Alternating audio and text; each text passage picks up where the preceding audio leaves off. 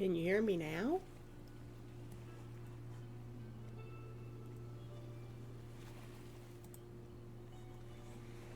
Can you hear me now? There we go. You can hear me now. I had to wait for the delay to come through. Let's try this again. Fantasy first, as usual. Good morning.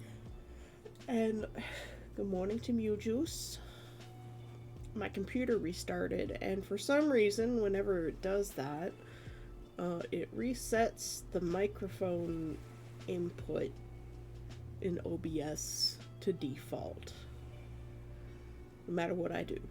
Good morning. How is everybody? I'm having a very slow start. We've got a 2-for-1 today. 2 figures in the Draw Everything June.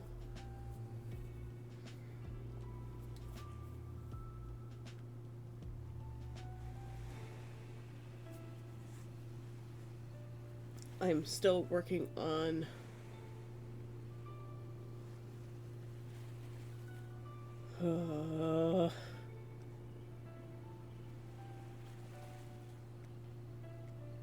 that's really weird. Okay,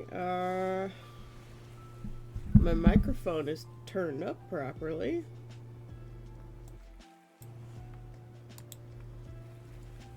Properties.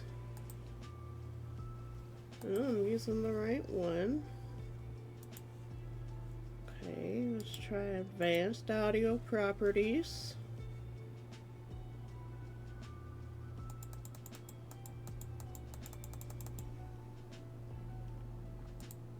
Is this better?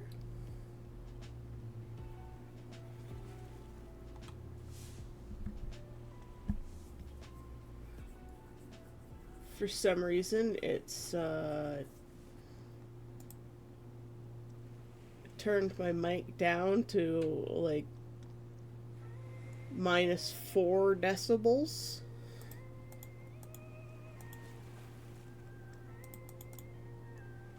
Oh. Okay, I see what's happening here. I don't want it to go into the peaking zone, so I'll just turn it up here on the gain. Fantasy, how's the volume for you?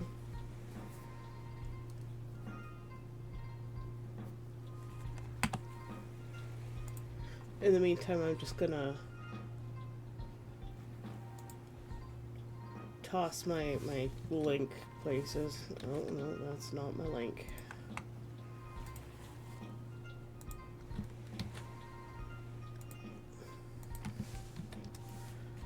Blech. It's one of those days where everything's just going wrong.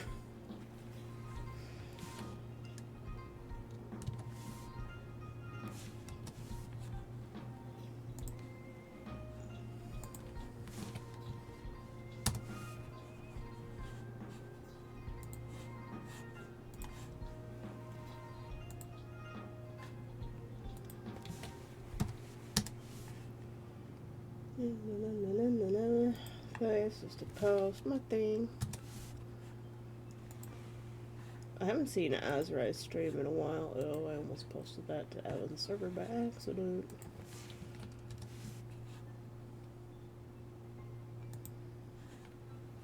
And there.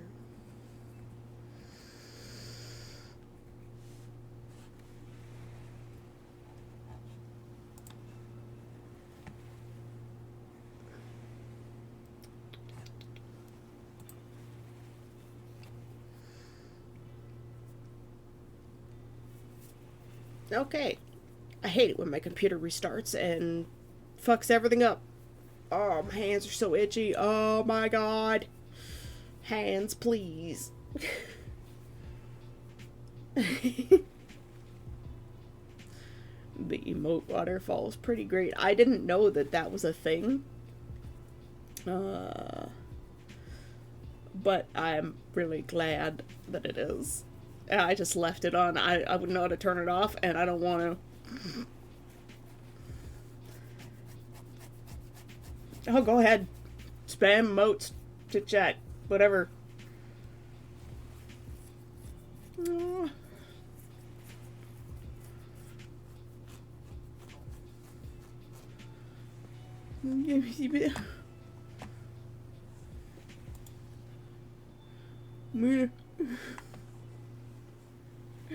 Thank you, Fantasy.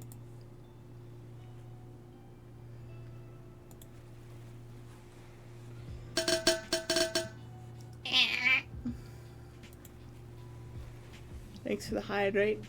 I'm gonna have my cold coffee.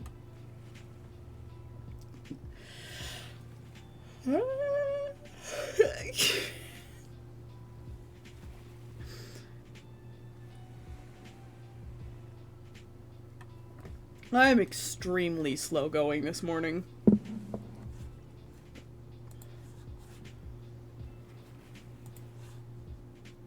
Okay, where's my...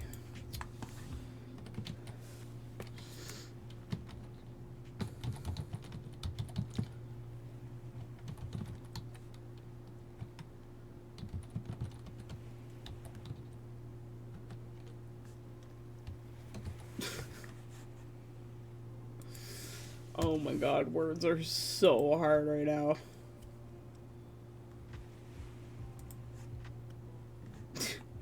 My blue sky. There we go. It's posted to my blue sky now.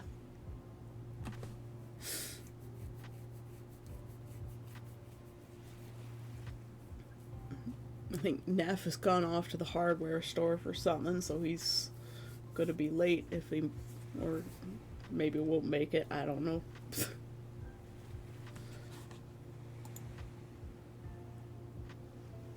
Oh no, he be lurking. Moko? I see you there. Is he here sneaking?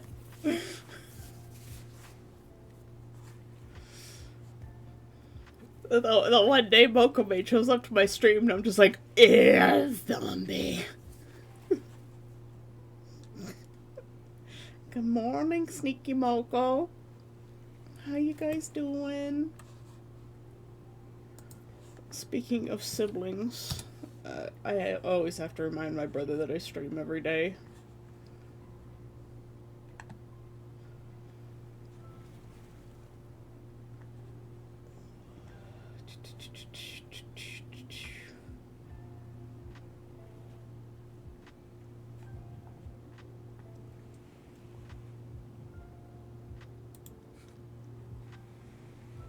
There was one other place. Why is my brain not functioning? Probably because I haven't freaking slept.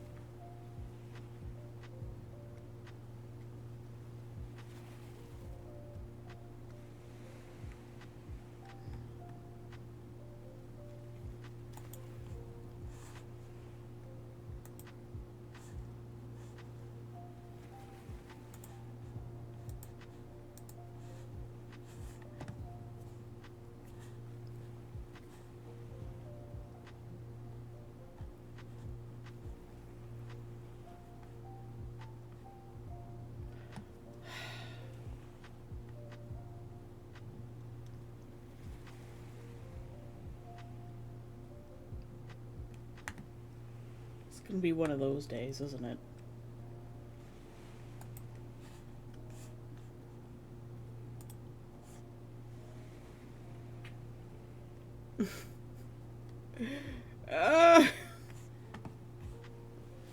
My brain is not functioning and refuses to do stuff.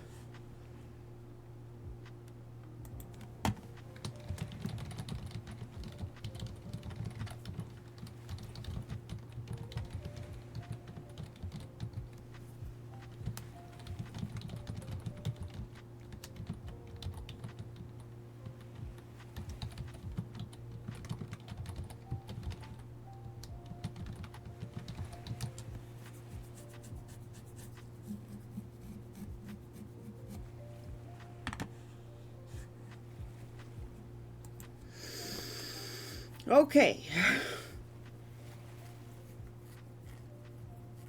Are you guys having a good time zone for fantasy afternoon, Mew Juice morning?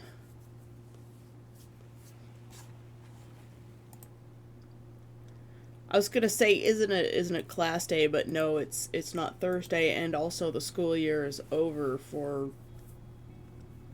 college students.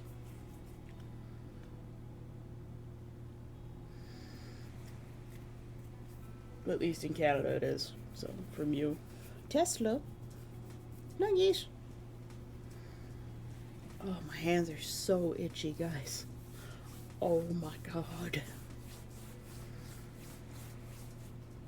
I think my blood pressure might be really high right now. I was very stressed. You know what? Let's draw some scribbles.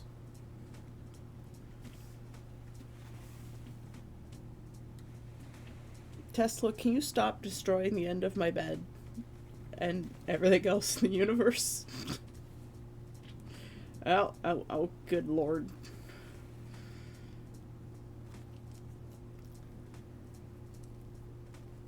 A Unity project for an avatar recoloring.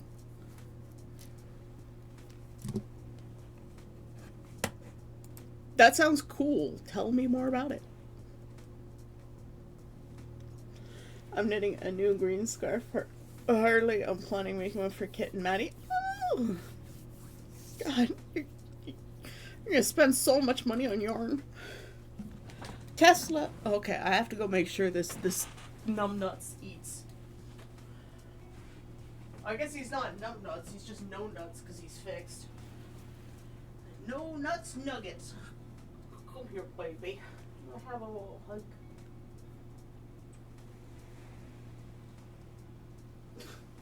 And of course, there's part of my bed stuck between your claws.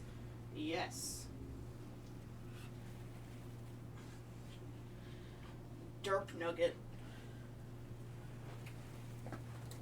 Oh, Necromancer, hi, good morning. I was just making Tesla eat the rest of his breakfast. Ugh. There, he's doing his thing. Let's, I've done back-to-back poses before, actually.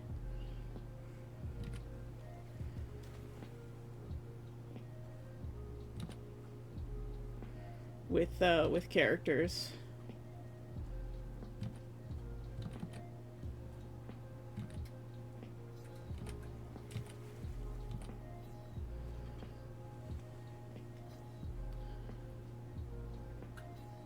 We're gonna do like the super quick kind of gesture thing.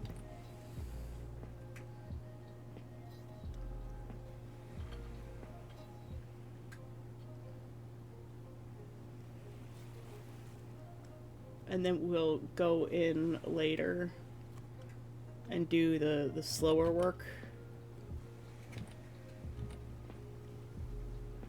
The way we usually do it.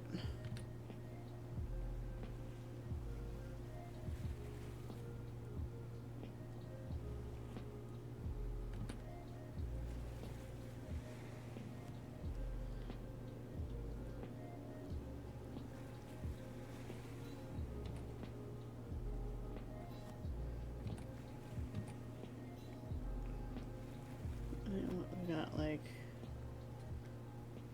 the knees.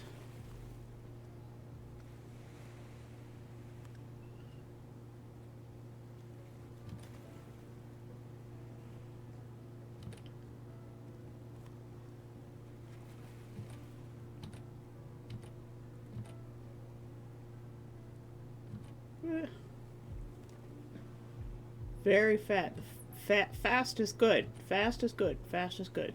Stop fucking around with it.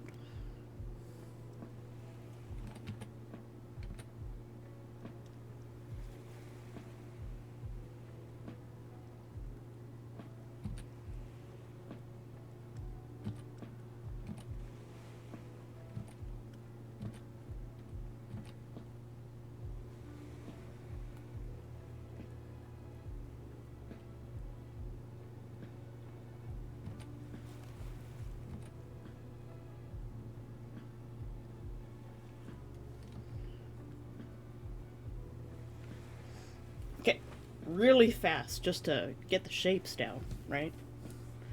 This is what you're supposed to do in figure drawing if you're doing like the early stages. Quick references. You just draw like a whole battery of these, like 50 or 60 of them, or 100, 15-second sketches. We're doing the very slow mode version of like a full day of figure drawing.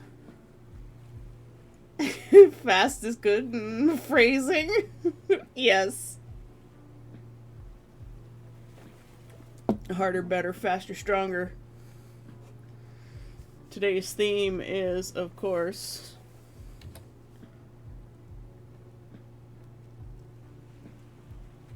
back to back.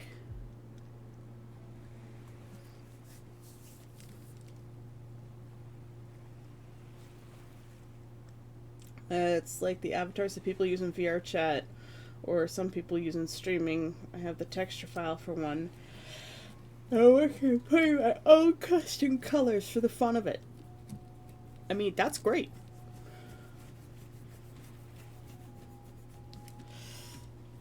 Okay, so the second figure, technically the first figure, this is number 2 because I drew it second, is not good.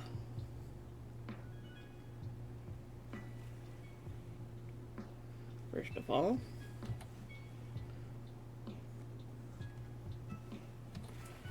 this one needs to be just a smidge bigger.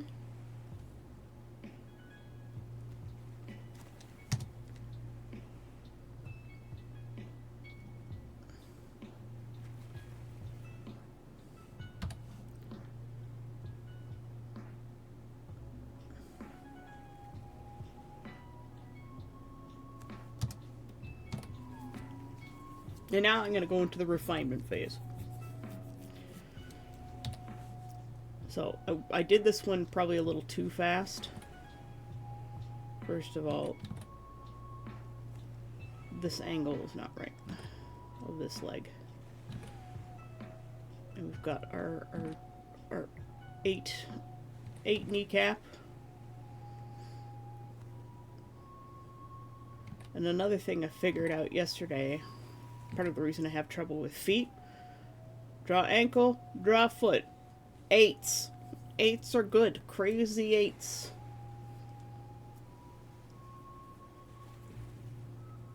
Thanks for the hug, Fantasy.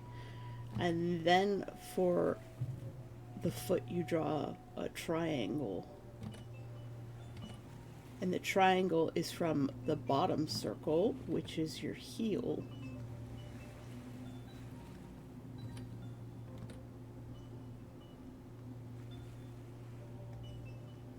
Okay.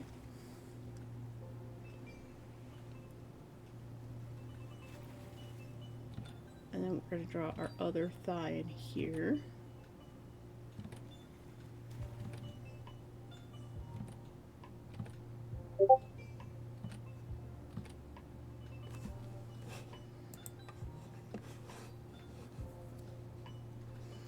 I forgot to turn my streamer mode back on.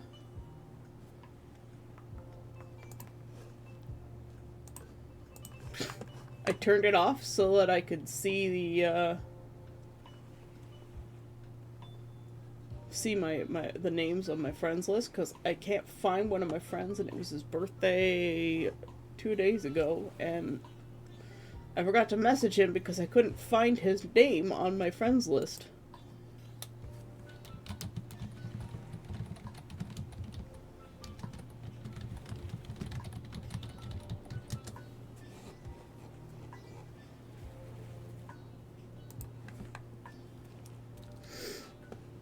Let me try this a second time.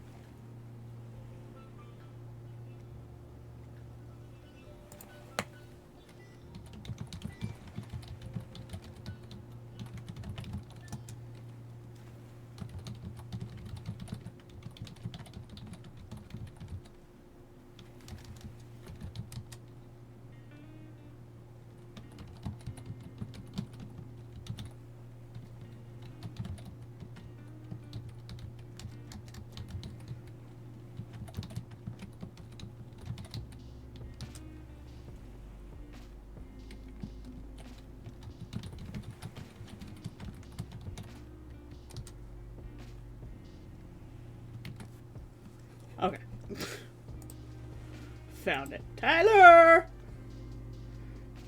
Heel to toe, heel to toe, heel to toe.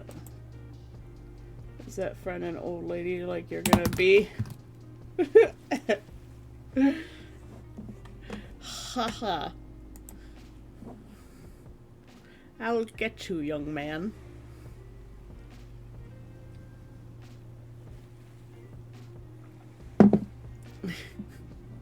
3 days younger than me. How you doing, Tyler? Thanks for coming by. And no, he is not an old lady. He is a much older person than me by 4 years. I think he's the same age as Cheese.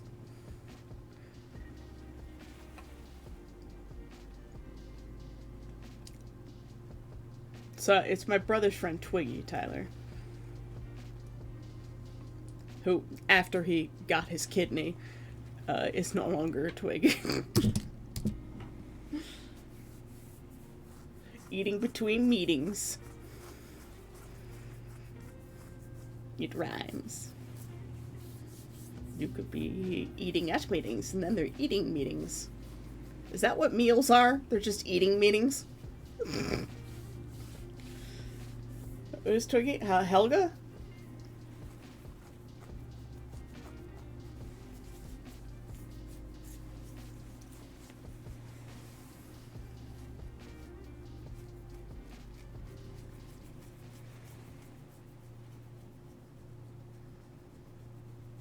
They have a buffet for breakfast. Oh, damn.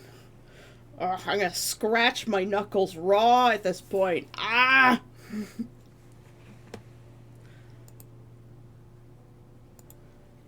You're in TO. Come visit. No pressure. No, I think it's, I think my blood pressure is actually high, and that's what's causing me to itch, is because it's causing swelling. I haven't been sleeping because my mom's in the hospital and I'm stressed the fuck out. Next time it's fine, Tyler. You say next time, but I might be moving home anyways. You know how it is. I'm gonna have to go let Tesla out now. Which means I have to put away his bowl. My Slinky Nugget, you've had your opportunity to eat your breakfast. Hello, kittens.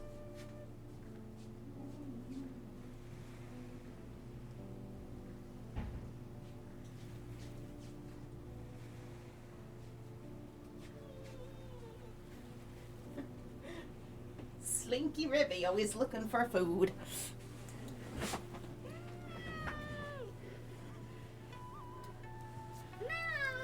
Oh, hi to Braddock. Can't wait for his next stream. Next time September for us. Well, my dad says if I can't like make stable income by August, I have to move home September 1st. So I have Ravihi Scrim. I don't want to leave the kittens, so I'm working hard. I can't find a goddamn job. No one will fucking hire me. No matter how many applications I put in, no callbacks, nothing. My aunt, she's like, oh yeah, I was looking for like part-time stuff, and I can't even get a job at the library. And she has like 60 years of job experience. She can't find a fucking job.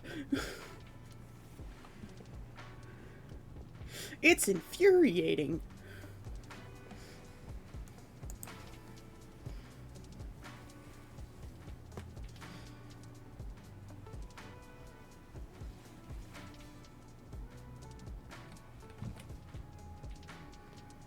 I'm working on setting up commission prices for doing like the little practice paintings that I've been doing.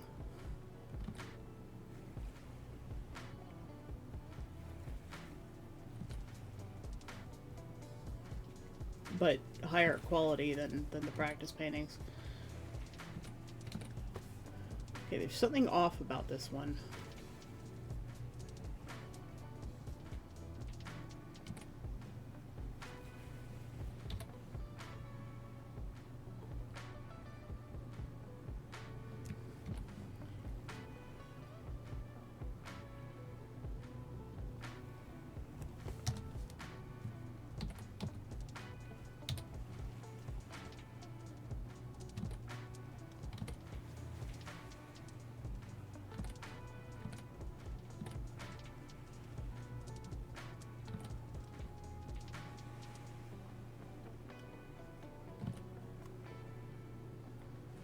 Must figure out what's wrong.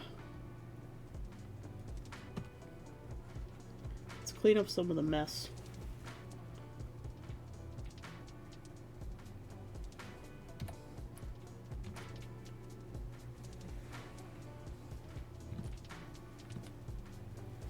And then we've got the shoulder.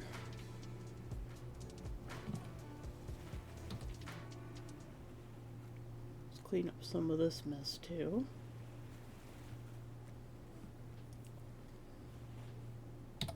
I've done a couple of back-to-back pictures before, but they never turned out very well.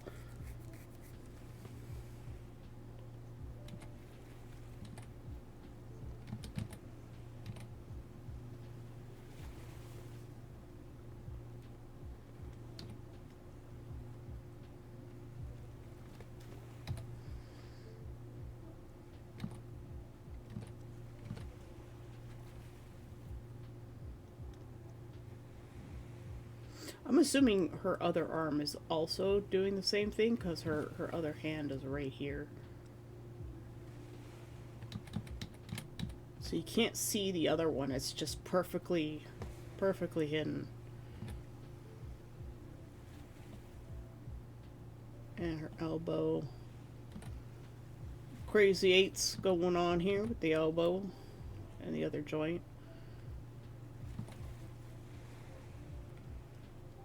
Because the joints are two parts. The way they make them for ball jointed dolls is pretty much the same thing. They're two pieces.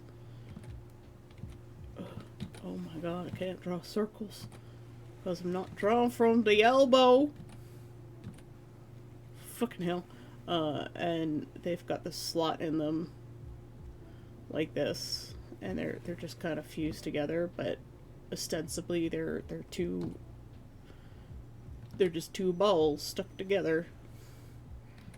At least the really high quality ball jointed dolls, all of their joints are two pieces like this, and then they got the elastic that goes through.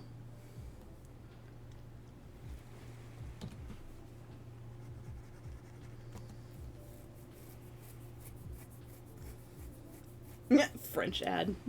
Thank you for putting up with the ads and ad jail. I appreciate it.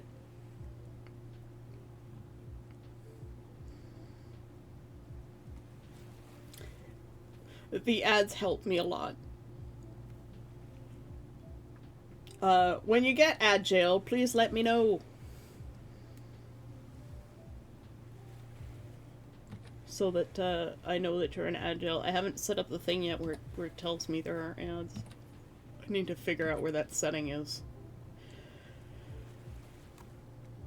Alright.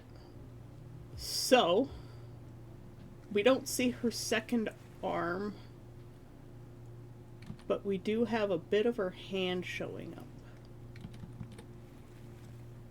So we've got like the thumb here, and her hand is gripping here.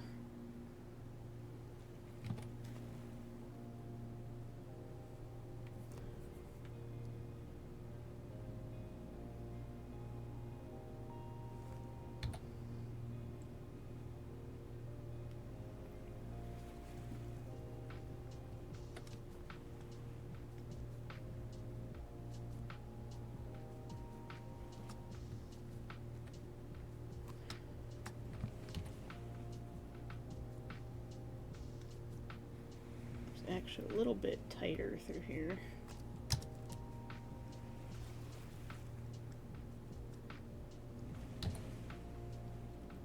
I didn't get the angle quite right.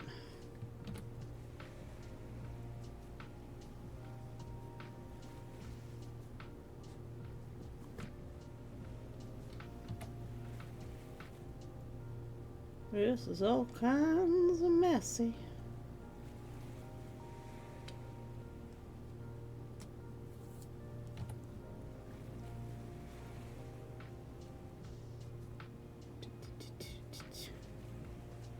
Yes, yes.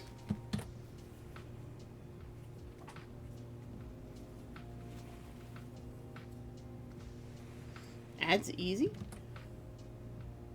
Oh. Are those better TTV emotes?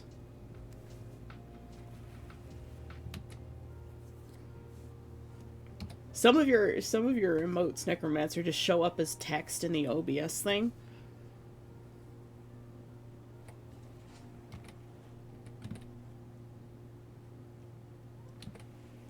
Yeah.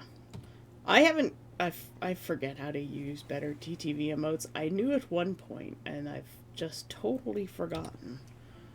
Alright.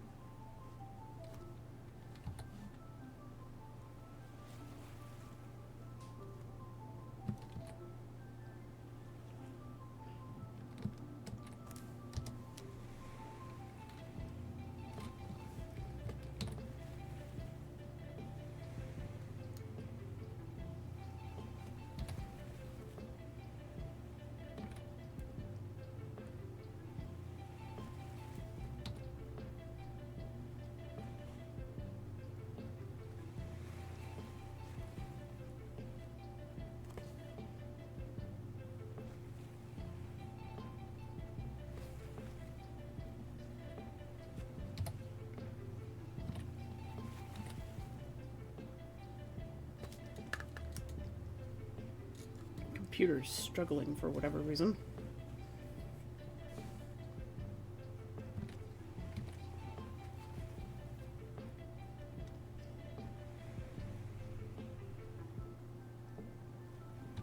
Okay, and then the other one.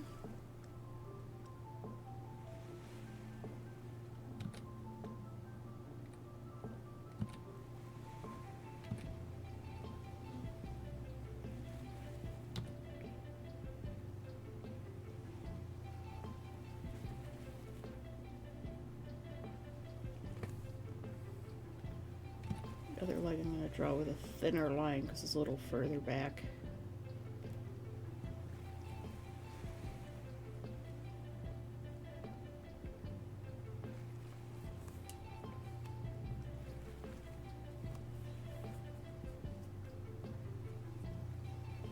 I think we're getting better at these. Yeah.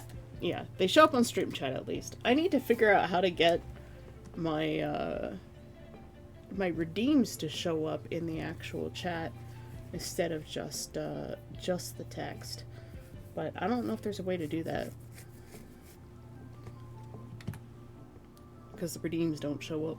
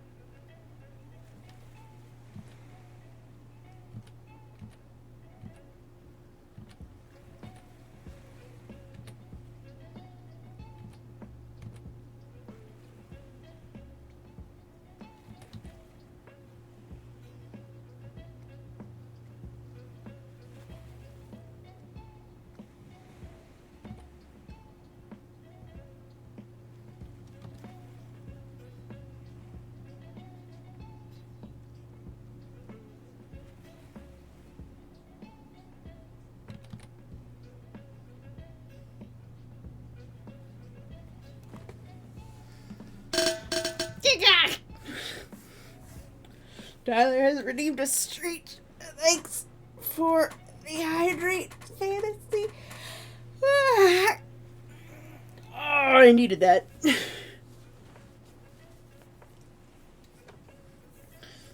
You two both decided to do those at the same time.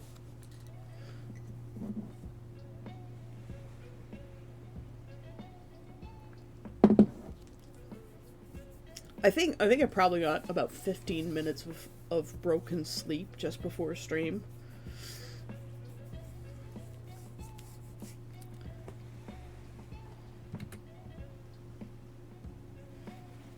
Okay. I need to make an adjustment to this one.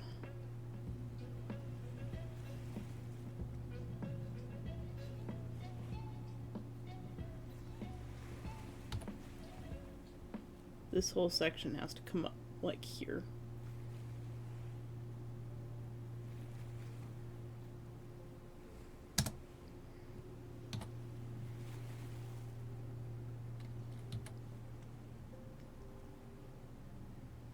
And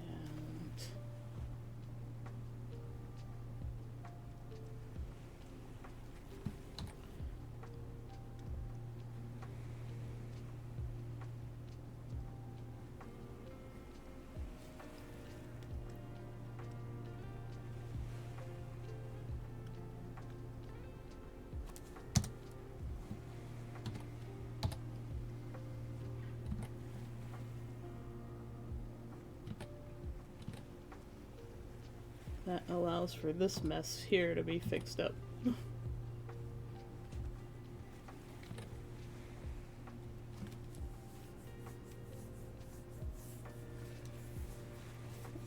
I struggle to function with 7 hours.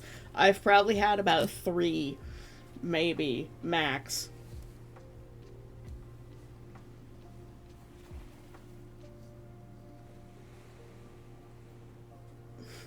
The noises are cute.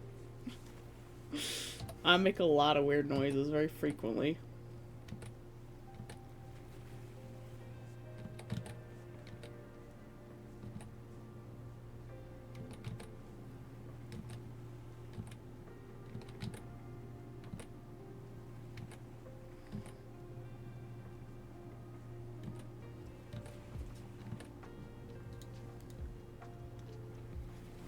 Revy has found his mesh tube again.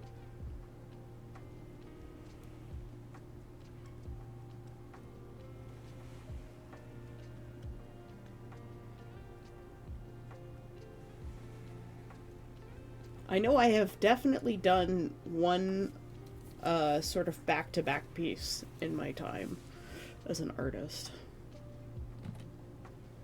At least one where they're sitting.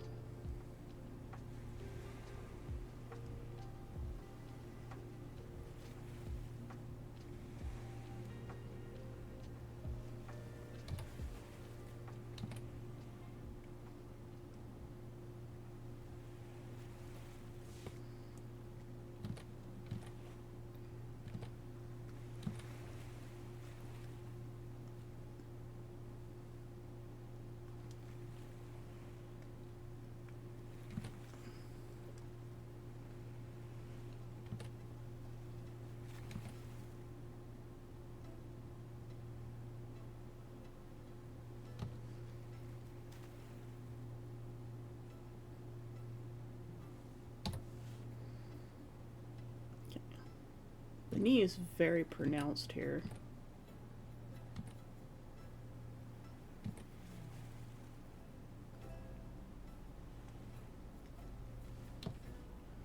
And I think, again, this is kind of where line weight's really going to come into play.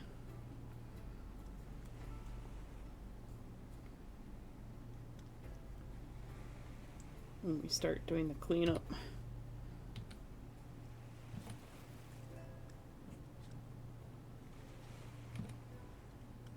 So there's quite a bit here.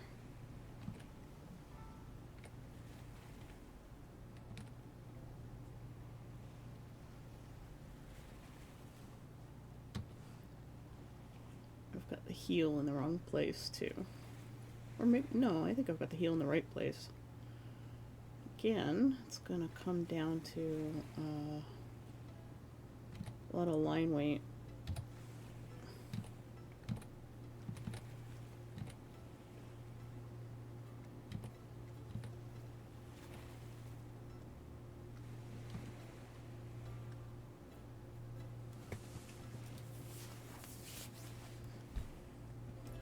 I'm starting to see some stylization kick in now that I'm getting more comfortable with doing this. I'm really starting to see it happen with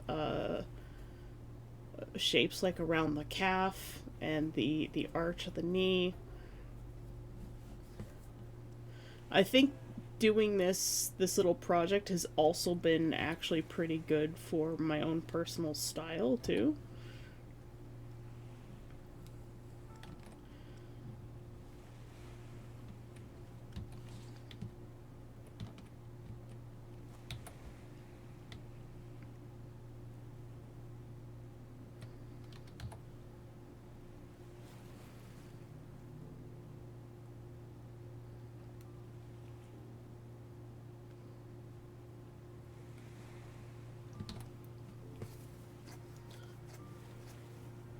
I haven't slept yet, and I really should. Still zoned in on glorified coloring. Uh, that's one of the reasons why I didn't cancel stream. Is I figured once I got down to it, I would get drawing, and I would suddenly start to feel better.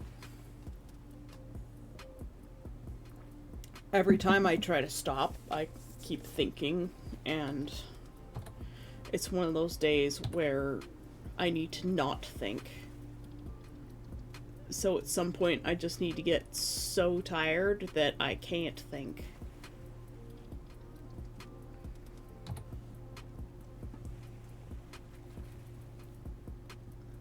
Again, I don't quite have the height right on this one.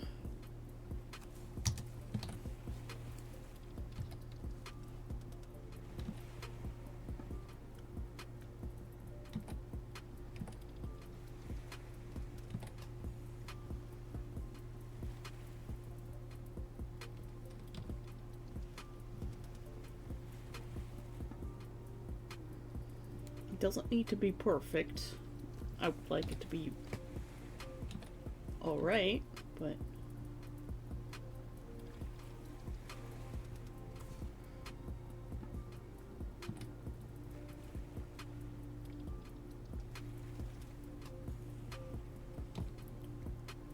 the next part of this challenge for me, once I get really good at the figure and form, would probably be switching the genders of the models.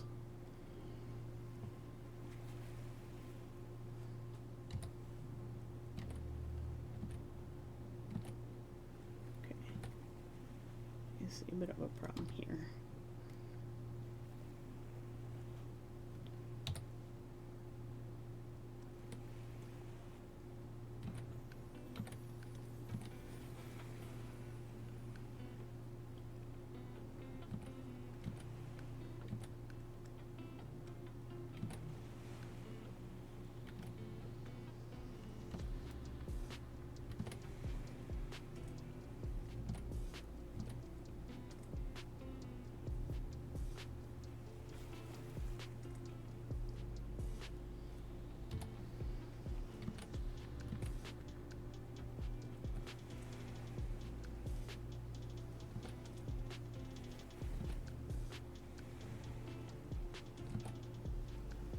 Having trouble resolving this spot right here with the shoulder joint.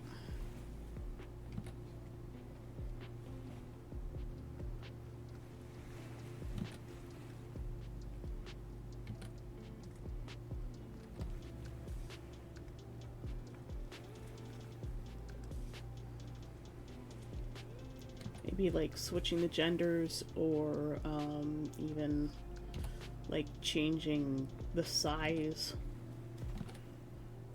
So like, you know, a plus size model.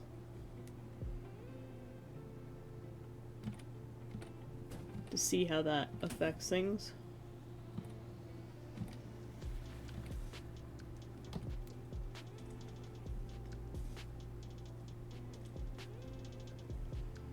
Because I also don't get to draw plus size people very often. That's definitely one thing I don't do, because it just doesn't come up often.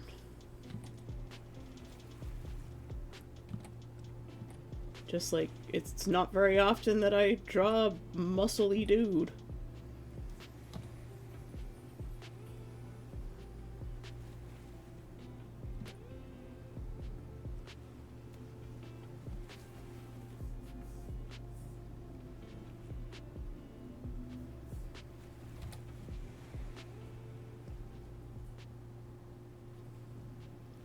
Yeah, I'm starting to notice a lot more stylization as I go through this exercise.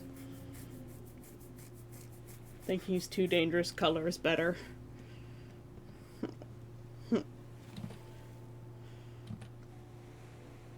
The artist puts lines down on the paper.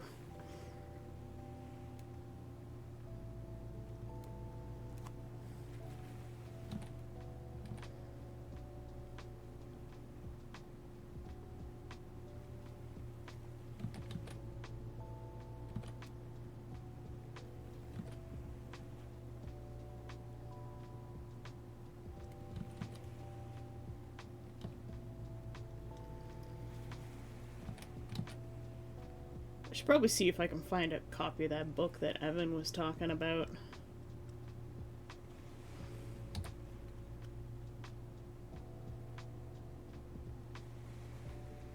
That one for faces.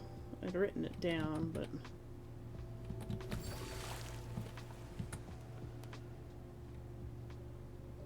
Maddie, thank you for the raid! What were you doing? Thank you so much for the raid. Hello, everybody. My name is Seika. I'm a Demora. Oh, yeah, we expand with emotes. Bouncing off my head. Wow, hello, a raid from a complete stranger. This is a special event. Everybody celebrate. It is joyous. I'm a Demora, which is a descendant species from a bunch of demons, but mainly the QB line. And we are here on an island. It's tropical. There's white sandy beaches, lots of basalt and volcanoes. They tend to go off sometimes, just be cautious. But of course with that comes hot springs, and those are glorious.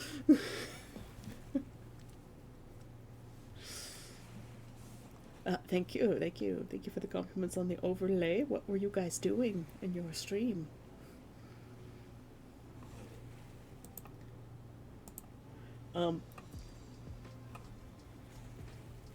I don't think my shout out command actually works.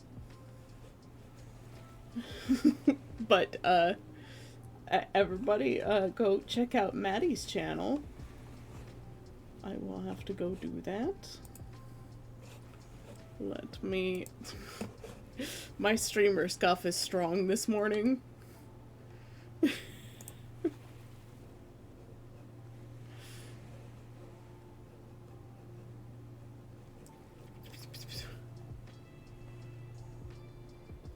Where is it? How do I...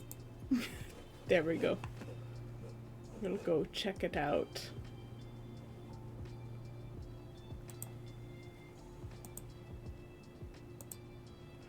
Oh, you were drawing cake? Oh my god, that looks delicious. Follow automatically. Guy's just drawing food. That looks gorgeous. Wow. Getting a follow out of me, that's for sure. More artists. Thank you for visiting. Maddie is visiting the island. Wow, I'm not used to people. I've had about 15 minutes of sleep before stream, and then the time I slept was yesterday. Again, in the last 24 hours, I've probably had a total of 3. So if I'm like low energy, there are reasons for that. I'm high energy right now because I'm panicking.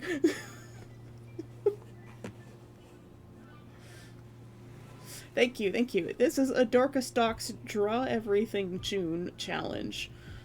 You can sign up on their website. Ow! At dorcastock.com. Thank you for the hydrate muchos.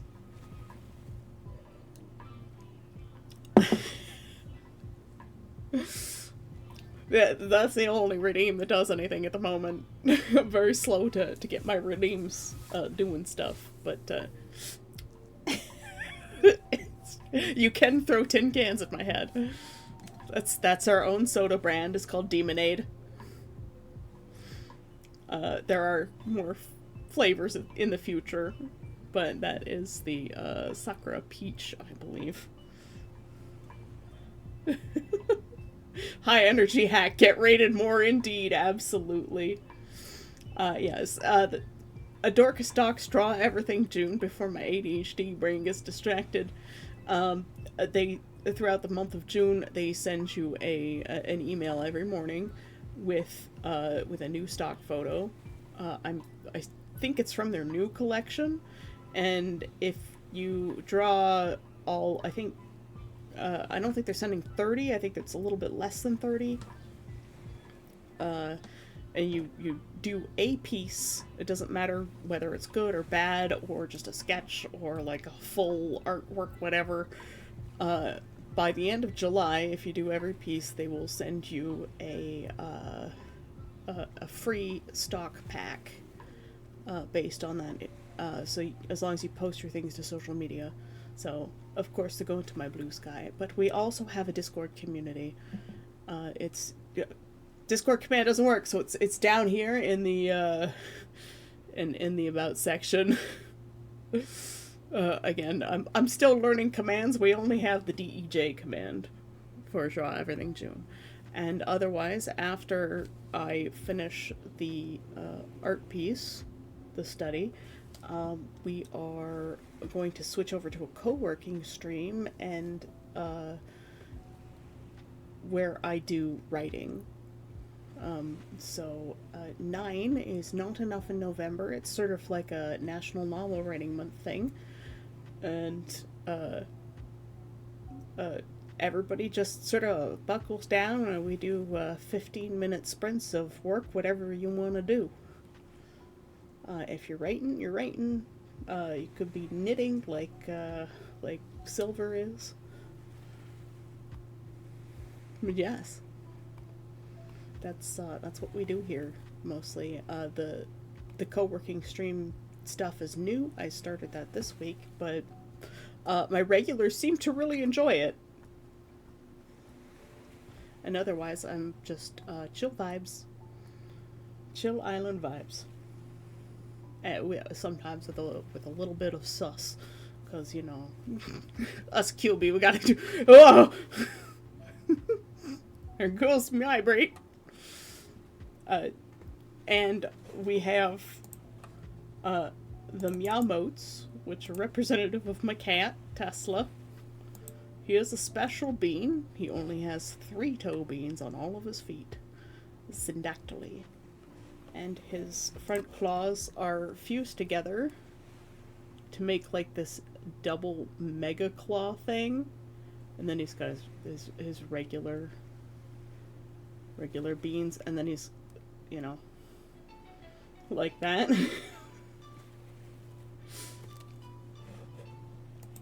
Yes, we do allow some links.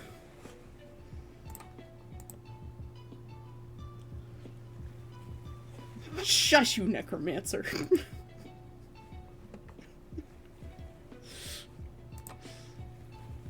I have just the perfect emote for you. 2 of them, in fact, knives!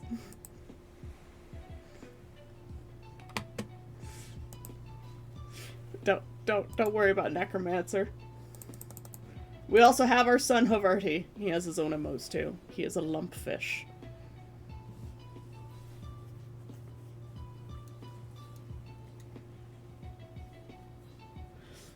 Yes, Necromancer! Necromancer Dark is hosting 20 guests.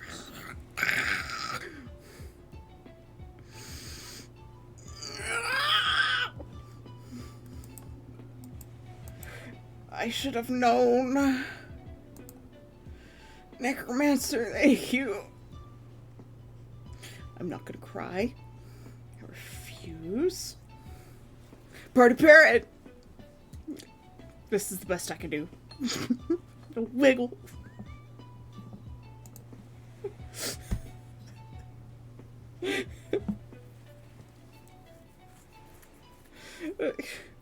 Thank you, Necromancer. The never-ending party at the inn. Most people that subscribe have a house, but if you subscribe with Prime, you have a room at the inn. And there's like 75 people now partying in Necromancer's room. The man's insane.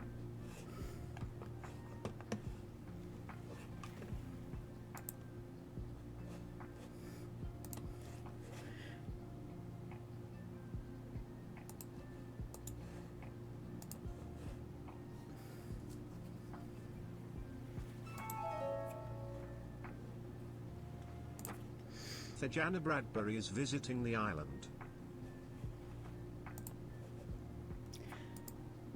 And because... Moko! I got you, Moko! Saiku is hosting one guest.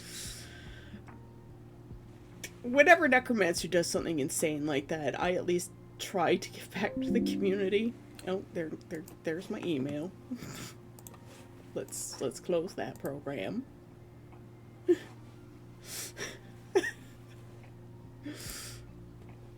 I wonder if Mokomate is still lurking. Yeah, they are. Moko's still lurking. I got Moko Man. Beat you to it, Necromancer.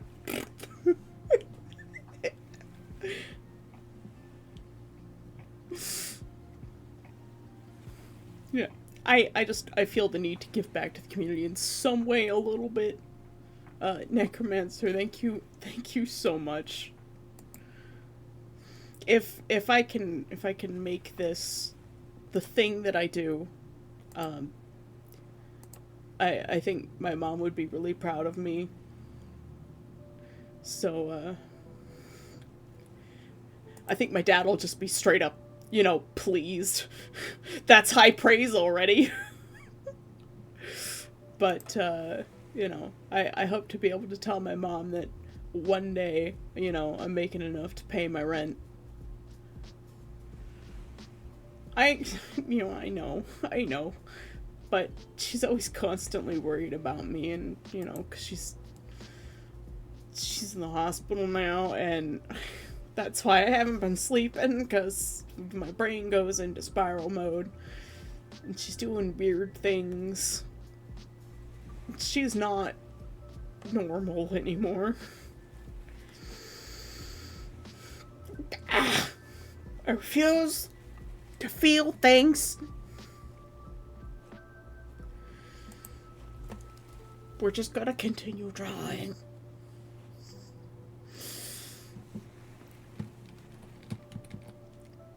I'm just gonna leave Tesla's weird claw up there.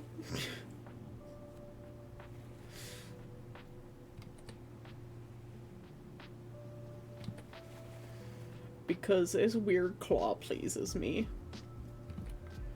See, I've done something here where the gap is quite a bit different.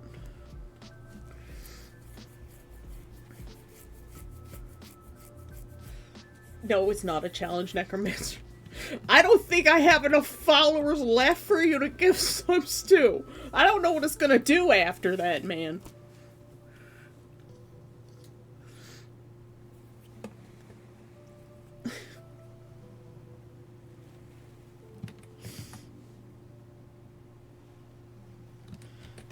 That one's a mystery. I don't know what happens. Don the cactus. No, Necromancer. You... Capwack is visiting the island. Thanks for the follow, Capwack. I like your name. Oh, we got strange Strange heart balloon.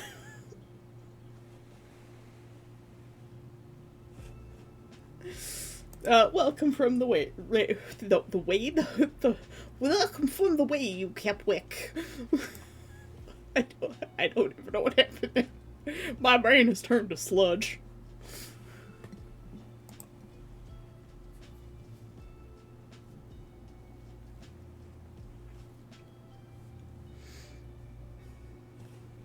I actually have a friend who goes by Maddie, but it's Madi. And I have a character in my book named Maddie. But hers is Maddie.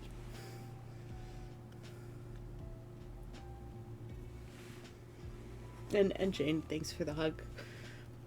Yeah, no, my mom had a stroke last week. It was her second stroke. It was very minor, but like it seemed to really damage the centers of her brain that were already quite badly damaged from her first stroke 2 years ago. And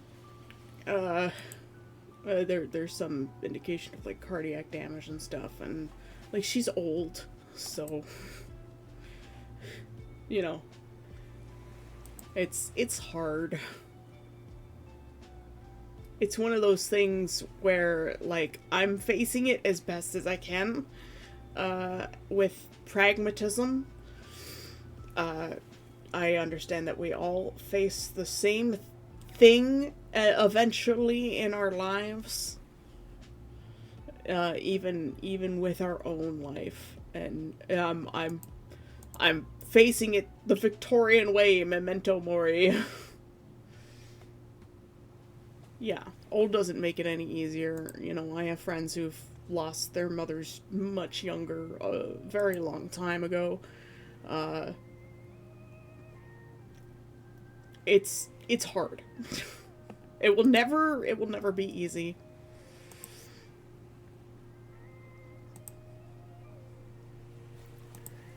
But she's still with us for now.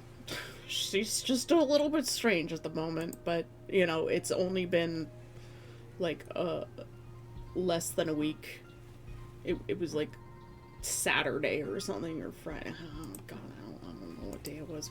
Has it been a week, or has it been 2 weeks? God.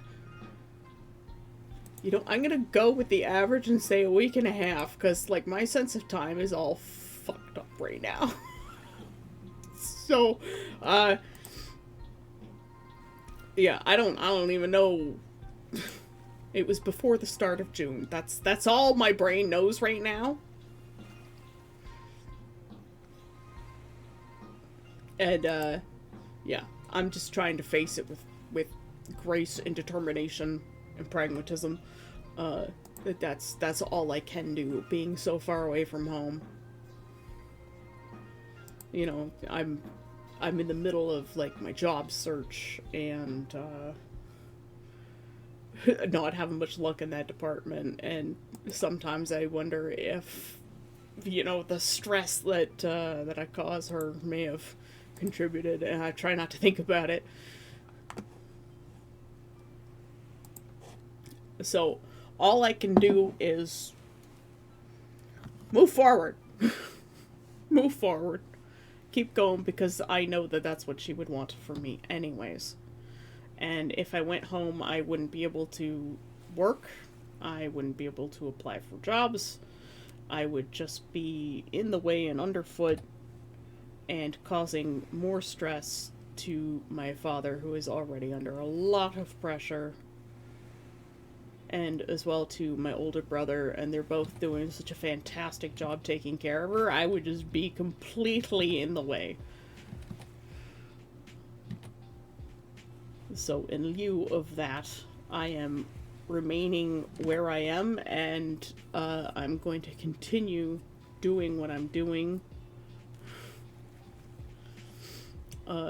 As my ex-military father would say, selection and maintenance of the aim. You just do what you can do at the time. Do what you need to do. And this is what I have to do. So, we'll leave that one there because it's a heavy subject, and I don't want new people coming in to think that that this is all we talk about. Yeah, I got this. Oof.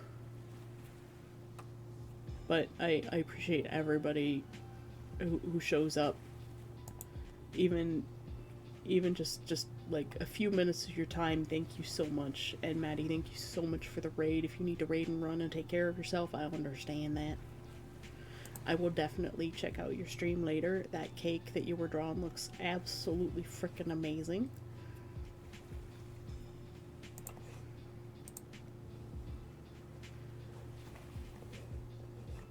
Also, you're really cute.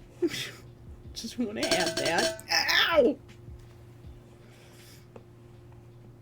And your painting style is gorgeous.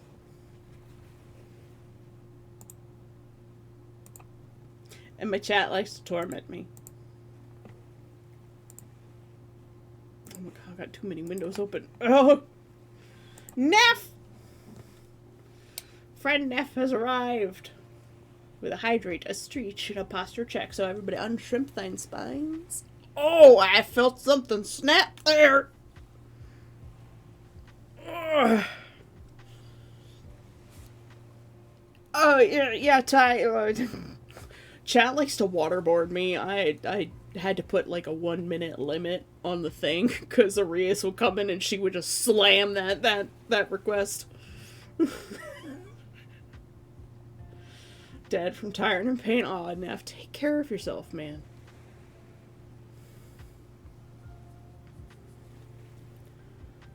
Have you been to find a better doctor?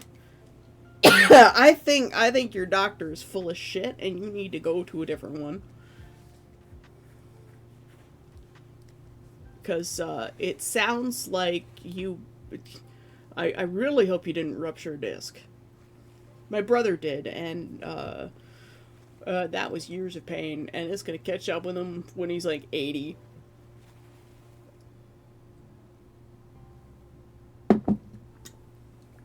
Oh, coffee.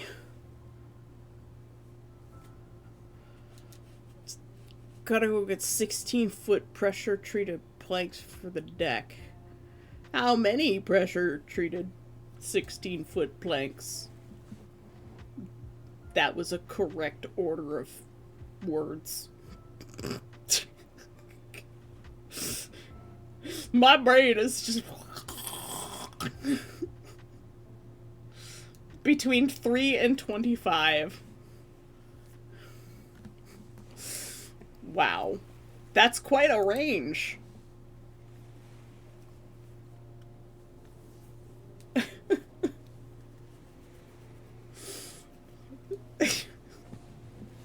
$3 to replace the rotten ones, $25 to replace all of them. I see. I think this is why people are moving to like the composite materials, because they're they don't rot.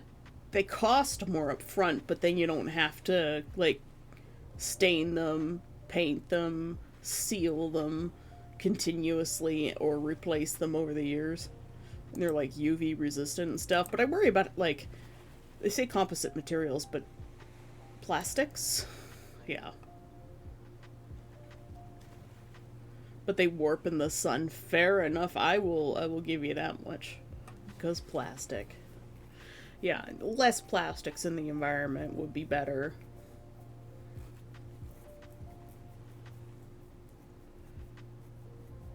I mean, the hydrate button is right there.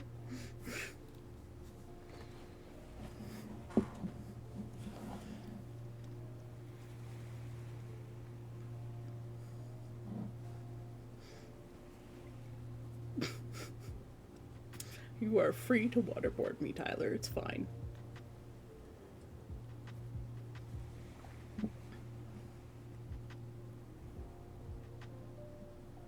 Ugh. Gross.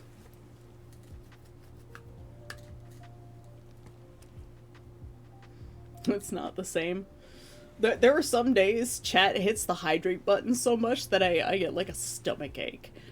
because I've had too much to drink. And so I was like, you know, you don't have to actually take a sip every time they redeem the hydrate. And I'm like, yes, I do. What are you talking about? Just plastic shavings the whole length of the fence line. Yeah, you gotta go in there with like a pair of tweezers and pick them up individually.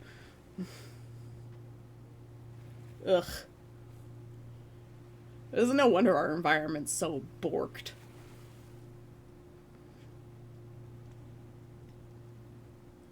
Man, this study went very well.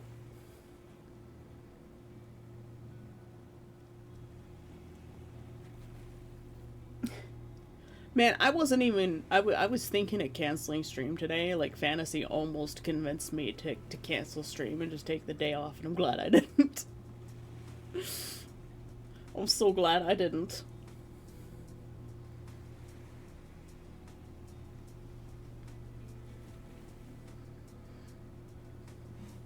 Yeah, honestly, like, the composite decking stuff is, like, really tempting when thinking about building stuff, but then I look at it and I'm like, plastic. I just don't want to contribute to that.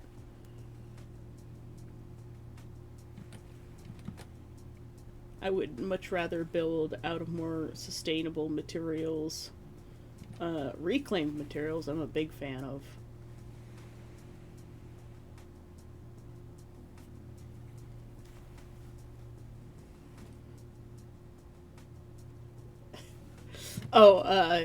When you're like, you know, take the day off, Fantasy, over on Discord. If you want no maintenance decking, your only real option is aluminum. Yeah, that's pricey AF. Tesla? Woo woo. Nuggies. The nugget is here. Bobbins. He looks at me with this owl of a face. He's just like, oh, hold on a sec.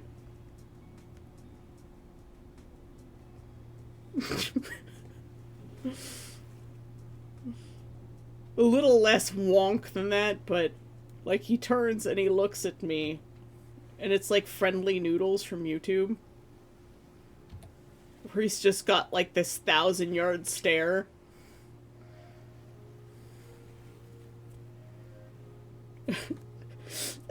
It's fine, Fantasy. We're just teasing you. But yeah, I make the little kissy noise at him, and he just turns and he looks at me like this, then turns away again. Thanks for the hydrate, Neff.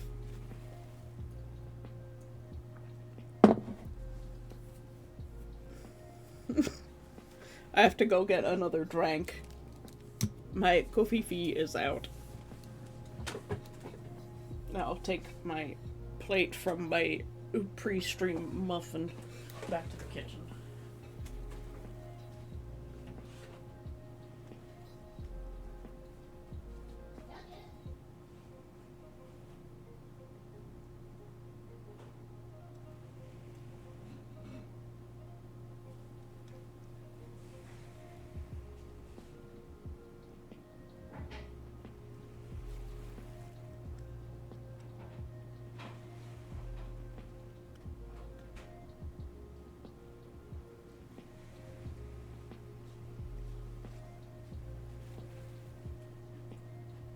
Nugget? Yo! A tiny bean.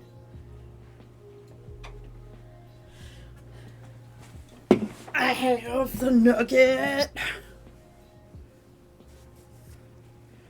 We talk about waterboarding and a TP ad pops up. Aw, yeah.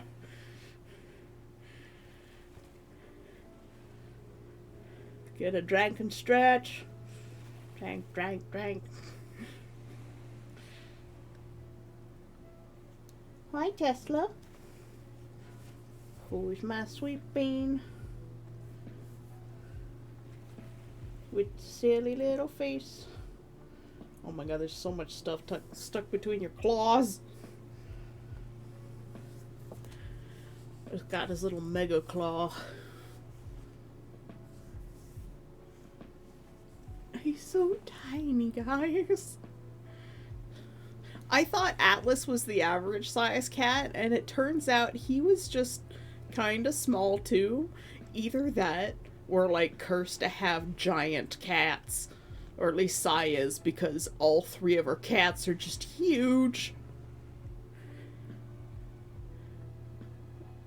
I don't need another humidor, but it's 50. Why do you have a humidor? Do you smoke cigars?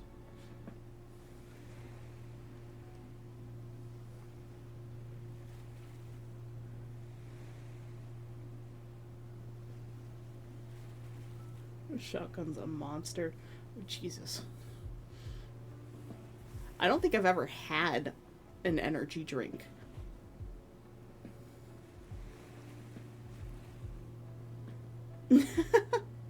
I didn't know that.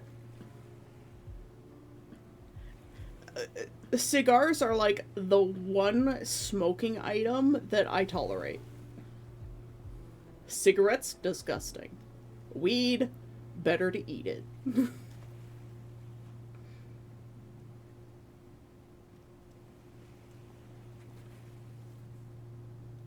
humidor brought back to me from Cuba I would not trust. Why is that?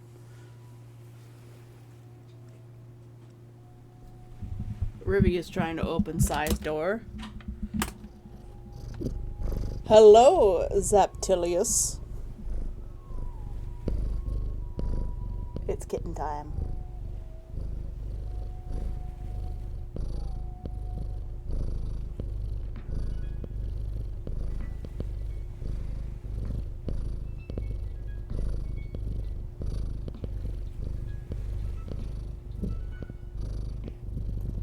Ooh, weed does not do well with you.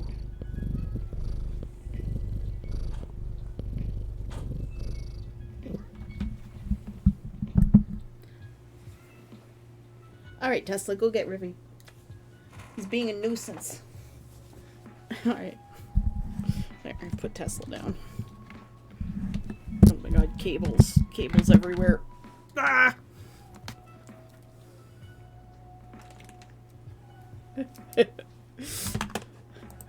Them seems to be the rules, Zaptilius. And Obi Bin Jin Obi. You did hear a kitty. There are 4 black cats in my apartment.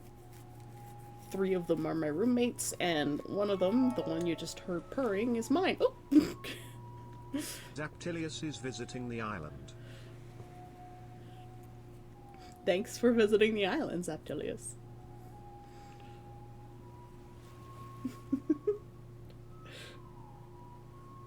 But yes, 4 black cats, 3 of them are roommates, one of them is mine. Tesla, the one you just heard purring, is mine. He's very small. Every time he blinks, it's like a whole new world. This weird manky thing on the screen, right here, that's what his front paws look like. He has a condition called syndactyly.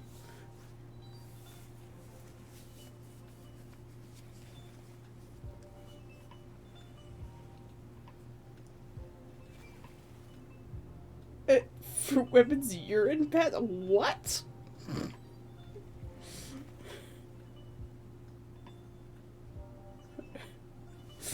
He's very environmentally friendly. Electrically charged. The eyes are the expression he gave me when I called to him earlier. He's just like, what? He turned, looked at me with that face, blinked once, and then looked away and walked off. That's what he does. There's a cat on YouTube called Friendly Noodles, or just Friendly Noodle, I think. Yeah, and he's a Persian, but he's got the same look with the eyes. They're just like really big, wide, round eyes. So if you know who Friendly Noodle is, my cat Tesla has the same expression, but I'm pretty sure Tesla is an American short hair with melanism. So, like gray skin, black fur. Even his beans are black.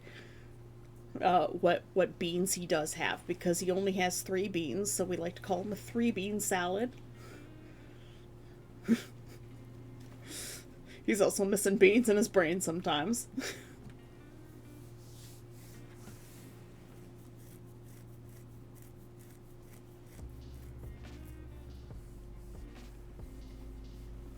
Jesus. So maybe because we're talking about so much water in the chat. Speaking of liquids. Nice, refreshing Coke Zero for breakfast. Hey, Zio, how you doing?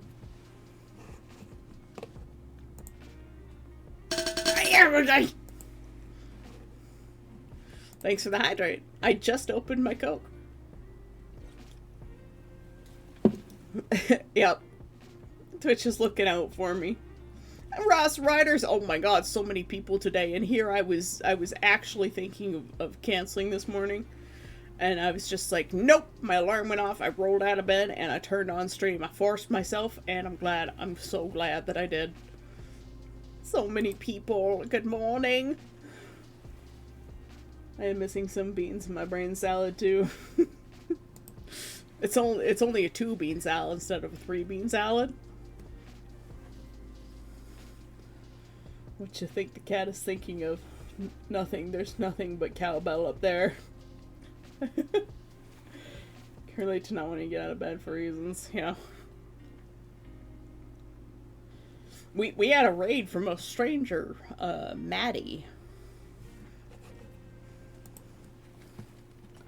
I don't know if this works.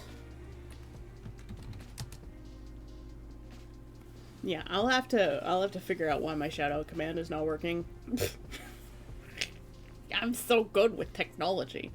See, the Demora don't have technology. These magic boxes, you know.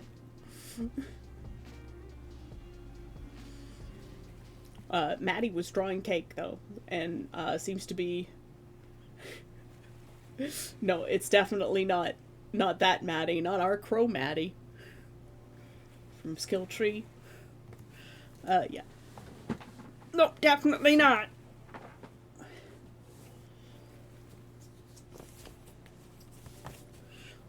God, I've been doing this since like January consistently, and you'd think I would have had stuff set up properly by now, but like time does not exist in my brain.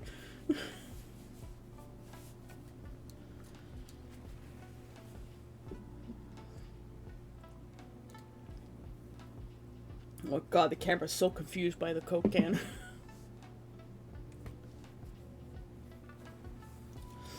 Yeah, for people who like watching art streamers, Zeogrim is also an art streamer. Please go check him out. For all the new ones in here.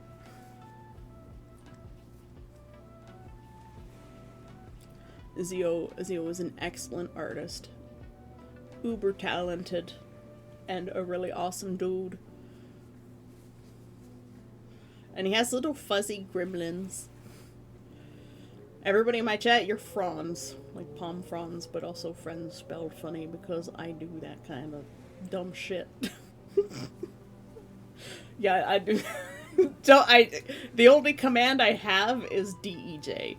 And it tells you about a Dorkastock.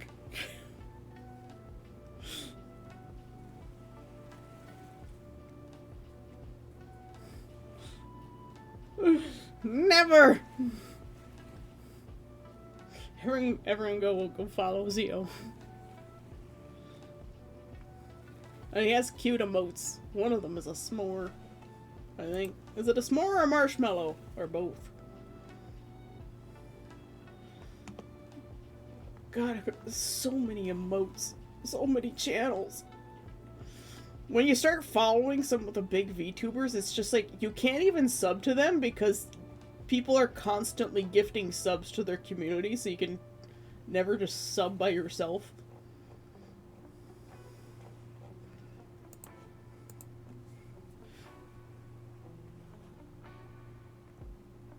It's a s'more. And it's banned. I will be sure to spam it next time I visit you. God, s'mores are so good. I haven't had a s'more in...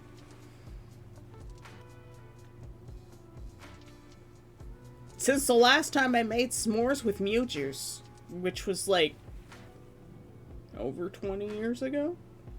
Mew juice, when did we make s'mores that one time? Thanks for following Zio, Tyler. Zio usually starts a little bit later in the day than I do and goes much longer into the afternoon and evening.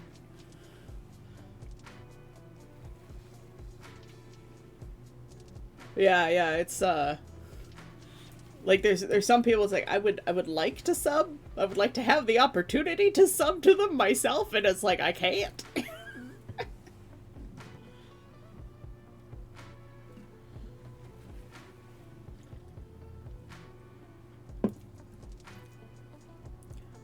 Yeah, we need to find like a time to do specifically a Phasmo stream as well, Zio, because that was a lot of fun last week.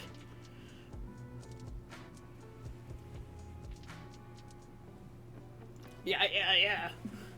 I'm like looking for a piece of property somewhere that I can go live and like plonk down some sheds and convert them to houses, or just, you know, build some sheds and turn them into houses. And fuck the municipality because your rules are dumb and anything I build would be better than code anyways.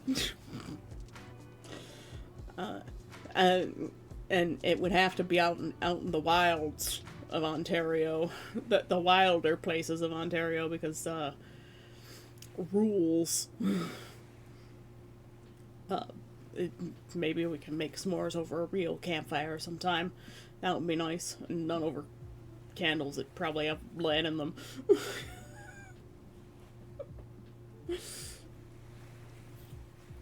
The things you do as youngsters.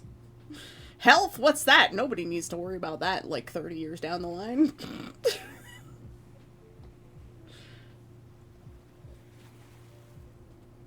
You're doing a subathon on Friday? I would be afraid to do a subathon. Necromancer hanging around, I'd be terrified. I see all these VTubers doing like these crazy debut parties, and I'm just like, I am vibes only. I don't understand like the crazy debut parties, but Sai said she would make me a new costume if I paid her in sushi. So I'll be taking her to sushi sometime. Hopefully she'll be able to make her mess who just sad. I'll be taking Sai to sushi sometime. And she's gonna make me a new costume for my avatar, because she made this one in like an afternoon. She's like, I just want you to stream, here's an avatar, and just throws it at me.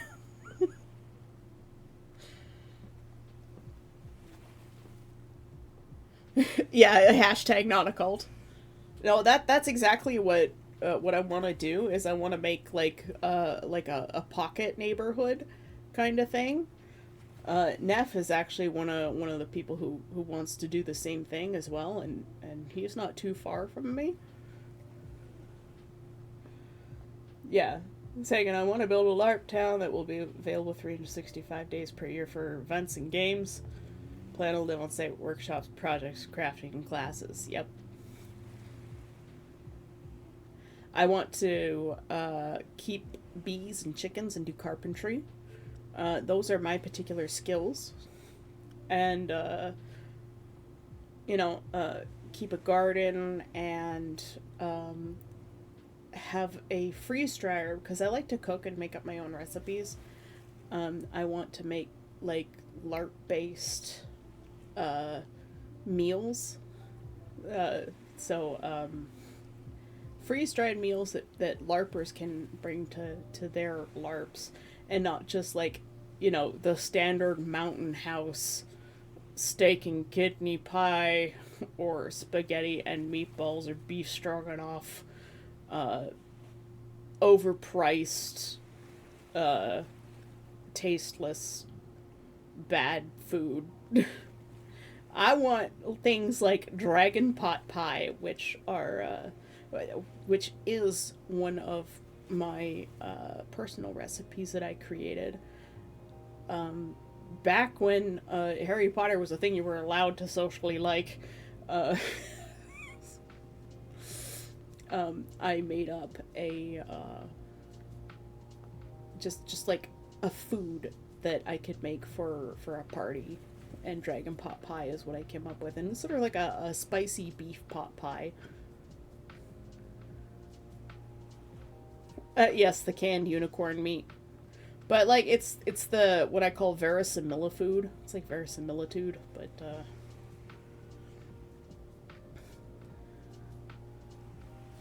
fuck the real world is messed up out there. Absolutely, yeah. I would love to commission things with sushi. Yeah, the sushi is like $50, so it's essentially giving her $50.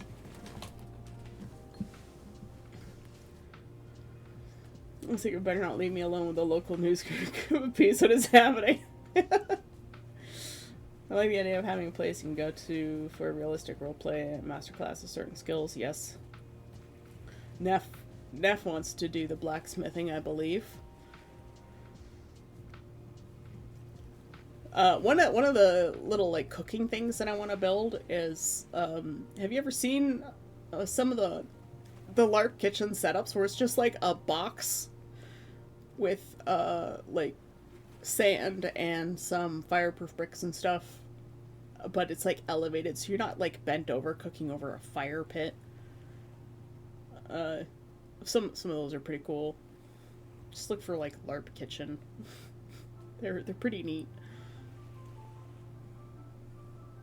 Canned unicorn meat is blasphemy.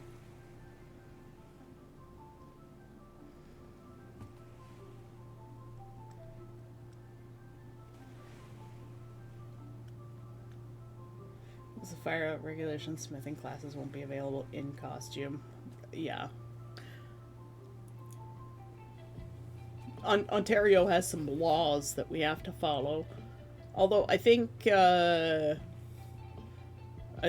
Conquest they don't have that. They do offer classes at Conquest when you go, so you can take things like jewelry making and smithing and stuff. So if you want to be a blacksmithing game, you actually have to spend some time taking the classes for the blacksmiths at Conquest, which is really neat.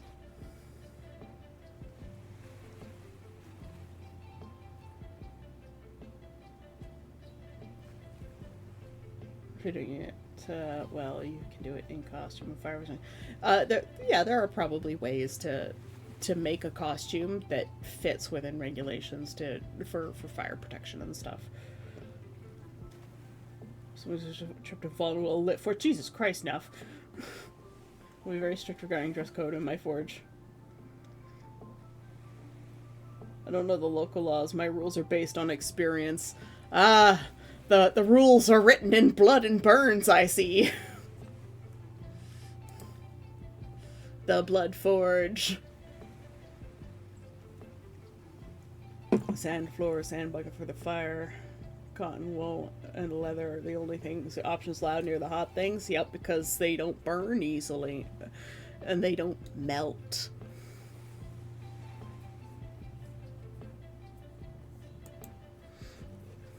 There's actually, like, right at the beginning of my book, I actually mentioned, like, melted polyester, because there's this fire witch, and he grabs the main character's, like, forearm, and just, like, the heat from his body is enough to like, melt through the polyester and, like, melt the kid's sleeve to his arm. It's quite quite gruesome.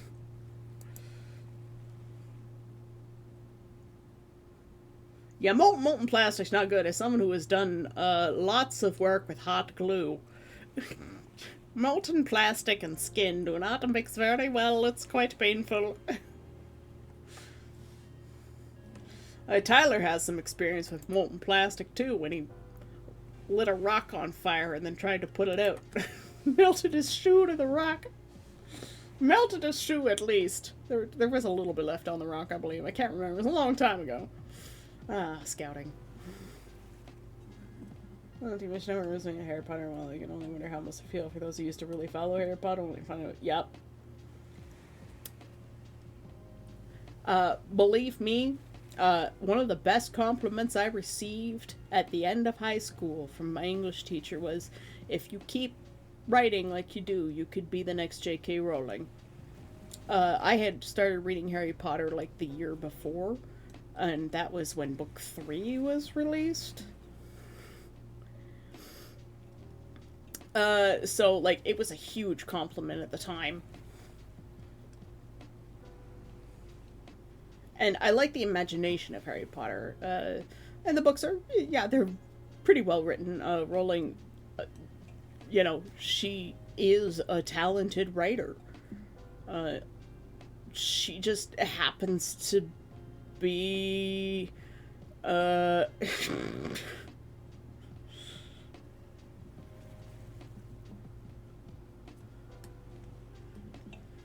during my welding course, one of the guys who started right after I did, while wearing welding gloves rated for 400 Fahrenheit, grabbed a plate off the cooling rack thinking it was his, and it cooled off. It was neither his nor cooled off. He got third-degree burns through the glove, melted the flesh down to the... Holy fuck!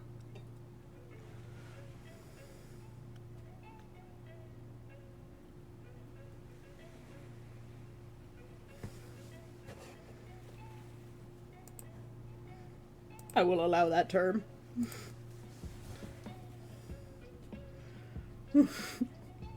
Holy fuck. Jesus fucking Christ. That's like, my brother has stories similar to that when he was, in Tool and Die. And people are making metal pieces on the lathe that are spinning at 4,000 RPM.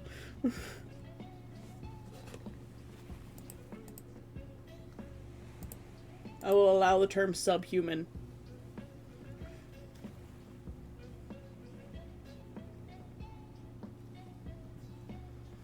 Yes.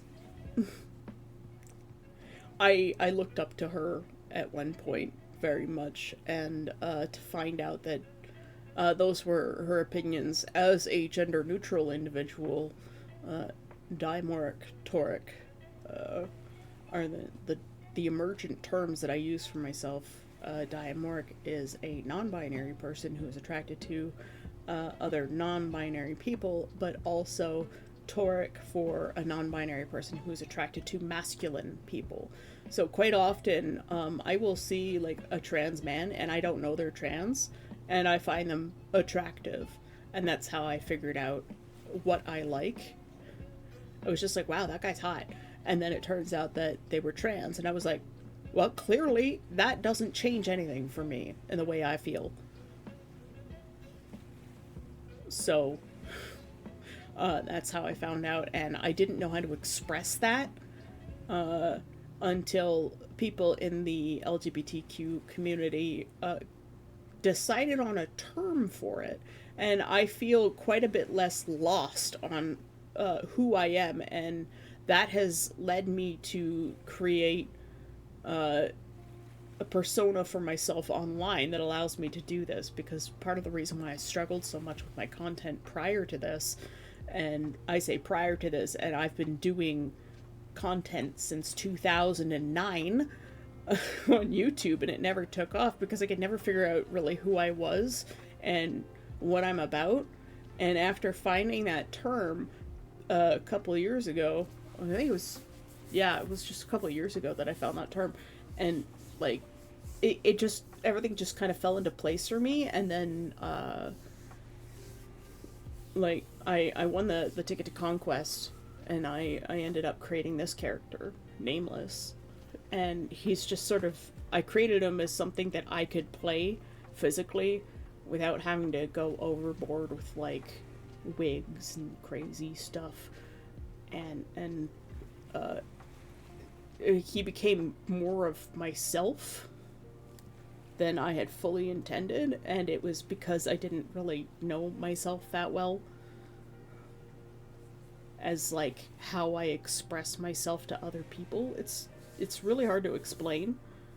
And I had a big problem with who I was as a content creator because I lack that kind of introspective self-awareness in the sense of who I am, and not as in like I don't know my principles, but yeah.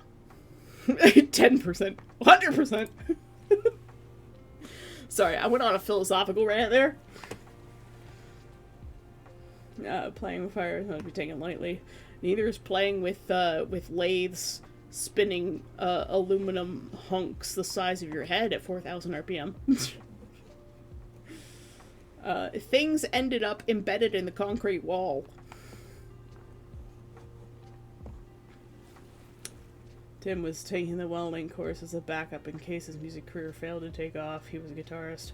And he lost his hand, I'm guessing. Never meet your fucking heroes. There are exceptions, though. Gabriel Iglesias, he's a funny man.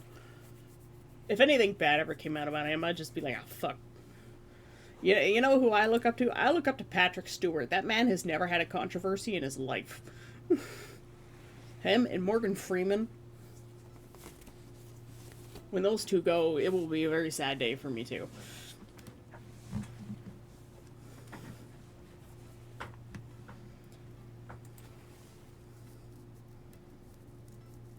And yes, it is a beautiful thing to know who you are. It helps a lot. Ian McKellen, yep. It's the old school, like, Renaissance men who are just, like, they're not overly, masculine, I guess. They don't care about what other people think about them, and they're skillful and honest and honorable. I think there need to be more people like that. Opa was like that too. He was a quiet guy who didn't boast. My brother is very much like them. My brother is so talented. Yeah, and you know, everyone's like, "Oh, say you're so talented," and I'm like, "No." You know, they're like, "Oh, you're smart." I'm like, "No, not in comparison to my brother." Ian McKellen is a masterwork of humanity, just like Patrick Stewart. Yeah.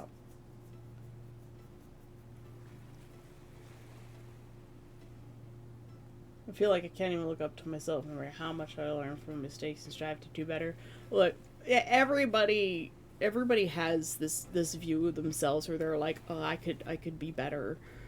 But at any given time, you can always be a better version of yourself, but there are some points where like you are the best version of yourself. But there's always room for improvement. That's the thing. No one is perfect, and people who think they're perfect are usually just assholes. Usually just insufferable twats. You ever notice that? Especially the like whole alpha male thing going on right now. It's just like, ugh.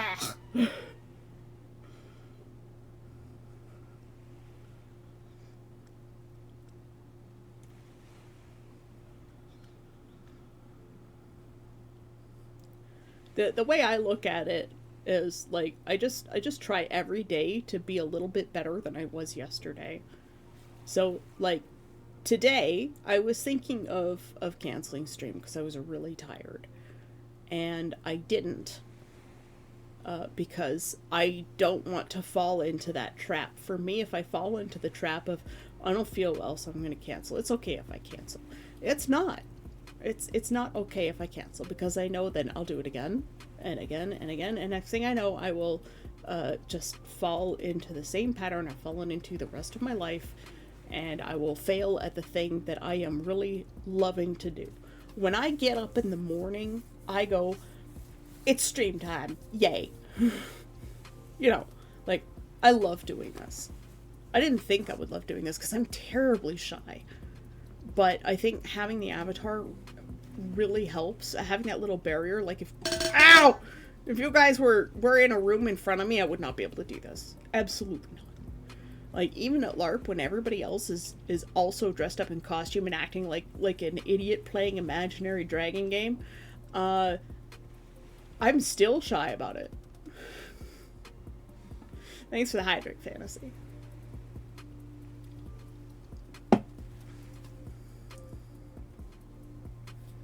Yeah, and like the routine thing, Obi, like, absolutely, the routine really helps me focus on getting stuff done.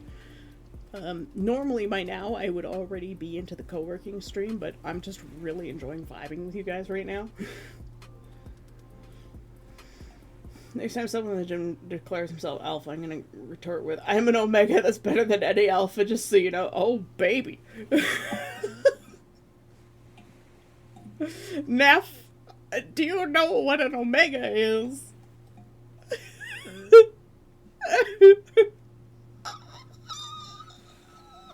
Tea kettle noises.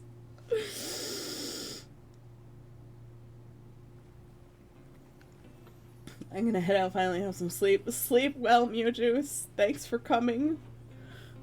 I appreciate you. I'm not finished with coloring yet, but I can come back later. If you've got like screenshots or whatever, you can share them to the Discord if you like. There is the art section. I might turn the arting into a forum on the Discord so that people can have like their own threads to keep track of their art over a longer period of time rather than it just like disappearing into oblivion of chat. I was talking about yesterday, streaming gives me the extrovert energy. Yeah, I'm definitely an ambivert. I need extrovert energy, but I also need quiet time. I need time to recharge my batteries the way an introvert would when they're put in a situation where they have to socialize. So I'm definitely 100% an ambivert. I used to think I was an introvert, but no, I'm an ambivert. It's like that yellow light, and halfway in between. You find the most pleasant dreams during those long rest. Yes, yes, yes. Pretty much everything you said, which is probably why I'm going to get myself to do something like walking in a short while. Absolutely. Going outside and experiencing nature is really, really good for your mental health.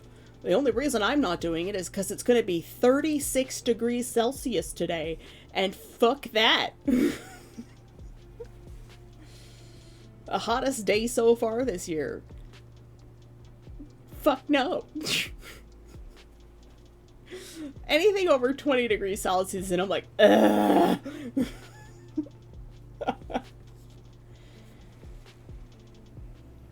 Exactly. The perfect time to do anything is never going to happen. So you just have to do it. Yeah. 2020, I was like, yeah, this is going to be my year. I'm going to go to my first LARP, my first real LARP, and I'm going to start dating. I'm going to try and find a boyfriend, and I'm going to get a job, and I'm going to get my driver's license. None of that happened. It still hasn't happened. And, you know, I was just like, oh yeah, this year I'm going to stream, and I'm going to make my mom proud. And then she had her stroke, and now she's in the hospital, and she's doing things like hiding her little stuffed chicken behind her back, and nobody knows why. And it's really weird and stressful. And I, you know, I wanted to finish my book so that she could read it, and she was reading novels again. Like, she was reading like Ian M. Banks and stuff, like actual sci-fi novels. I'd never seen her read a sci-fi novel in my life. She always read Harlequin romance. My mom would practically eat books for breakfast. And like she was getting back into reading. I'm like, oh yeah, I'm gonna finish my novel, and she's gonna read it, and she'll be really proud. of how far it's come since the first one I wrote, first version of it I wrote in 2008, and now I don't think she's ever going to read again. But that's why I do the co-working streams, because I'm going to finish my book, and I'm going to dedicate it to her, and I will read it to her aloud, even if she doesn't understand it. And if I don't finish it before, God forbid, she passes away, I'm still going to finish it, and it's going to be for her.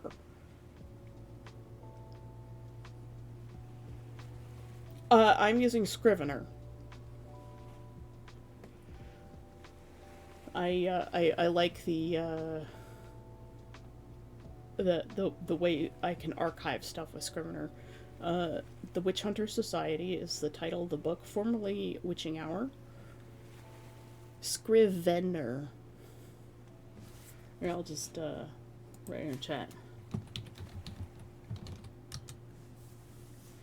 There you go, Scrivener.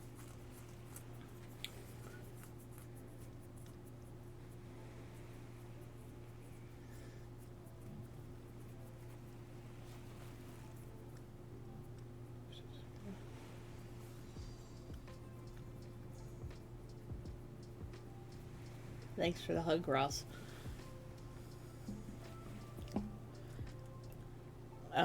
Yeah, that project, all versions and notes and stuff together totals over 1 million words.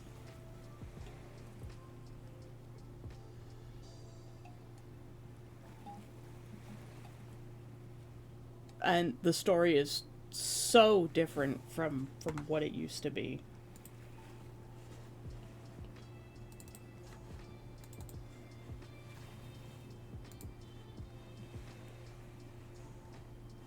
Actually moved the folder with the character art onto my main hard drive.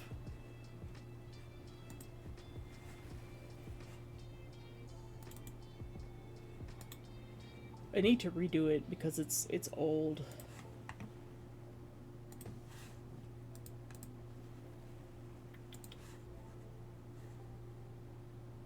And by old, I mean 2 years. These don't have any shading at all. I was just trying to get them done. This is the main character, Alex. He's the one who gets his arm burned. But it's curse magic, so when the curse gets undone, the wound heals.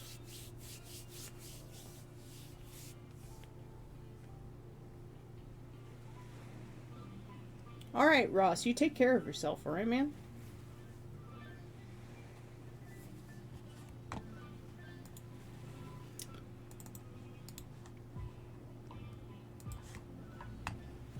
And last week when Evan asked me who was my favorite character in my book, this is Von Guillory. He ends up being the boyfriend later. Obviously, it's a BL, because what else would I write?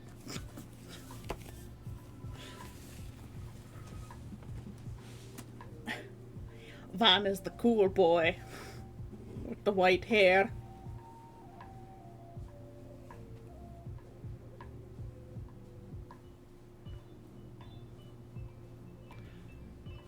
He's got the grunge preppy look going on.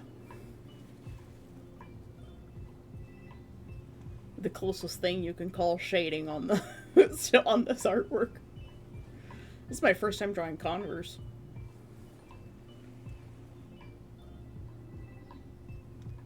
ADHD go burr? Absolutely it does. Oh, God, my energy is draining fast, man.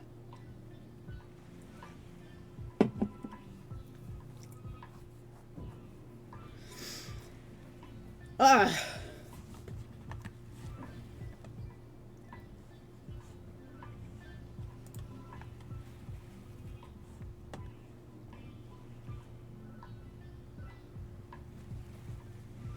The hum of the air conditioner is like sleep.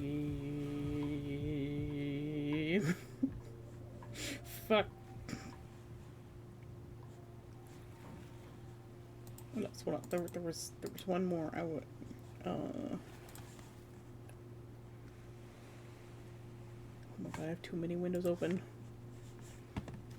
Too many things.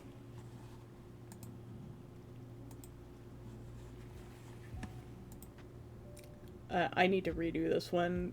I'm not happy with this outfit. I tried something new and pfft, I hate it. This is the witch named Whitefire.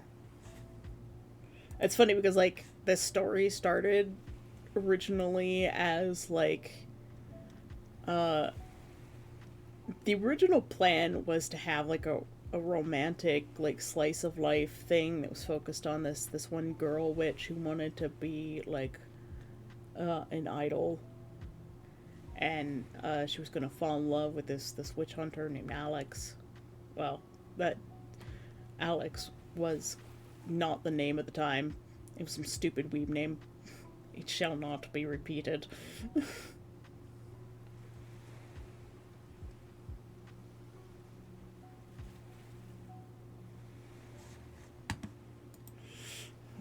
ADHD autistic, twitching, teeth grinding. Normie, what's wrong? ADHD autistic. The fridge has been humming in B flat for an hour! Yes. That's what the air conditioner is doing right now.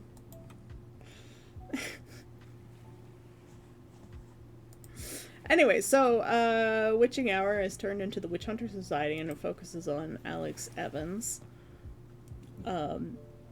who moves to a city named North Covent on a continent that does not exist in the real world, called Europa, or the International Region of the Pacific Annex is its actual name, and everybody just calls it Europa for short. And so it's an alternate Earth kind of story with paranormal urban fantasy vibes. It is also a BL/Danme LGBTQ, you know.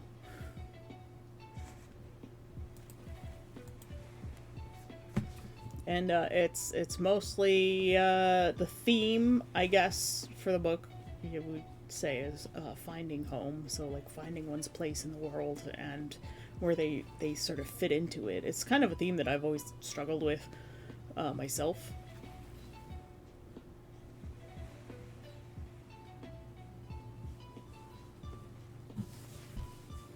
Why are you whispering?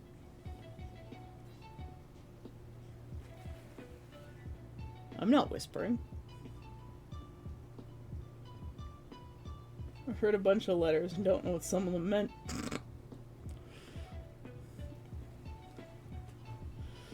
It's the alphabet soup over here. I'm speaking in tongues. The BL is boys love. So, my novel is about a relationship between, well, it's not about their relationship. There just happens to be a relationship between two guys. And that happens to be the main character.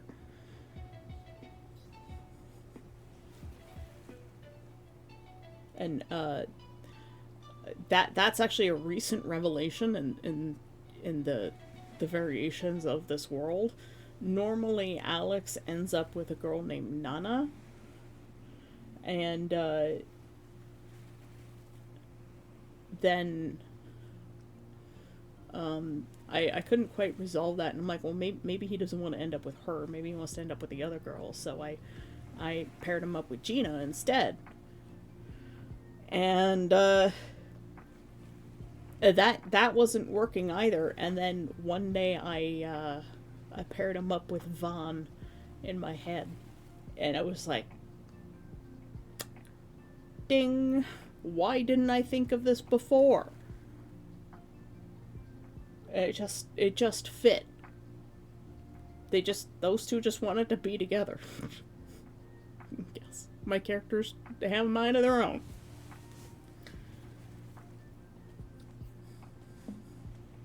And, you know, like, not everybody needs to be in a relationship. Alex needs people, but he doesn't trust people. And that's because their world is so fucked up. You think our world is fucked up? Their world's more fucked up. Because, religious psychos discovered that witches really were a thing. They were real. And they didn't like it. And it was revealed in such a way that it was like a catastrophic, world-changing event for people.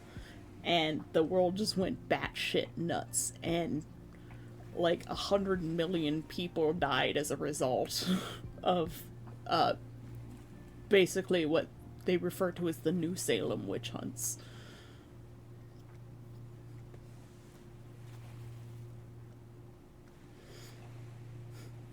And think maybe your characters didn't realize what she actually wanted. Yeah, that is also true. It's strange because like male characters getting together has always been just sort of like my thing. Like even in the 90s. I think it's actually more than that. Let me check my notes. I have to open the file again though. It's gonna take a moment because it's really big. Scrivener file is huge.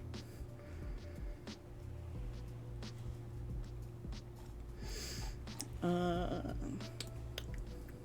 go to the top of my notes. Oh, yeah. Load.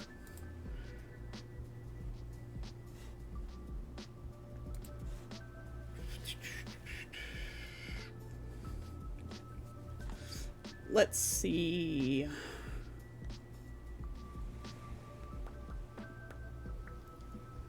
I have numbers for like the witch gene carriers. So this is assuming the world population is 7.8 billion. I think it actually had close to 1 billion people die. The estimated witch gene carriers are 8 to 10% of the population, so approximately 700 million people globally. And then within that, we have estimated people with ESP and other such abilities that we would consider kind of woo-woo. You know, like, I practice witchcraft and I read tarot cards and shit. And, like, they can see ghosts and whatnot. That's about 40 to 50% of gene carriers, so about 330 million people worldwide. And then, of those 330 million, they actually manifest witch powers. So they actually manifest as actual witches. And that's about 10% of those, so about 3.5 million witches globally. And then there's, at any given time, something called Inferi. And the Inferi are witches who gain their powers, but they don't know how to control them, and then they just sort of go out of control. And that's less than 2% of those fully manifested witches, and that's about approximately 58,000 people globally at any given time. But Inferi usually die by what the witches call trial by fire.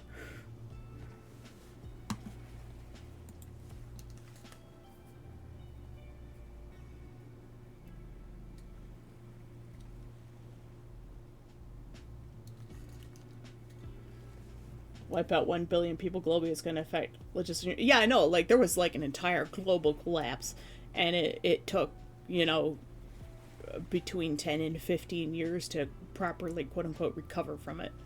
So, like, it happens, and then the story starts, like, 17 years later or something.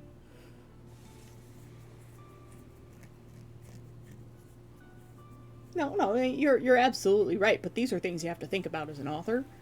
You know, when you're setting up a world like that, you have to consider how those kinds of events are really going to affect things. And, you know, one of the things that really shows is in how the kids who survived that react to the world around them and what kind of damage they have lasting from that. And, like, Alexander has a lot of trauma regarding that kind of thing, so he has a lot of trust issues. and particularly issues for him around food. There's lots of darkness in his past when he was in the foster system.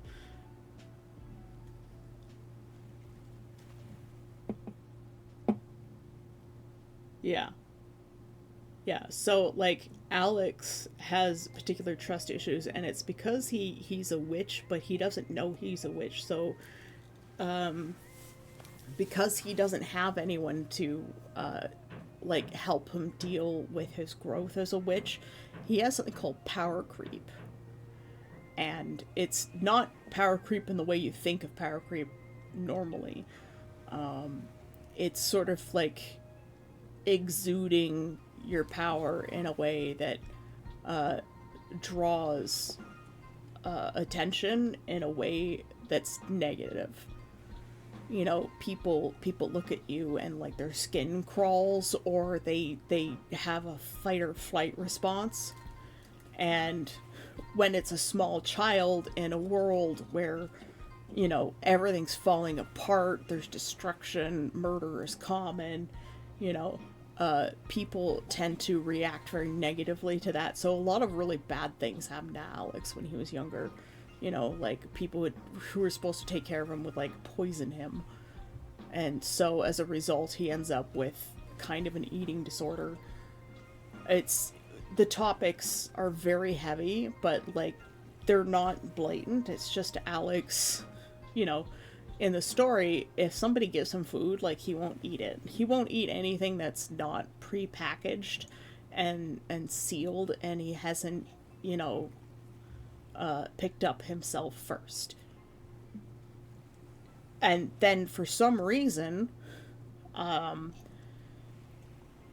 like Vaughn just he'll take food from Alex that's been given to him, and he'll eat it. Like he'll eat a bite of it, and then he'll give it back to Alex, and then Alex will like end up eating it. And it's like this weird sort of dichotomy of trust between them. And I don't know why that became a thing. That was also a thing that happened in the most recent draft when I switched them to having relationship with one another.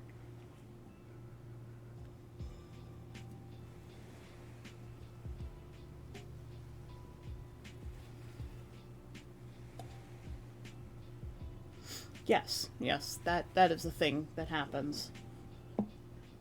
Alex is different. He just, he doesn't have a food hoarding problem like that. He'll just let himself starve.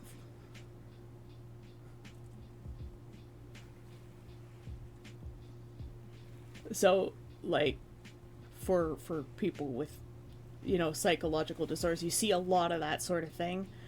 Vaughn has this thing where he, people he really trusts, he calls them, he gives them a nickname, and there's just people he inherently trusts because of one of his own genetic witch traits. So, like, he gives Alex the nickname Princess, but Nana has the nickname of Prince. And he calls them his royal court. And, like, the other students at school are his subjects. And so he becomes, like, fiercely protective of them. And there are underlying psychological and historical reasons why he does these things. And it's because of the lasting damage from childhood, you know, things that they went through. Because the world was just so dark, you know. And I'm not gonna spoil why, because that's part of the story. But it's, you know, these are things you have to think about as an author. I am keeping track of the days of the week when I'm writing my outline. Like, I know what happens on November 10th, and I know that November 10th is a Wednesday. And the story takes place over the course of probably about 5 years. So I have to track that. Which means then I also have to track the moon phases. Because I know someone in the fandom somewhere is gonna be like, you had 3 full moons this month. And actually me.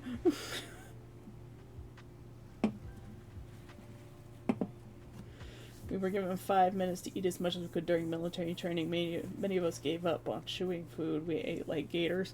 Tyler eats like a duck. He just swallows everything whole. And that's because he worked at the school cafeteria when we were in high school. And so at the end of lunch hour, he would have like a minute to eat his entire lunch.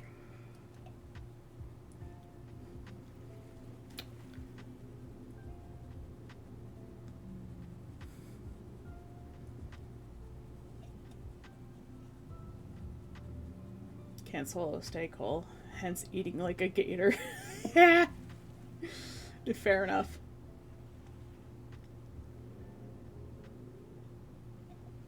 Yeah, like Alex has a PTSD trigger. If you touch his hair, he will lose his shit. And his hair is basically my hairstyle, without the beads. He doesn't cut his hair. People make fun of him for it, but that's because he's terrified of scissors for reasons.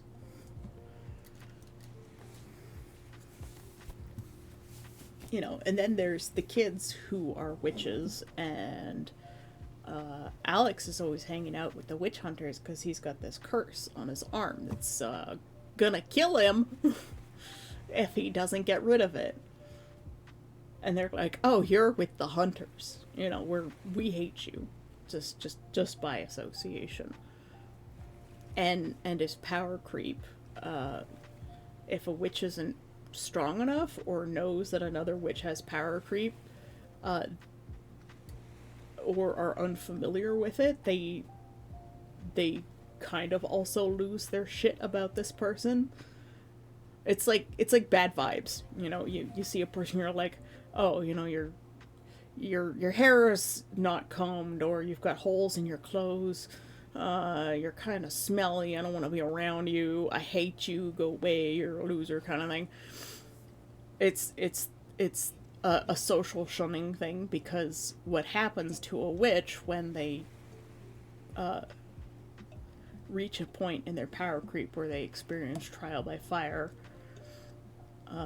also happens with like sudden manifestations. They turn into a wraith. They basically become an inhuman monster that eats souls.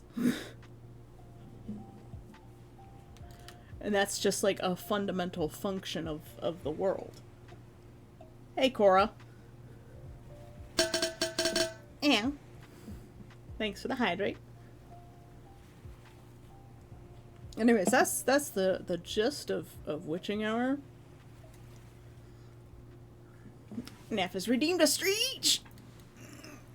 Oh, there's definitely some snap, crackle, pop, spinal column.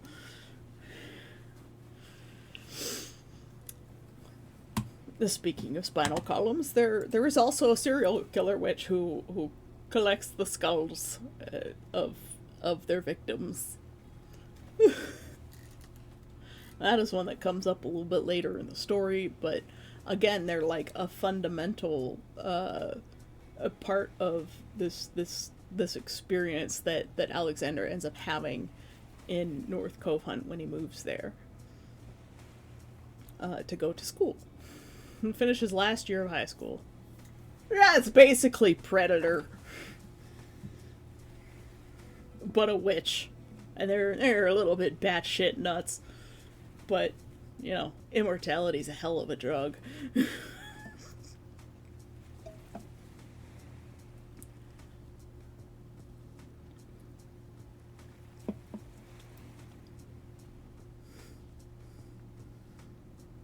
Oh no, the weird fangirl crush character. Probably.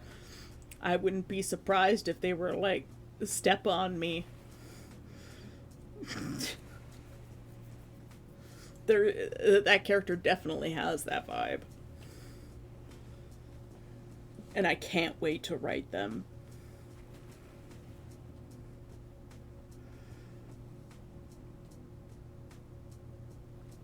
They take up so much space. I mean, nope, I got nothing. Nothing at all. Nothing to see here. Yeah, no, this character has, like, they keep them numbered, so each of their victims, they carve a number into the forehead of the skull. And they're up in the quadruple digits.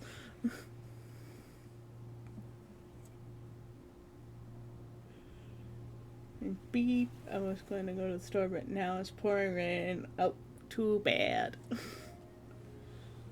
That's why you should do the thing when you say you're going to. When you think you should. No better opportunity like the present. It'd be too creepy if it was toes. But yeah, no, it's kind of hard to collect toes. Skulls are very impractical. You have to have a lair to keep the skulls as trophies. That means you can be found. Well, if you've got a couple of layers globally. This particular character is a globetrotter, but witches have ways of getting around where they don't have to go through ports specifically. So, you know. Knucklebones are good trophy, especially a number of them, like, say, Psycho. Yep.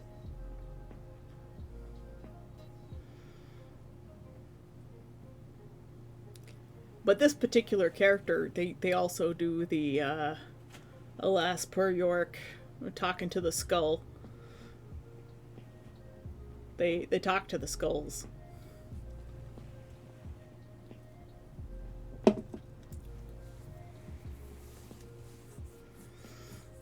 And that particular character has the connection to Whitefire here.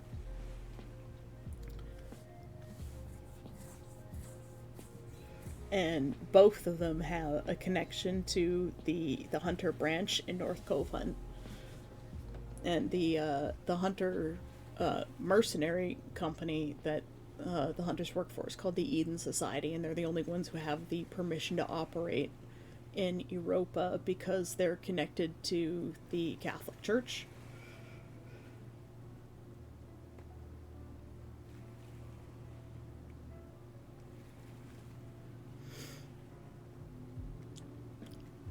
There's some like geopolitics shit happening as well. Like Europa itself is about the size of Queensland, Australia, but it's almost like a perfect circle, like a slice of a tree. And it's in the Pacific Ocean between like Canada and Japan. It's that big empty space that where there's no islands or anything. Just below the Bering Strait. And the history of that place is like it was initially discovered by just Japanese sailors. So it was originally settled by the Japanese, and then later there was a lot of conflict over it. Yeah, it's kind of like Atlantis, I guess. And there's only one port in Europa, and that's North Cove Hunt. The whole thing is just like sheer cliffs all the way around. It's kind of a scientific marvel. Oddly enough, North Cove Hunt is not the capital. It's actually Centralia, which happens to be in the very center. But like Europa itself is one of the wonders of the world, a scientific marvel. But like there was a lot of conflict over it. Oh, if only you knew. No, it's much more than that. I guess you'll have to read it to find out.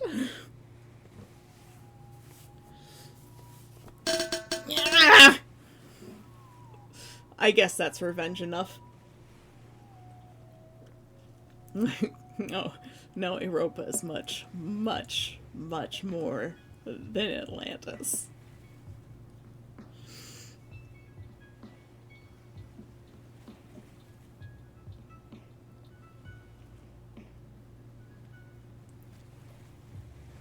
So, yeah, there's a lot of conflict over Europa. It didn't have a name. The Japanese first settled it, and then China tried to claim it, and then Russia's like, well, no, it's closer to our borders, and they tried to claim it, and America was like, well, no, it's close to one of our military bases, so we claim it. Canada's just like, oh, fucking hell. Please stop fighting. Otherwise it gets the war crimes again. And so eventually, the United Nations just declared it an independent area, and so did the people who already lived there. And in order to prevent a world war, that people just agreed, kind of like how we agreed that the moon is doesn't belong to any one country. And so it was eventually called the International Region of the Pacific Annex. And then people would call it IROPA for short, and then someone just called it Europa, and it just stuck, and that's just what everybody calls it. But, like, on a map, it is labeled as the International Region of the Pacific Annex. Shut up before the internet, before the Maple Man start making new international laws. Yes. That's basically the gist of how Europa comes to be. I don't think I ever plan to explain it in the book. So, like, this is, like, author insider stuff that you're hearing. And this is stuff that's been established basically since Draft 1. Europa has existed since Draft 1. North Cove Hunt has existed since Draft 1. And I think that's, Nana is the only name that has remained since Draft 1 as well. No.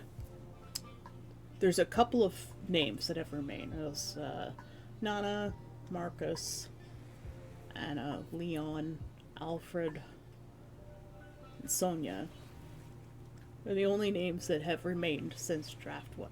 And Vaughn. It's the only ones that have remained since Draft 1.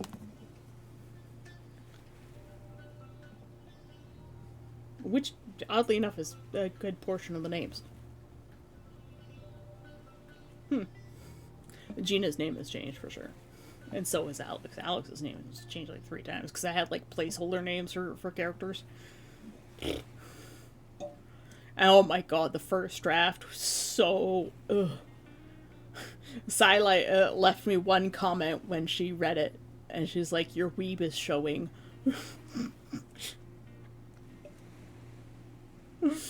And it's true, it was so weeb.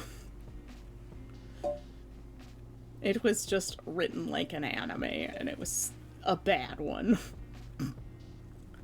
It's embarrassing. It's so bad. I'll have to make sure I delete that before I die.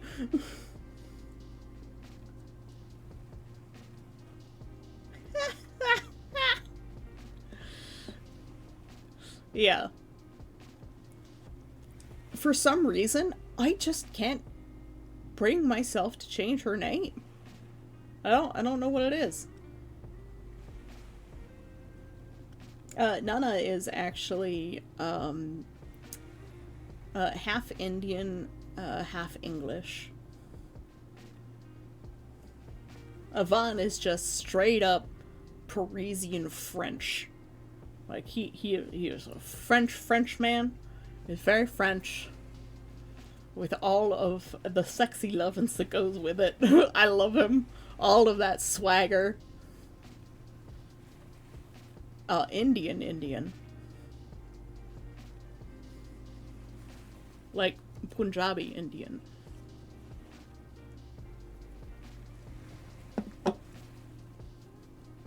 Not Native American.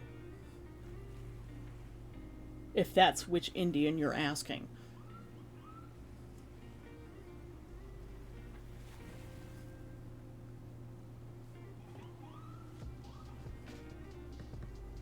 What else? A show of no weeb, like, look at you. The limitations of Vroid models.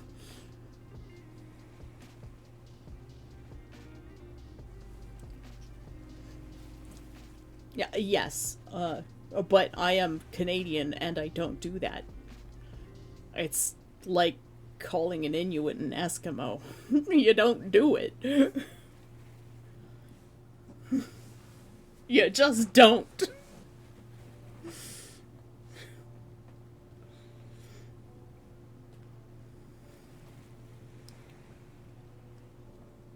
See, I'm never sure whether to call them Native Americans or Native Peoples or First Nations. Those are the ones I will switch between all three of those, but I will never call them Indians.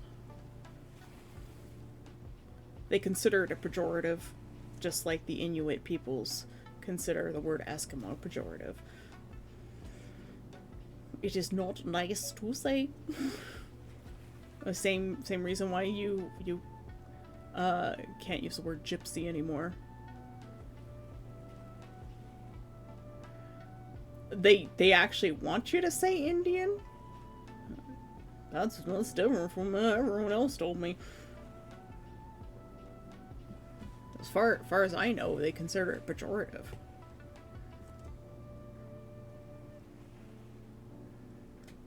I guess it also largely depends on which tribe it is too. Like our countries are so big, but you look at Europe with, you know, all these smaller countries. So all of those cultures are separated. And even within them, they have like little subcultures. You know, there's like with the Germans, there's, you know, High German and I guess just German, and they hate each other apparently. And I'm like, I don't know the difference. But like, you look at the size of Canada, and everyone's like, oh, you're Canadian. But like, someone from Newfoundland is very different from someone from, you know, Victoria. All of France fits in Ontario alone 3 times with room left over. Yeah.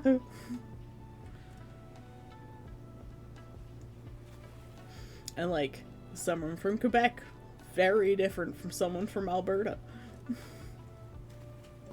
Even people from Ontario versus Quebec, very different. But yes, no, Nana is half Punjabi Indian and half English, British English, which is generally just the mutt of the Isles.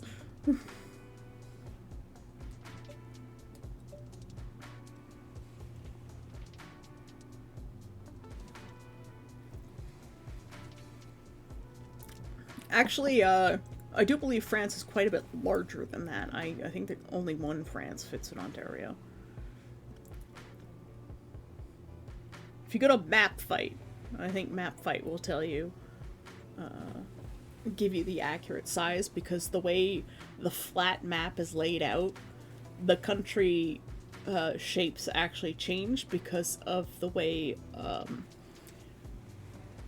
rectangular maps versus globes are spread out or squished together to make them connect.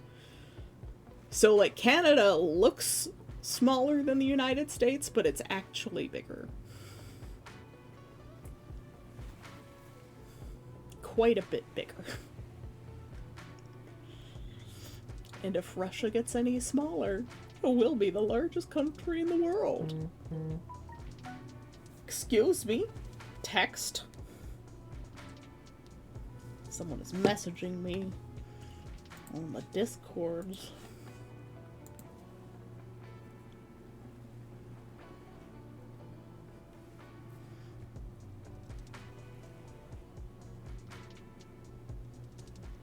Oh. This is in relation to the comment a while back about Omegas. Omega level mutants are mutants who can end existence, and they are fundamental elements of existence. Iceman doesn't make ice, he actually removes all the heat from atoms he's targeting. H2O molecules in the air are stripped of all heat, creating his ice slides or an ice wall. Oddly enough, that's a little bit how the laws of magic work in one of my other novels. Yes, Canada is the second largest nation in the world by area. As for the other Omega, if you're talking Omegaverse, Omegas are the, like, alphas are the quote-unquote alpha that you would get from, like, alpha males, alpha wolves, even though that's not actually a thing. That's where the alpha male thing comes from. They're like, I am the wolf pack leader, I am the alpha male, even though scientists have proven that that's not actually a thing amongst wolves. And Omegas are the breeder type. They're like the bitches of the world. 1.95 times as big as France. So you can fit 2 Frances in Ontario. Almost 2 Frances. And France is actually a surprisingly large country when you consider, like, the rest of Europe. France is actually huge. France and Germany are big countries. Yeah, in comparison to the rest of Europe. It's quite interesting. So when you said, I'm an Omega, I just laughed. It was painfully funny.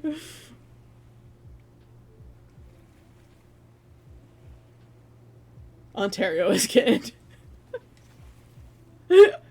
2 Frances and 1 Ontario. Oh boy.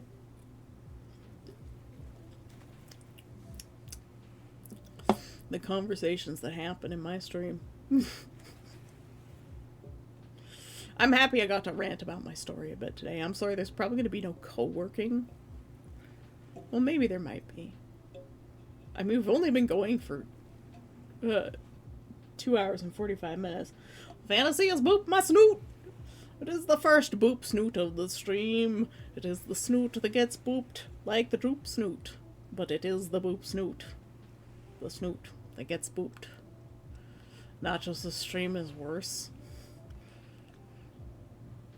I'd believe it.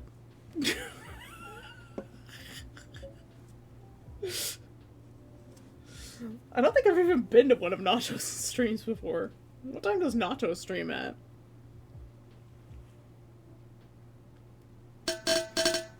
Hydrate! Thanks for the hydrate, Fantasy.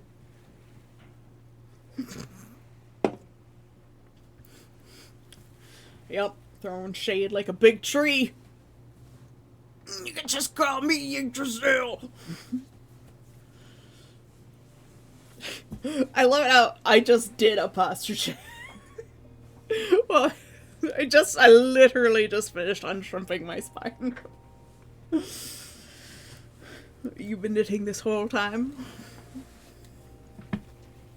Gotta put a W in front of that H for the proper hole, otherwise it's, there's a hole in your knitting. Your knitting hole. Wait. That's not right. That sounds so bad. Ah, my brain went straight into the gutter. Thanks to Cora.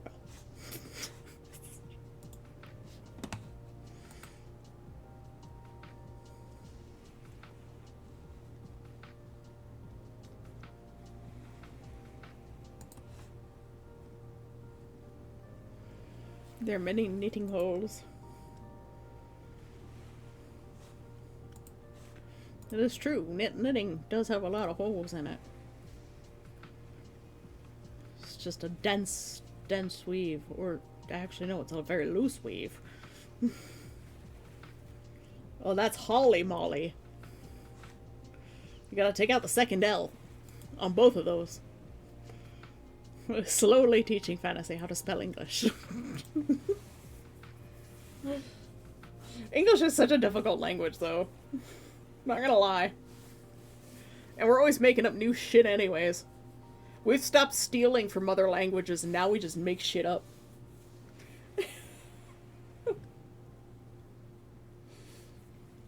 Yes, fabric is a dense weave. Knitting is a loose weave. And net is an extremely loose weave.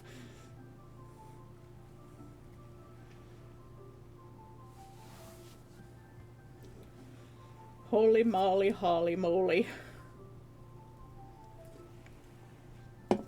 House houses, mouse mice, moose moose, geese geese, geese goose.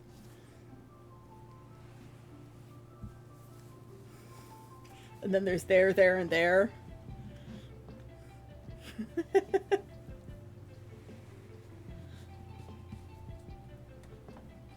Sheep. Out of context. Cora's just like, sheep!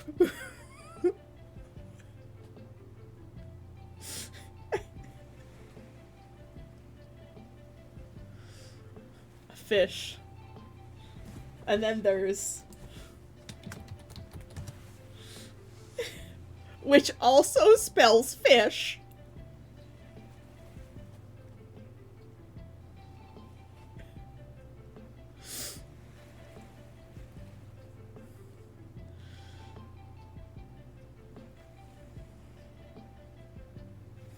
Neff. Ah!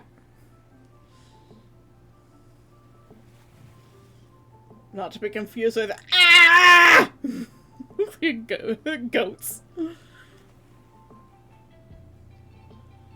I went to fish a fish and caught a sheep dressed like a salmon. What? It does sound fishy.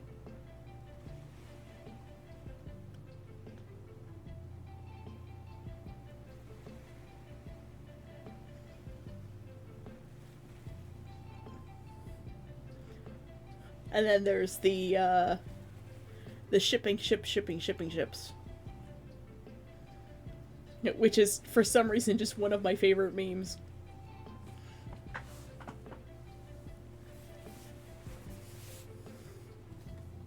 And I just don't know why. That one lives rent-free in my head, just like the, everyone's got a gay cousin. Bitch, I don't got a gay cousin. Oh wait, I am the gay cousin. The police.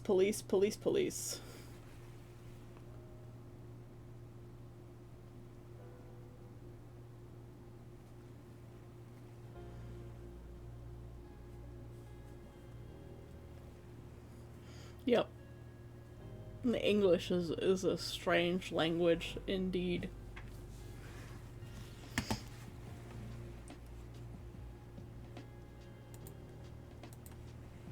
So, shall we switch to some co-working and maybe get some writing done? Because we seem to be done the piece for today. Forgot about the Tesla claw eyes. I think this one turned out pretty well. It was a little bit easier than yesterday's. Well, actually... yeah, no, I think it was easier than yesterday. It went better than yesterday. I wouldn't say it's easier, but it went better.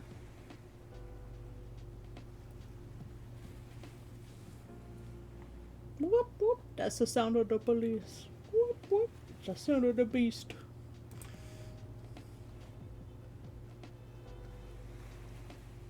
I don't have a gay cousin. Oh, wait.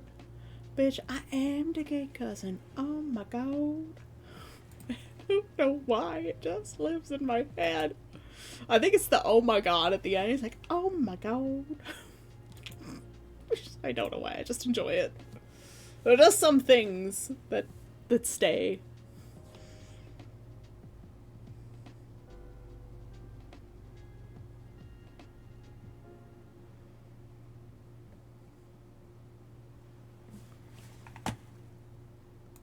Let us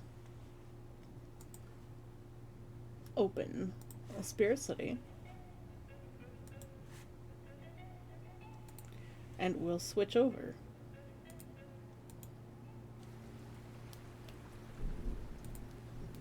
Oh, we're gonna gotta do this again.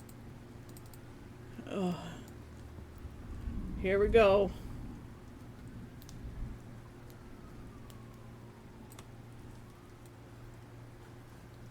Why did it do that? Why did it do that?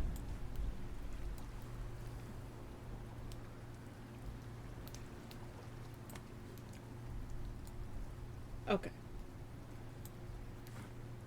Are we at the right size for once? It used to be just a little bit wider. There we go. Yes? Okay.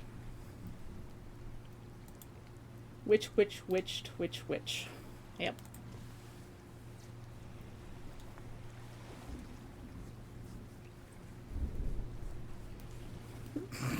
Eldritch Blast!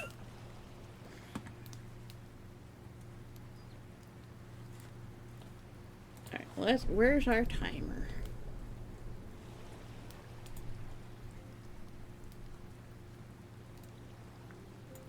Let me know if the music's too loud, guys.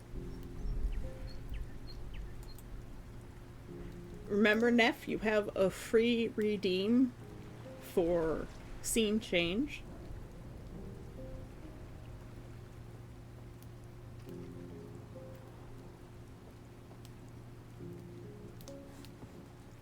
And I have to remember to change our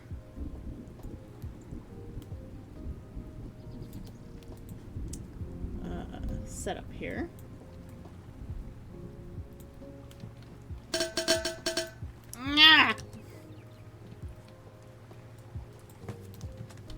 I'll get to that in a moment.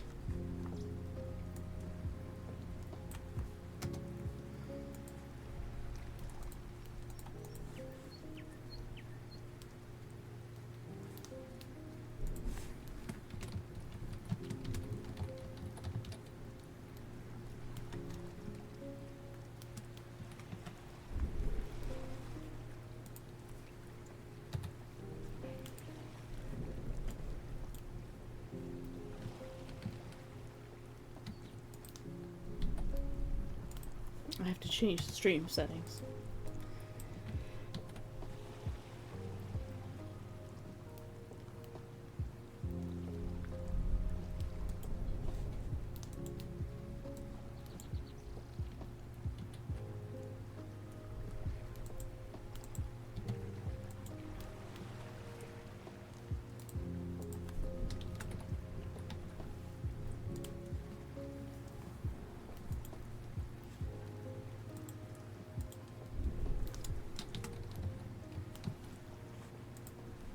So if I change the title, I have to save it first before I can change the category. So I technically have to save the stream twice. Neff has redeemed a street! Neff, what scene do you want? What activity? Daylight? Pet?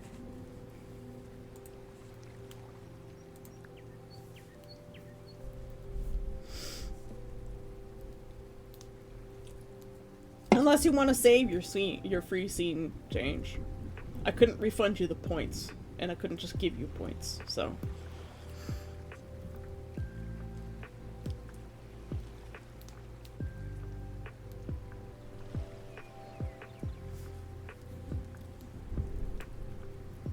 Okay, fireplace. What activity do you want at the fireplace?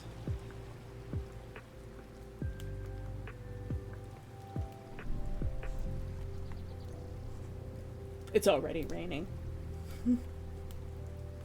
I always keep the rain and thunderstorm on.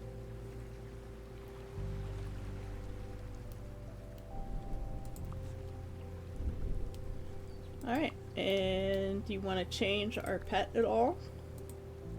We'll go down to our little spirit companion. The only one you're not allowed to choose is this stupid caterpillar with the glasses and this frog thing. Because I hate them.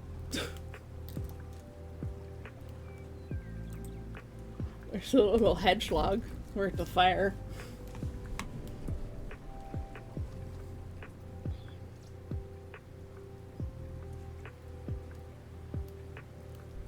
And these are the available pets.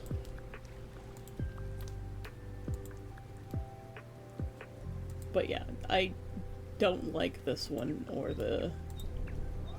They just creep me out and I don't like it. I'll keep it on theme. We could have strawberry jam too.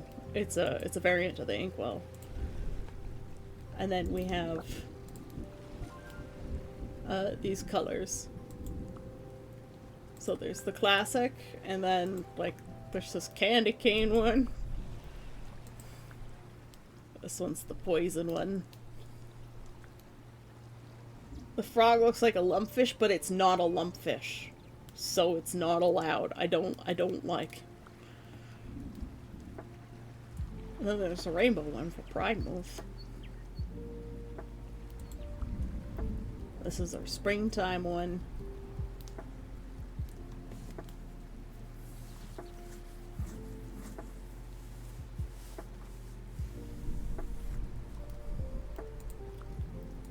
Now this is as close as you'll get to brown here, I guess.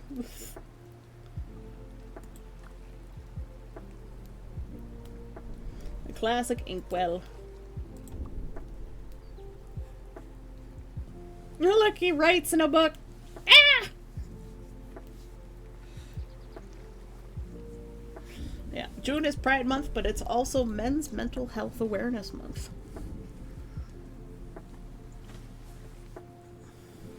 Well, it's Men's Health Awareness Month, but also mental health. Both are important.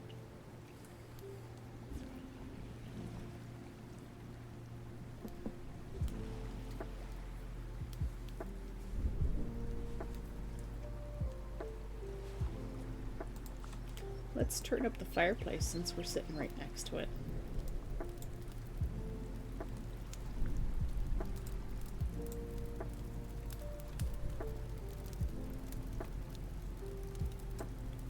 We'll turn down the ocean sounds a little bit.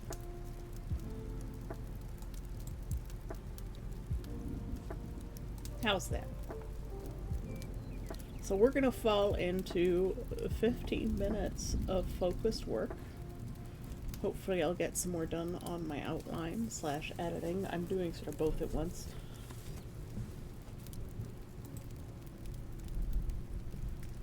Is everybody ready? I know Mewtwo has gone back to sleep.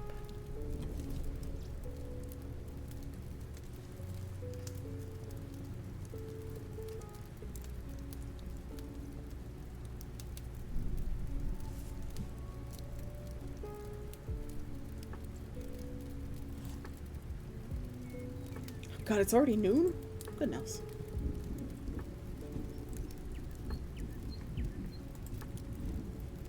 Which makes sense, because I start at 9 in the morning. It's been 3 hours.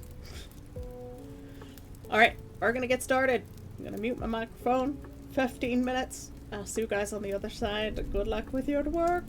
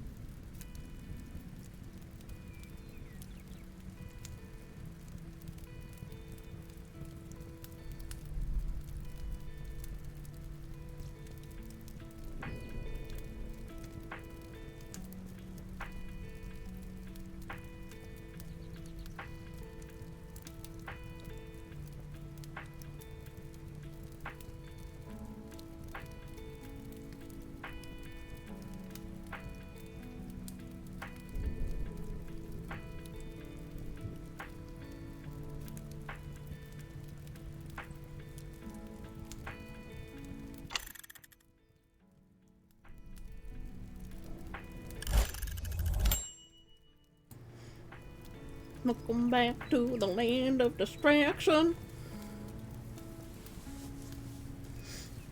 I like your take on necromancers. Yeah. Thanks for the hydrate, Cora.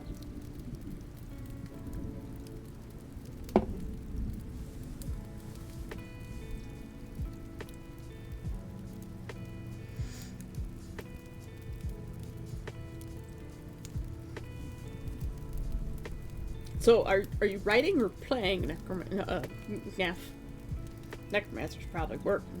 And thanks for the Streech and the posture check during the work session there, Necromancer. And Monk Mode, welcome. How you doing? Glad to see you here. Any updates from home?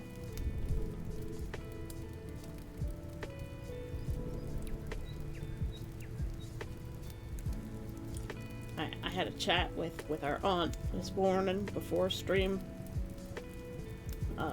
She just wanted to say that she's thinking about you guys back home.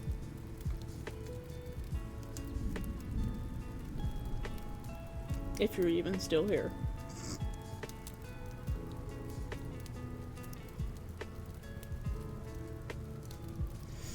A way to get your players there? Your players will find their own way there. No plan ever survives first contact.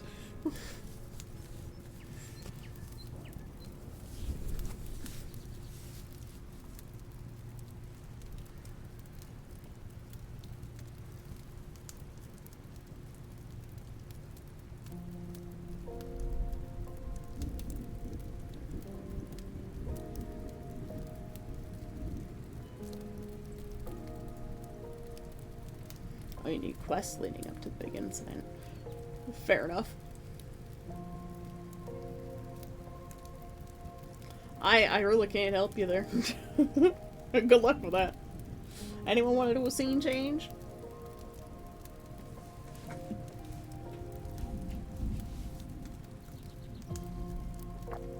Remember, you don't have to change the scene. We can just leave it. If I get sick of it, I'll just change it. That's if just somebody really wants something else.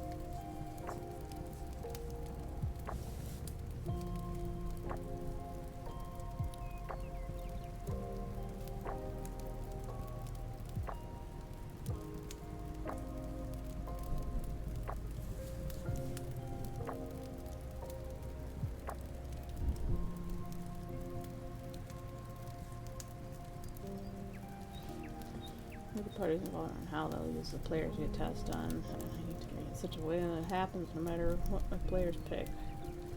Which is the hardest part. Yeah. Being able to create a story like that on the fly while keeping track of all of those things that DMs have to keep track of, I could never do it.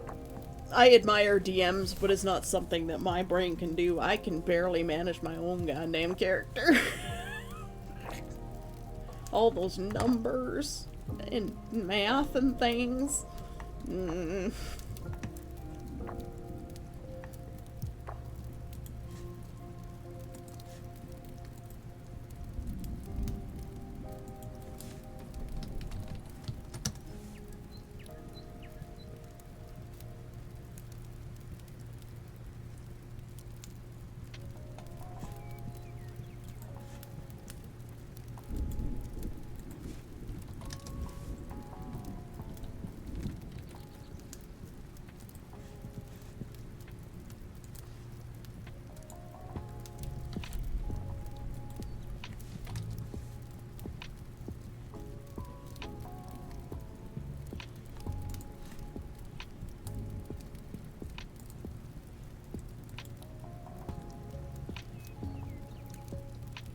Jeez, what the fuck?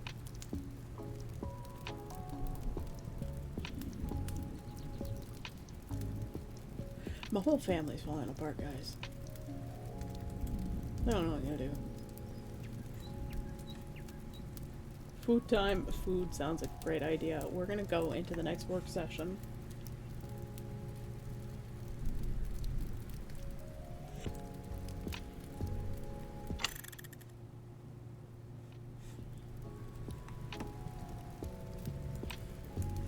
Gonna have to have a chat with my brother later. He's having a rough day. Everybody give Mug some love, please. Yeah. I won't say what's going on with him, but, he's probably freaking out right about now. It's not to do with my mom, it's just to do with him, so. And knowing my hypochondriac brother. Cheese, if you're still here, it'll be fine. Relax. I know you're probably freaking out.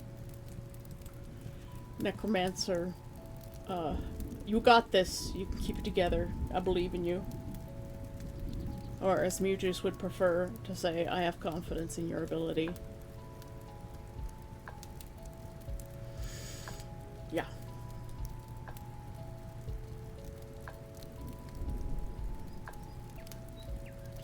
Alright. Next session, I'm going to go make some lunch because I'm hungry. And hopefully that'll keep me going for the next hour or two. So I'll be back, and I'm going to send you guys off into the world of work. Good luck. See you on the other side.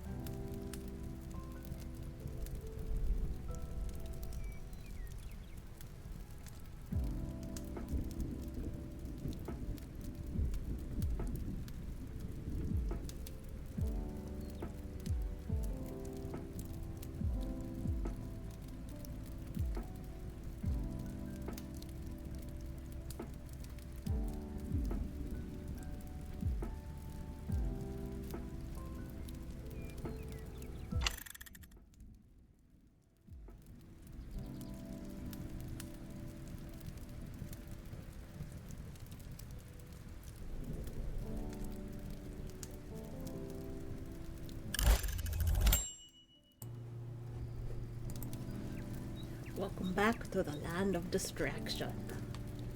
Look, a lumpfish. Ah! Thanks for the hydrate, Cora.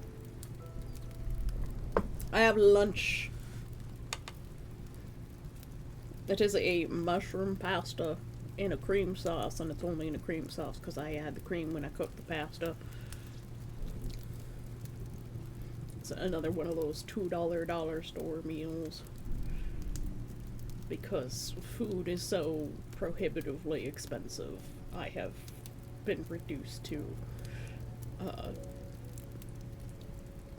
buying stuff at the dollar store.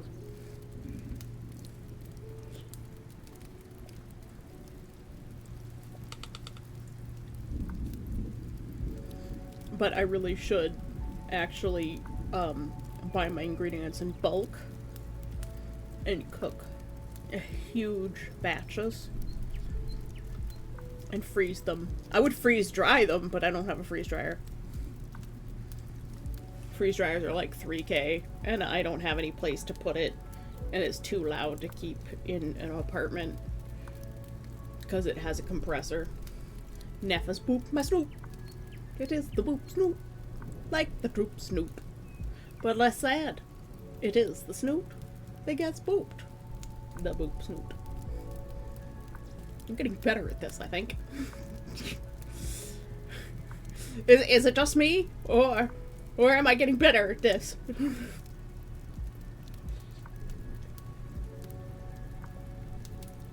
Definitely one of the things that I want to have, if I ever manage to be able to afford a property, is to have a freeze dryer, and I want to freeze dry as much of the produce and stuff that I make as possible, so that food doesn't get wasted.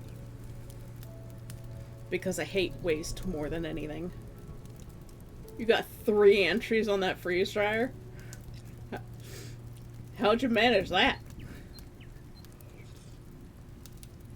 Didn't you get your family members to enter?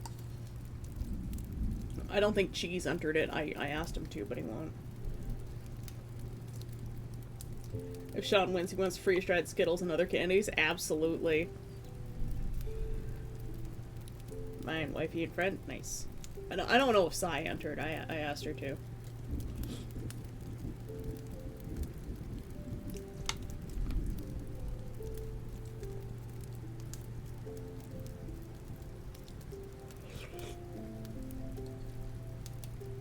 My dad certainly won't. He doesn't give out his private information. I don't know why Cheese won't enter it. No, I didn't. I didn't ask you to... Oh, I thought I had...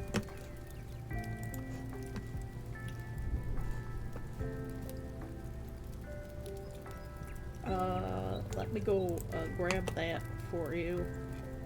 Although it should be in the Discord, I think.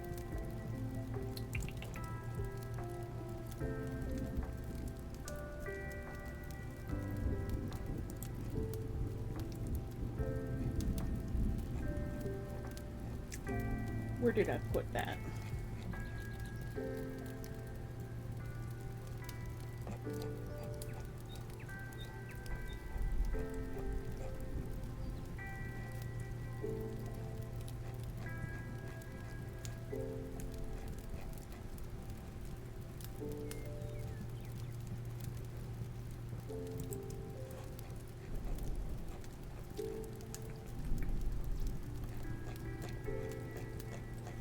Apparently I didn't.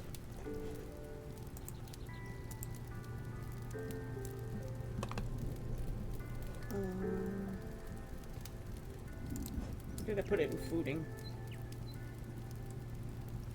Ah, here it is. I'll send it directly to you, Sai. There you go. Get your parents to enter it. The more chances we have at winning, the better. I'm gonna let the break go for a little bit longer while we chat and stuff. Murder. Da da da. They have no idea what it would be or what for. They don't know what a freeze dryer is. Whenever the contest came up before, my mom would always enter it too.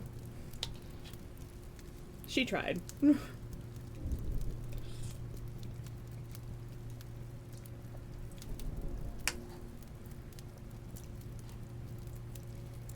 Yeah, I thought I'd sent it to you, but I guess I forgot. ADHD, bring the bird.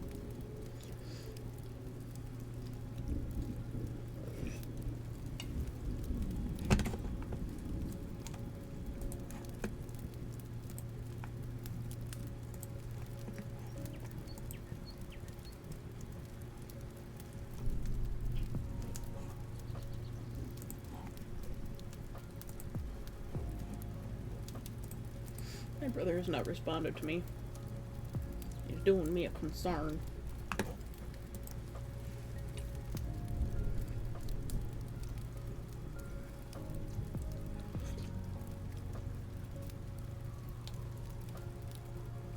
Sorry, we're taking a longer break because I'm still eating.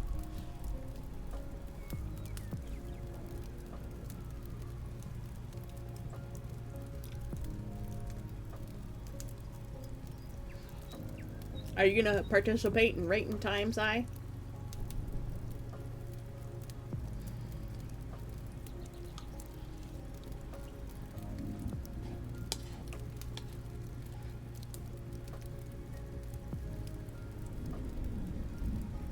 Remember, scene change is available during break times.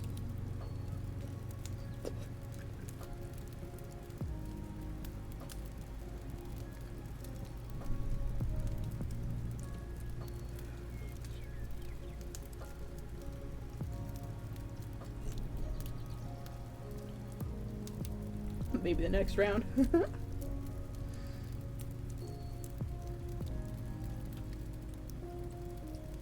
We actually took the pause for me to grab lunch at just the right time, because just as I started cooking, the guys knocked on the door to replace the lock on my unit. Because I don't know why, but I suspect somebody lost one of the master keys, so they have to change all the locks.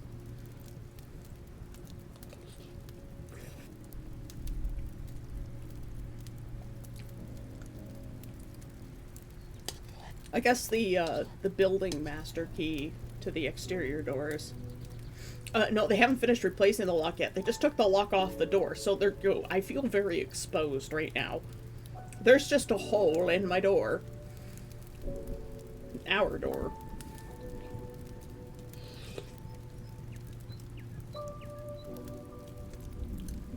So we haven't gotten any new keys yet either. There's just a hole in my door, dear Liza.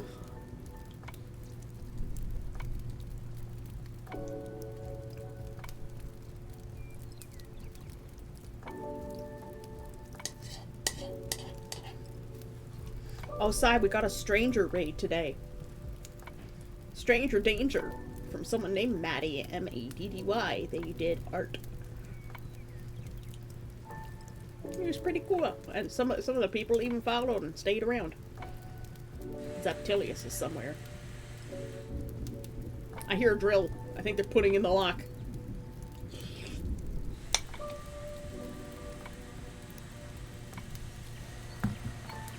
I'll go see what's happening. I'll be right back.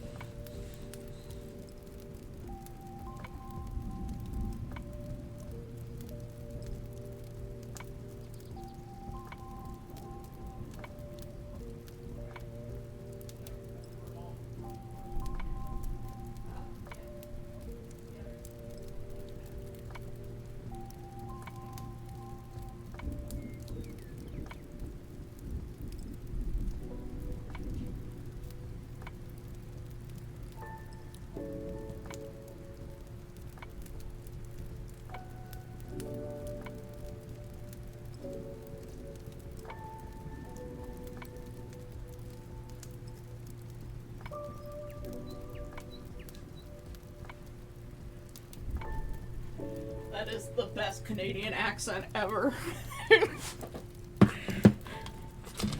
He's got like the full like there's my wife got like two cats at her place dairy. Yeah, I think they have to make the hole bigger actually.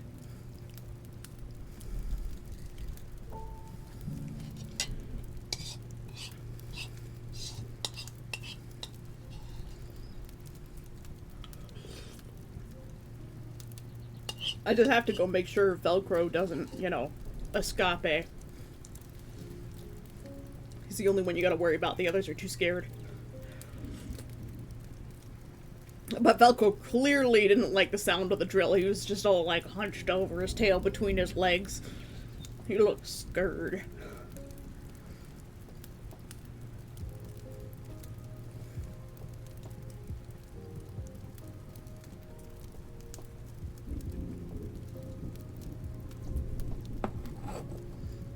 Alright. Shall I put you guys into another work session? I've made you wait long enough. Cock blocking your creativity here. We're off!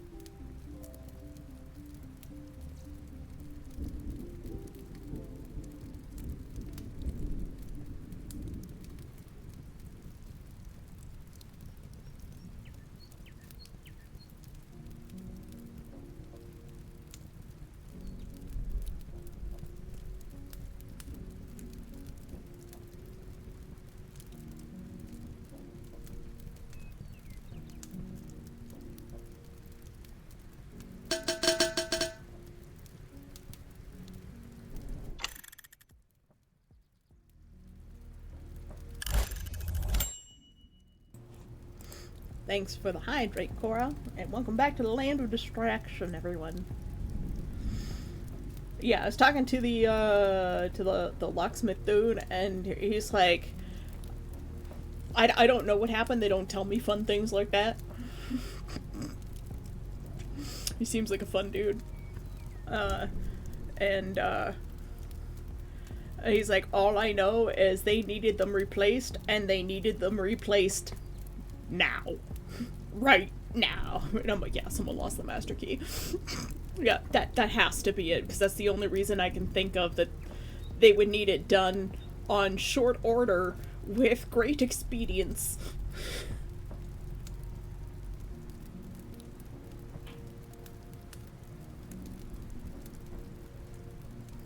That is all I can think that would cause such a reaction.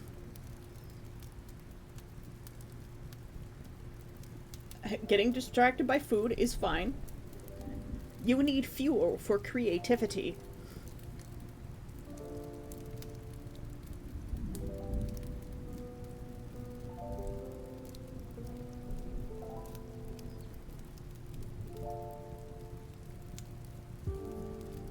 So, yeah, that's all I can gather from that.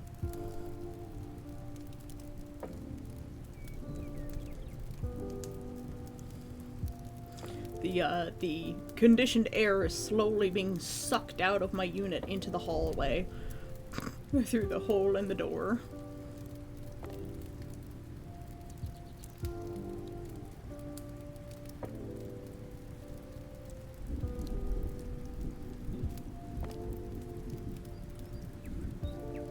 So, yeah. I had to go sweep up all the sawdust. Because Velcro was sniffing at it, and I was worried he was going to be eating it when I wasn't looking, so...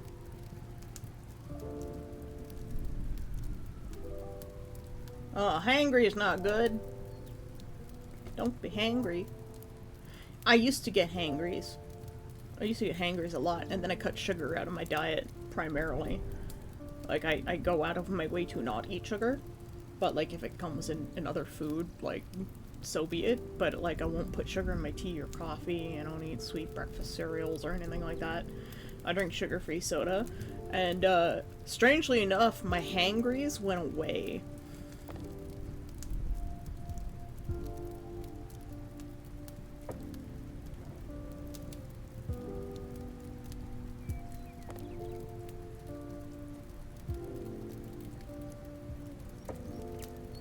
The same thing happened to my dad, too. He used to get really hangry, and then when we stopped putting sugar in everything, his hangries went away. He still deals with stress by getting angry, but he's no longer hangry.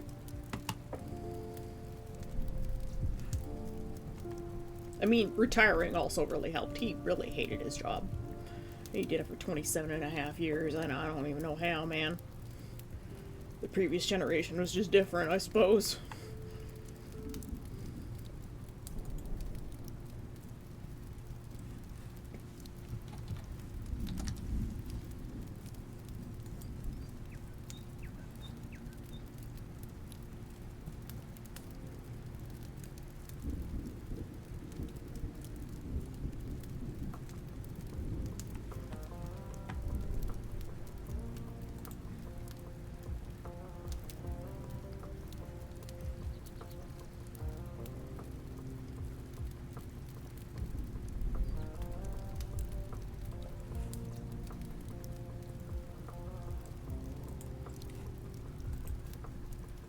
Yep, Neff, just saw your Discord message. Yeah, that's the kind of thing I had in mind too.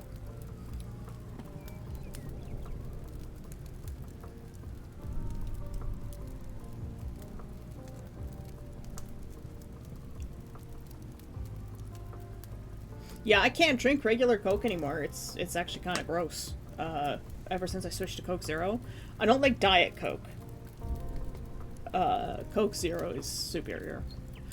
And Europe has even better food laws than North America, or rather than Canada. Canada has different food laws than the United States, so our quality of our products is much better than theirs, much healthier. and Europe's are even more stringent than Canada's. So your Coke Zero is surprisingly, like, the one that I had in Germany was also really tasty. Actually, I think it tasted better than the Canadian one, but I can't be sure about that. There was a lot going on for me then.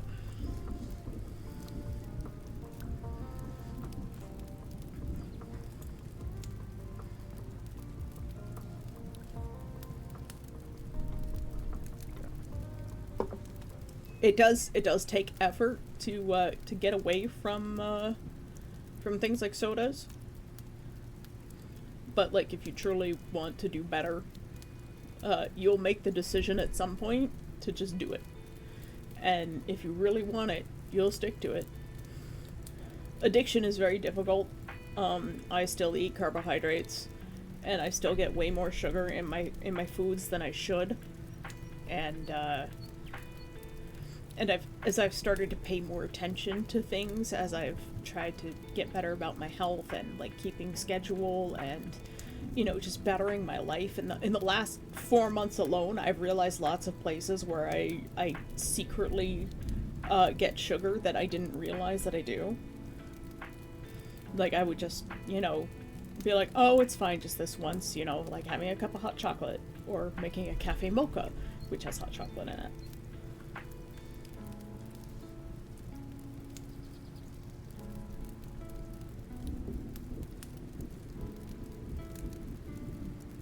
Oh, you don't need to bring one to Conquest for me. I'll probably only have electrolyte drinks while I'm there, and whatever else they sell. Conquest has so much food that I'm basically only bringing the corn soup. I am only bringing corn soup with me. And because I like to put actual cream in the corn soup to give it a little bit more fat to have more long-term energy release, I'll be buying a little thing of cream for the week when I get there, and that'll be my cream for the event.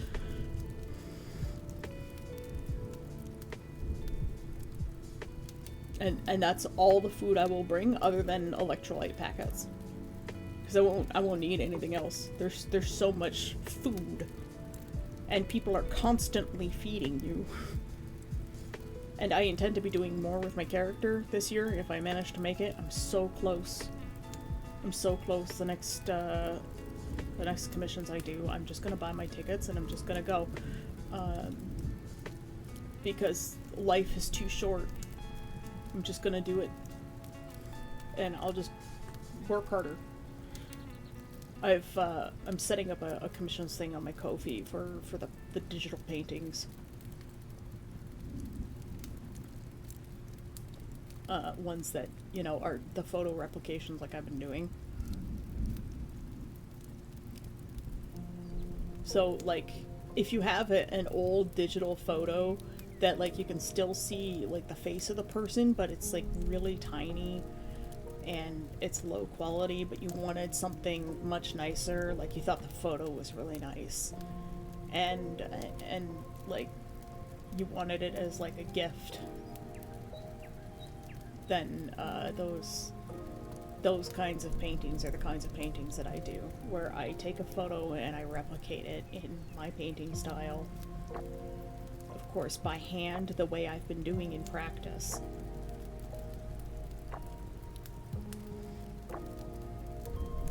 So, those are the kind of paintings that I'm going to offer.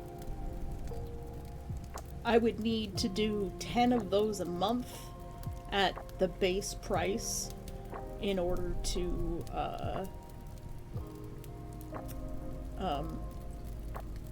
make my rent and all my bills. Unless Evan tells me to raise the price and then helps me get some clients. Evan, if you're here. I requested feedback from him, so since he seems to know what he's doing and I'm fairly new to this whole, like, commissioning, taking clients thing.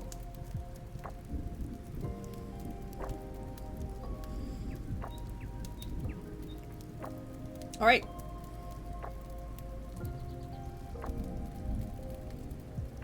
Next work session. Incoming. Well, off we go! Good luck, everybody.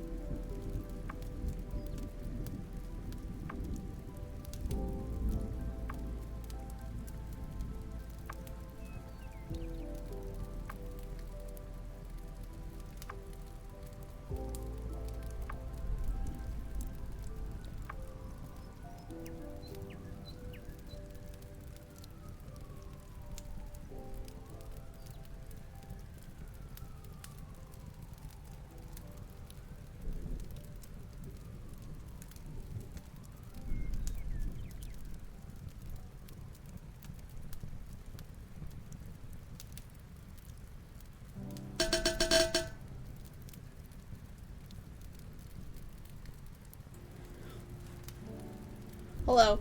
Sorry, I had to step away, deal with the door guy. Yeah, much drilling. You actually use a publishing company?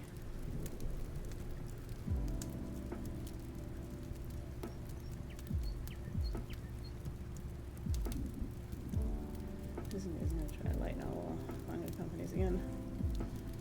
They're Seven Seas. They do a lot of the Danmei stuff in China.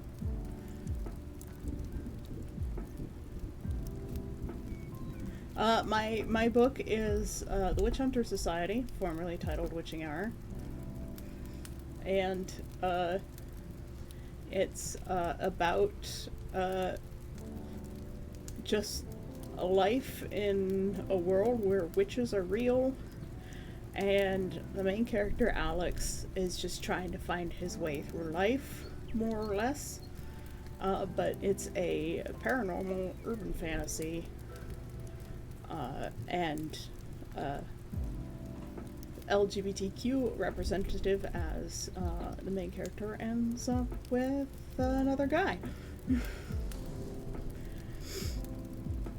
And, you know, there's soul-eating wraiths, witches, hunters, magic, serial killers. You know. Exciting stuff.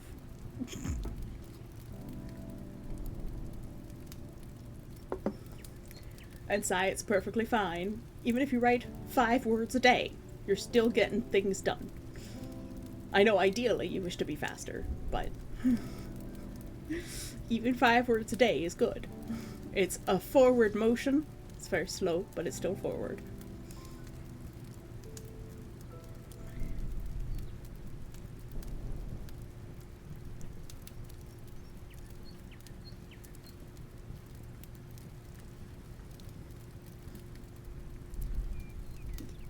As for publishing, like, yeah, the companies have lots of reach, and Seven Seas would probably be the best company for me to go with, if I were to go with any of them. I'm a really big fan of Modao Zushi, and I write stuff along similar lines. In some ways, the magic systems that I use are very much inspired by, like, a cross between Eastern and Western magics. So you get a little bit of alchemy from the Western systems, and a lot of like spiritual type magic inspired by like chi and cultivation and whatnot that you see in a lot of the like anime and danmei and stuff.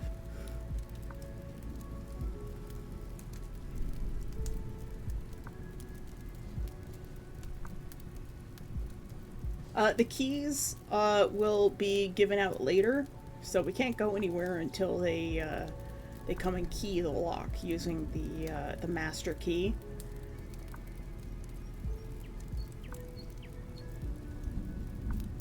So they'll come by at some point, but it's not like we're going anywhere today because it's like 30 gazillion degrees outside.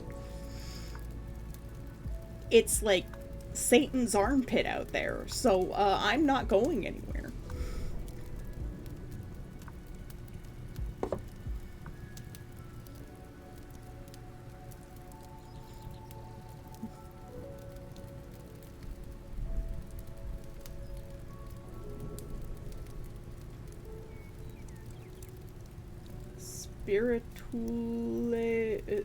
Spiritual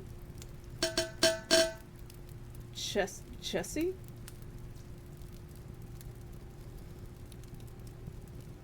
Chess? Fantasy, I didn't understand those words. It's cooler over here because we just had some serious storms. Like, nader serious, or oh man, you got some naders, did you?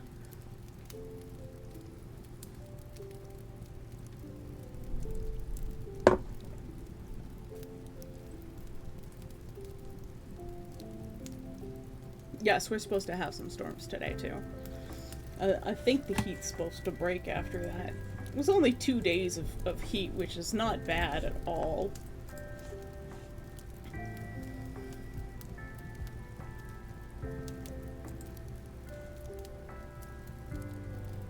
There's already some clouds on the radar. 28 feels like 33.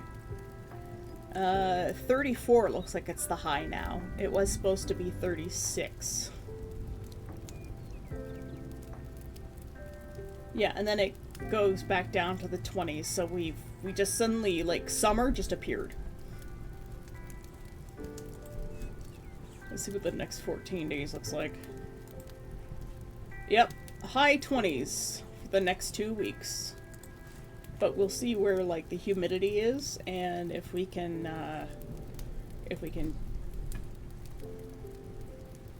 I tried to write spiritual cheese. Okay, I got it.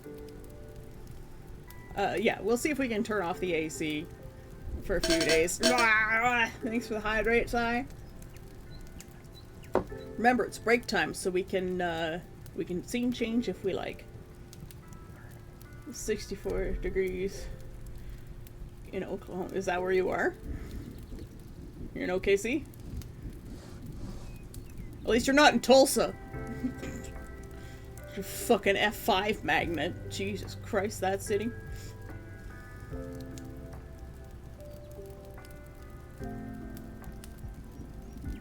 Yeah, I am fascinated by tornadoes. At one point I wanted to be a meteorologist. I love severe weather. I absolutely live for severe weather.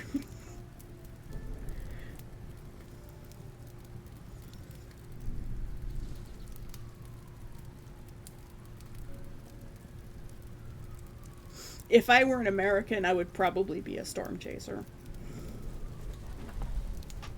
I would purposefully live in places like Tulsa.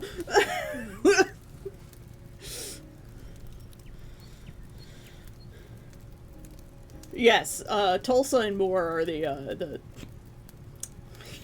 F5 capitals of the world.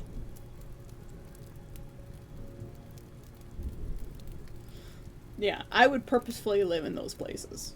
Except I would live in a house underground. You wouldn't be able to see my house from the surface.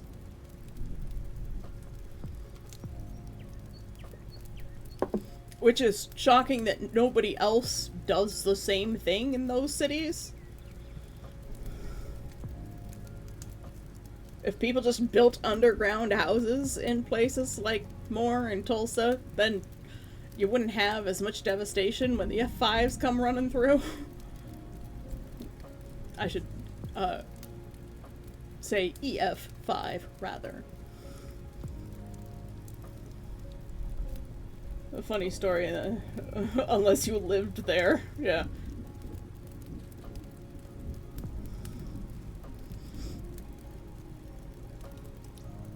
I don't think I've ever seen a real tornado.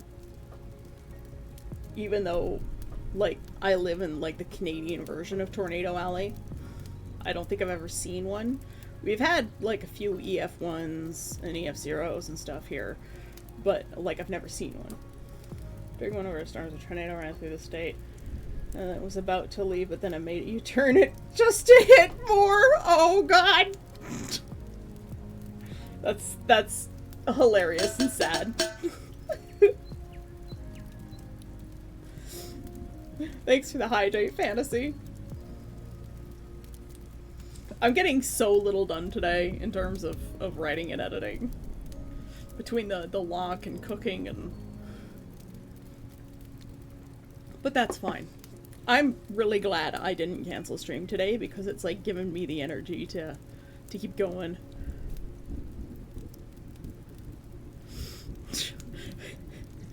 Never laugh because even the chasers felt bad for the city. Hell yeah.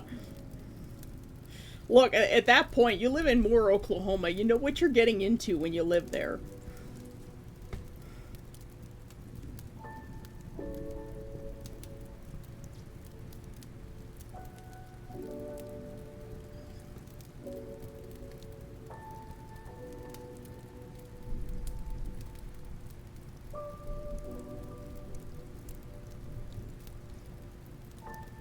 Yeah, Grim is usually live around this time.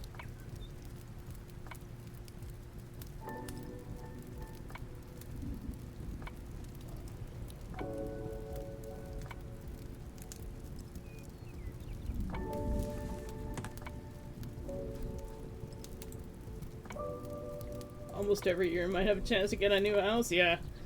Again, why my house would be underground in that place.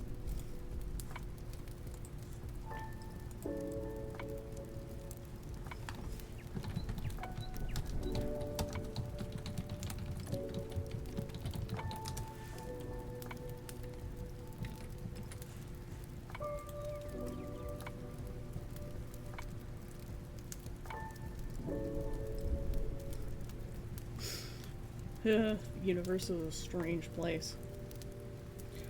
Alright. We're gonna go into another session. Good luck, everybody.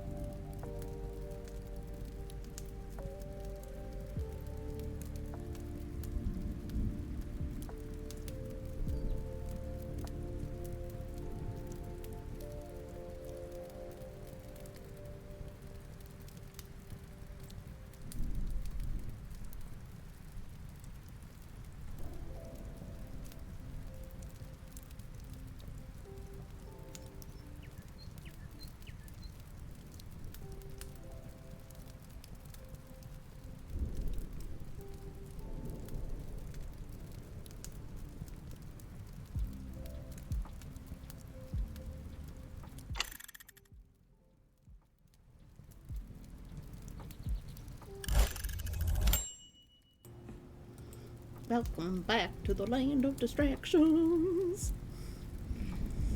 Oh, the hearts from Necromancer. Welcome back, Necromancer.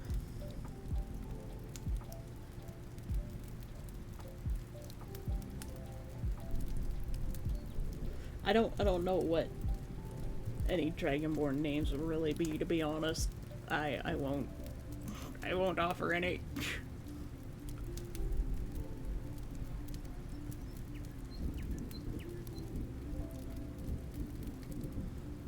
How's everyone's projects going?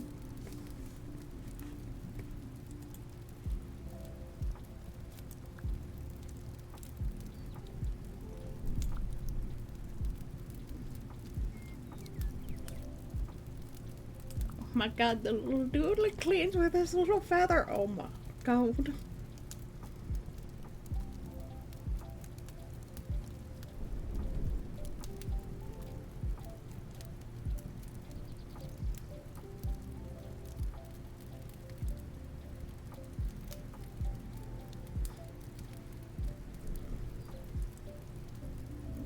Well, at least you know now, and not later, right?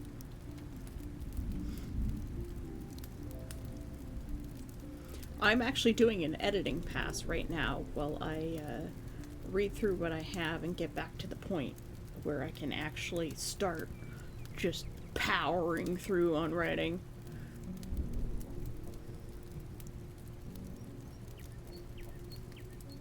And, like, I can tell that from all the reading that I've done lately of some really tremendously good fanfiction writers in the Modou Zushi space, that my writing still has some problem areas, obviously.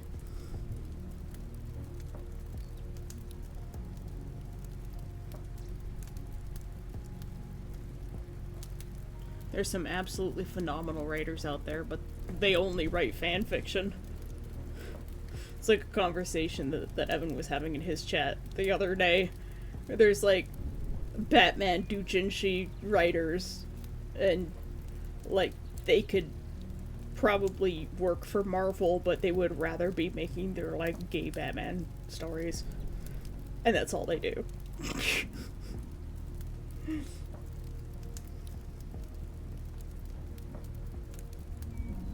I've only ever written a couple of fanfics, and they will never see the light of day. No one will ever get to see them or read them. And when I find the notebooks, I will burn them as soon as I can get access to fire. Hey.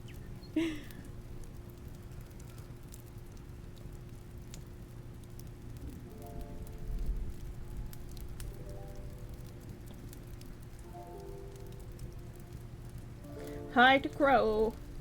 She's welcome to come by anytime.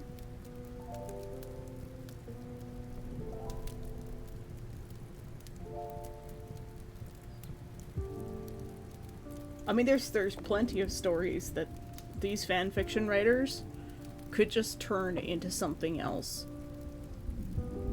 And it's funny because just very recently, somebody found out that a famous author has been stealing people's work from places like AO3 and just changing the names. They do a replace all, and they found it in one of the published works.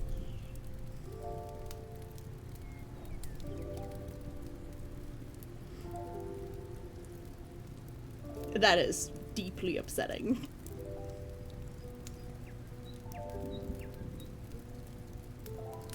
Yeah. I can't remember which author it was, though. It's one of those ones that writes the trash. The trashy romantic-y shit.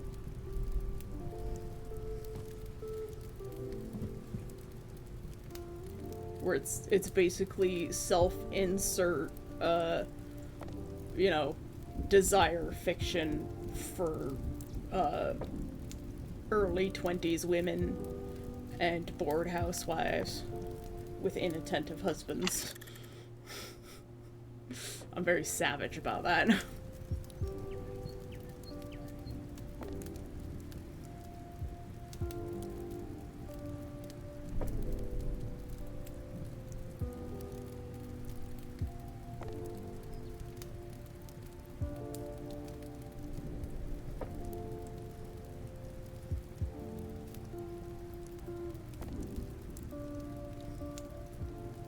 Yes, people like what they like, and people like power fantasies.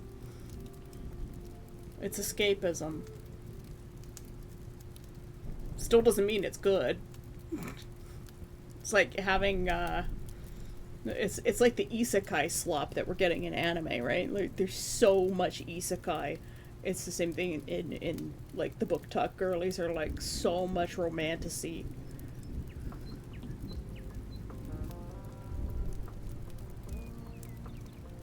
It's really rife in the industry right now.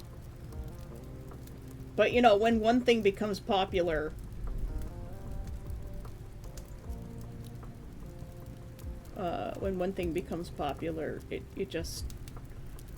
it spawns so many replicas. Like, the amount of danmei that I am learning about now, that's coming, just like, there's so much. And it's, a lot of the times, these romantasies are just barely concealed prawn.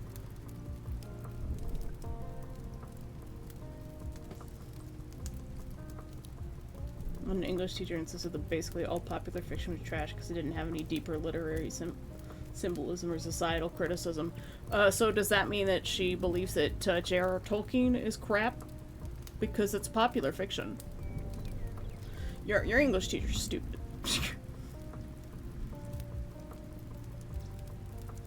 Because, Shakespeare is popular fiction. It's just popular fiction for its time.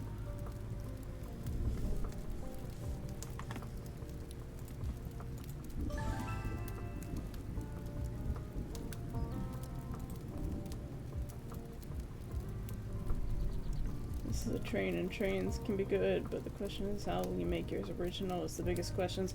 Most of the time they don't make them original.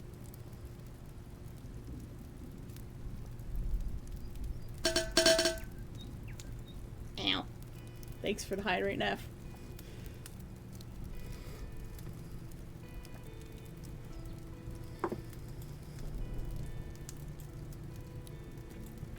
Now, high fantasy is deep and meaningful and pretentious. That's all high fantasy is. It's nothing but political intrigue and reflections of society and deeper societal tie. That's all high fantasy is. It just happens to have elves. See, the very definition of high fantasy.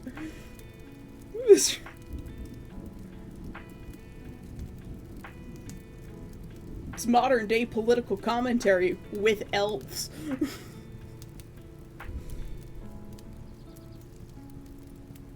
Well, according to this teacher, no good book exists, so it's not possible. Pride and Prejudice, popular fiction. Sherlock Holmes, popular fiction. Milton's Paradise Lost, popular fiction.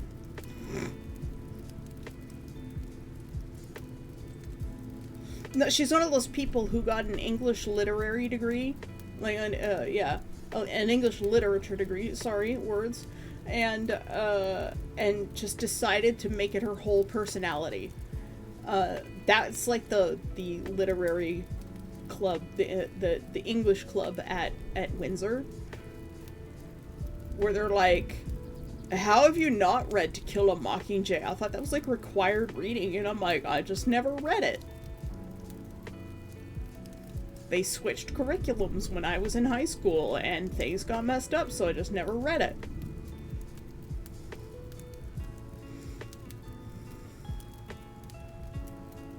And they, like, looked at me with disdain. They're like, how do you not know who this author is? This, obscure, early 19th century author. It was like, because I don't care. I'm only in the English club because I'm taking English, but I want to be a writer, not a literary professor. Thanks. And they look down upon you for not knowing these things, and it's like, my interest in English is clearly very different than yours, but it doesn't mean that mine has any less value.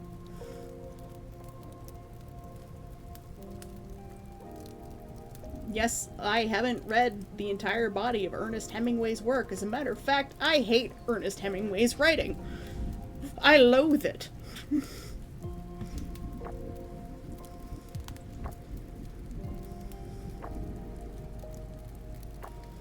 No fantasy has booped my snoot. It is the boop snoot, like the droop snoot, but a lot less sad and weird. It is the snoot that gets booped. The boop snoot.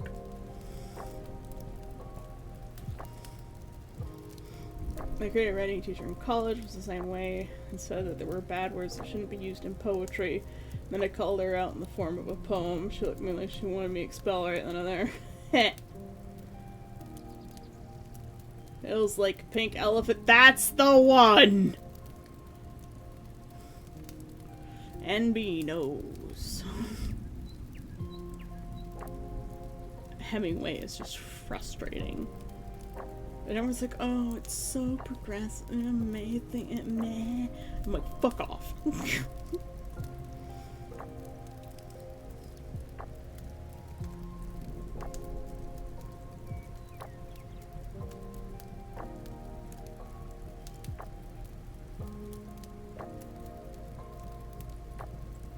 Never heard of it. Can't be that good then. No, you have to have certain tastes for Hemingway, I suppose.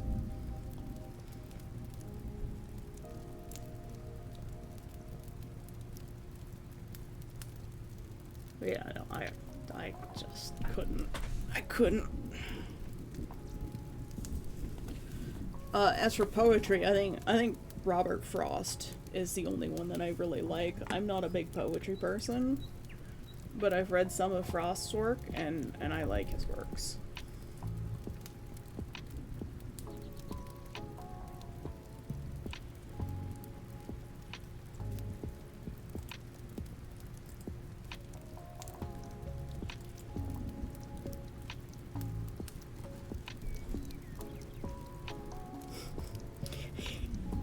Well, I'm glad. I'm glad I'm not alone. Let's change things up a little bit. A little bit of typing.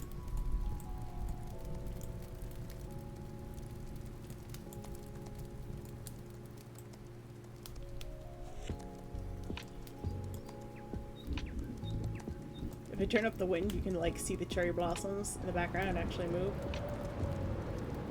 But their wind sound is really annoying. I need a wind sound that's like that really deep, like... I love that noise.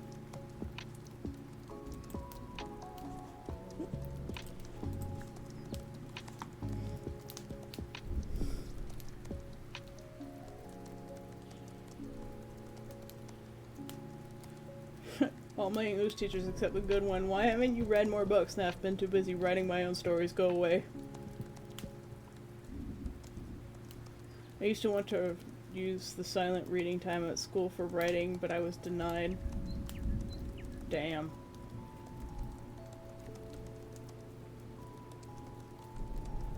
I actually didn't start writing until that assignment in grade 12.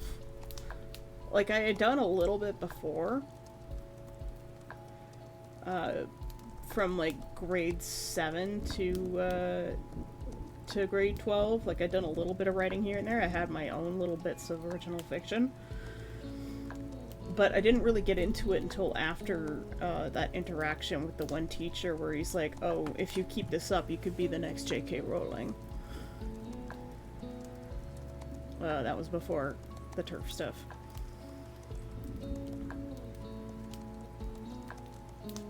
I think the first time I really wrote anything original was actually a Sailor Moon fanfiction. Which again, will be burned when I find it.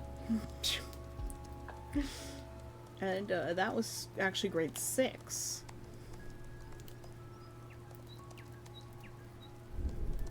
Oh, nope. Grade 5. Grade 5 was the first time I wrote something that was original fiction.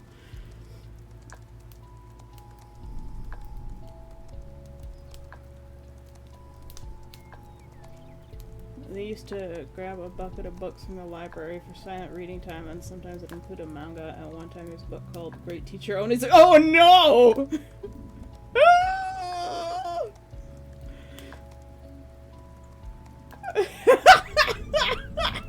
They're like, this is cartoon. It's okay.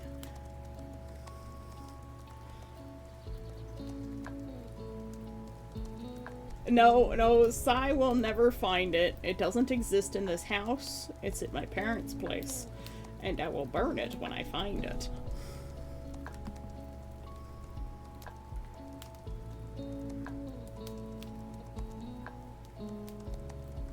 Yeah, see, Neff has a good view on it. Yes, I found the classic. The manga classic. That's hilarious.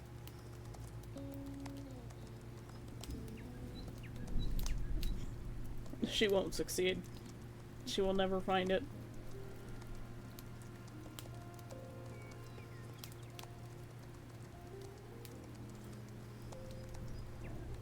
It will go into the paper shredder and be turned into mulch.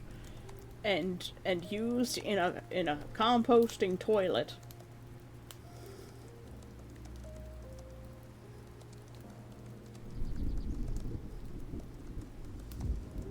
I hated poetry because I was forced to write it. And I think that's largely why I dislike it, is because I was forced to do it. And everybody treated it like poetry is the be-all and end-all of any kind of writing, and everything else is just derivative.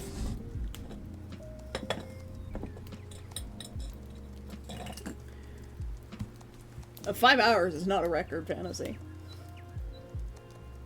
I think my longest is like 5 3/4. So if I go for 6, that'll be my longest.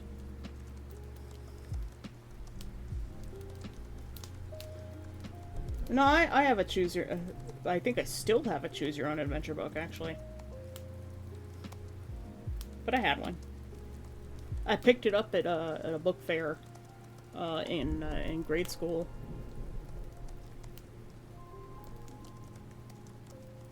I think that was also in grade 4 or 5. I got it for like 50 cents.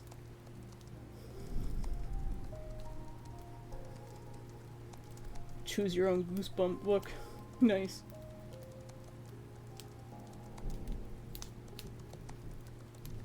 Curse of the Purple Peanut Butter Sandwich? Wow. My Choose Your Own Adventure book was a lot more adult than that.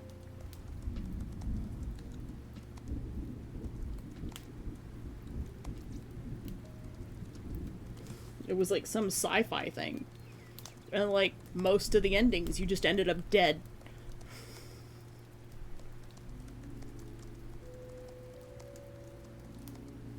I miss Scholastic. The Scholastic book thing. I miss that. Yeah, book fair. So good. We had this thing called Book It. And it was like in conjunction with Pizza Hut. And you got like pins and stickers to put on your pins, and it was like a fundraiser thing, plus like you get people to sponsor you to read books. But I was never good at getting sponsors, so I never won any of the prizes for getting sponsors, but like I got prizes for reading the most books.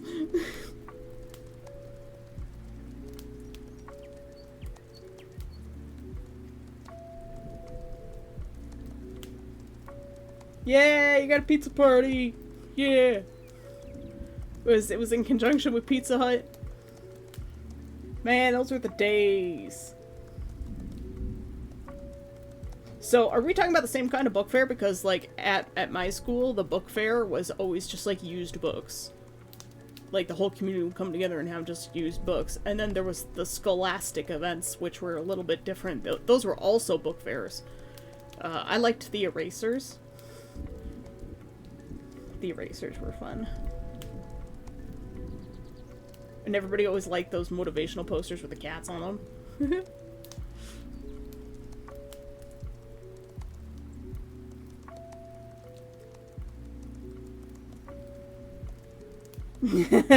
Yeah. Yeah.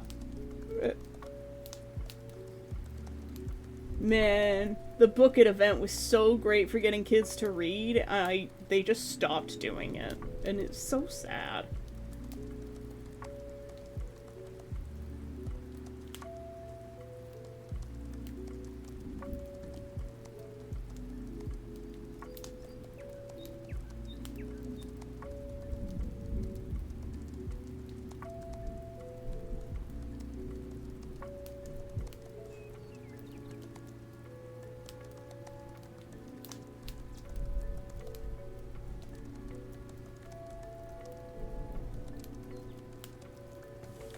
One of the books I got from Scholastic was Into the Land of the Unicorns by Bruce Coville. I really loved that book. He never wrote the sequel, so the story never ended.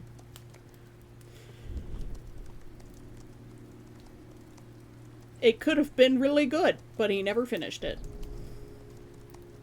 And another one I got was Jeremy Thatcher, Dragon Hatcher. That was a really good book, too.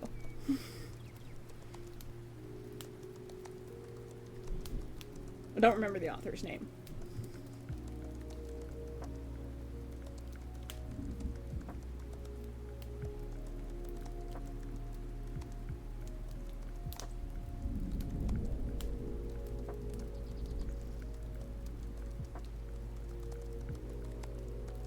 Yeah, Neff, mine were also like that.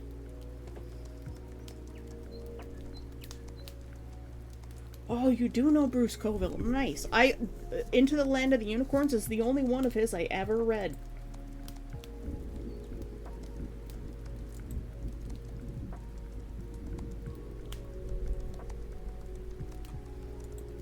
What book is it, fantasy?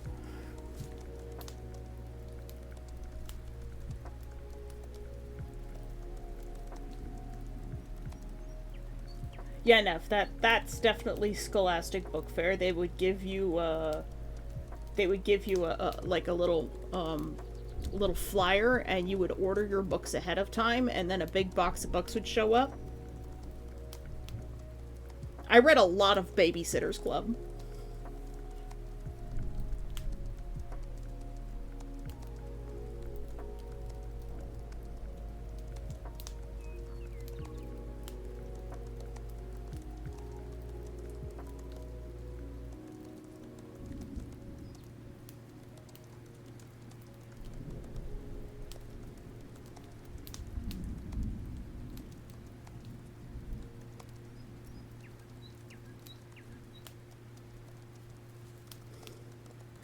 Fantasy. The book is from 1997, so it's very old. Fantasy. I wrote my Sailor Moon fanfiction in 1996. My very first original fiction was written in 1995. And the original fiction that I have that still survives to this day, Legends of Kaya, I wrote in 1997-98. And that was the rehash I did in grade 12 in 2003. Or was it 2002? I graduated in 2003. So yeah, it was 2003. And no, they're never gonna see the light of day.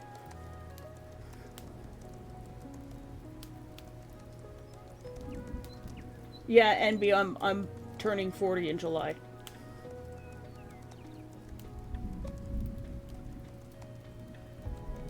Yeah, I started reading Dragonlance in grade 3 as well.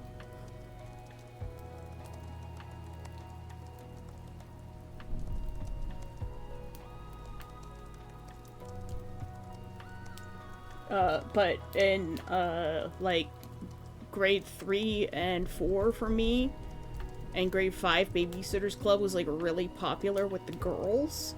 And so I started reading it so that I could know what they were talking about, so that I could fit in a little better and not get bullied so much.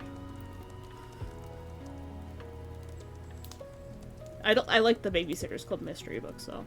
The mystery ones are the best. The other ones were just kind of pedestrian. I really like Nancy Drew. The more mature Nancy Drew books were good. I really like mysteries. I think that's why I like Modao Zushi so much, is because at its core, it's a murder mystery story.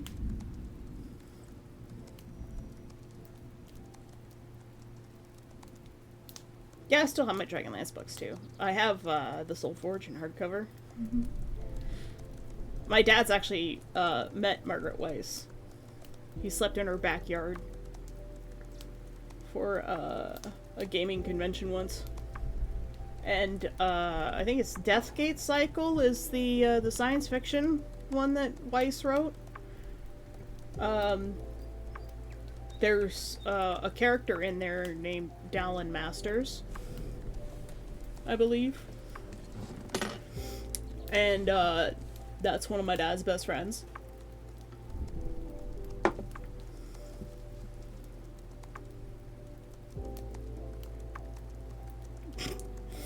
Neff.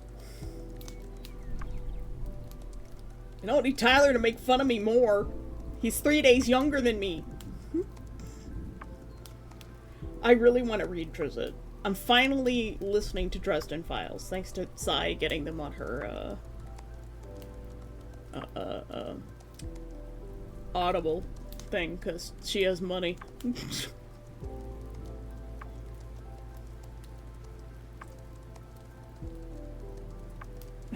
Well, thanks, NB. My mother let me and my brother collect Game Pros. After seeing they were reading material, not just magazines with games on them, yeah. I can pass the cane on. Yeah.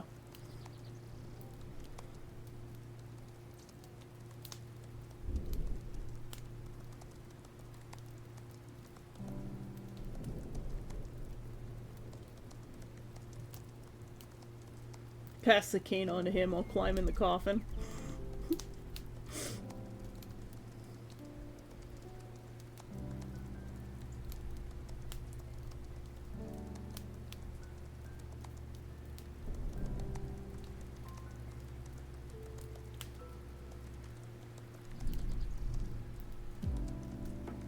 Get a staff. Become wizard.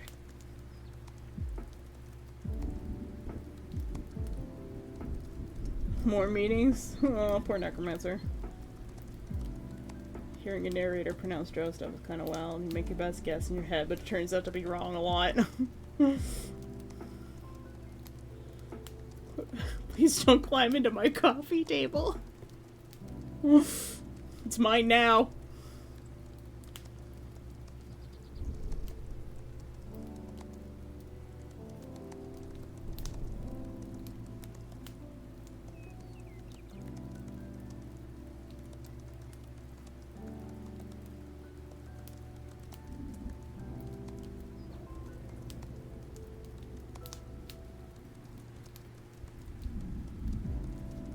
Gesundheit.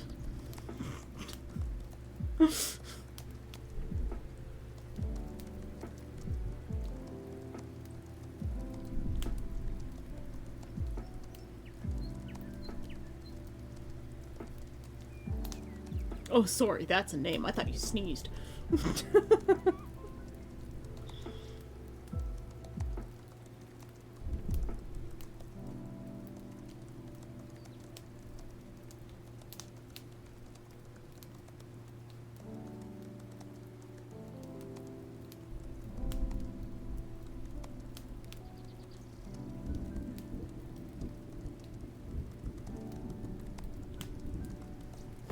Alright.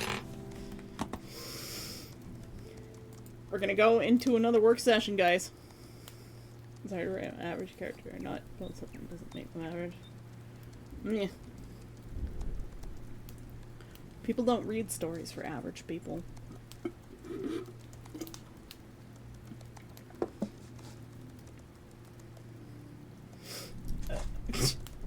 Oh, wow. Sai is not average. Sai is absolutely not average.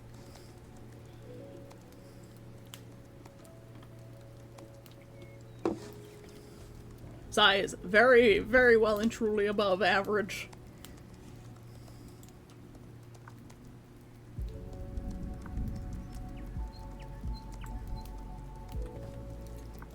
Unless that's the wrong your.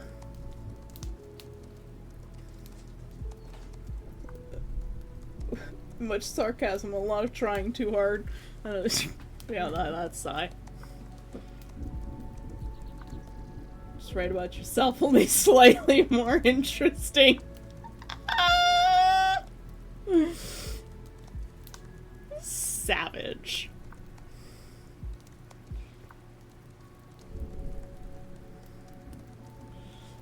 I think that's what Neff was getting at.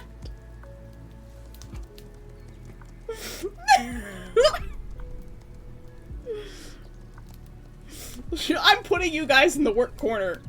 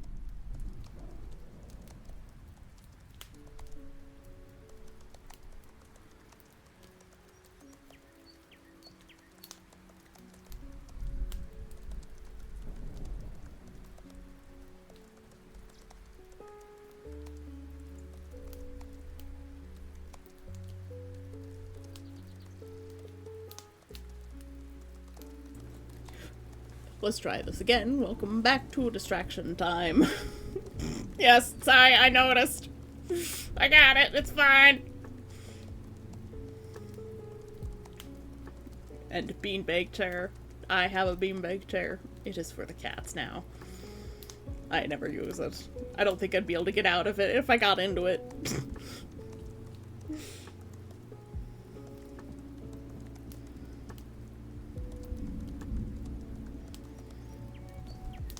I think I'm starting to feel the heat from outside. Like it's so humid. Oh. Like it's cold, but I'm starting to feel like the air is thick. The AC is on, but the air is thick. It's so weird. I hate it when it's like that. And it's like the color of butter outside. I don't know if anybody else has this thing where, like, you can sort of see how hot it is. Thanks for the hydrate, Fantasy.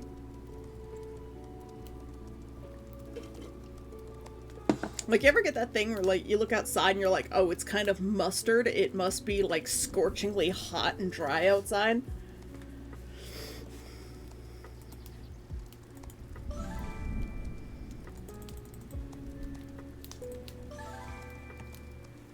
Two pets.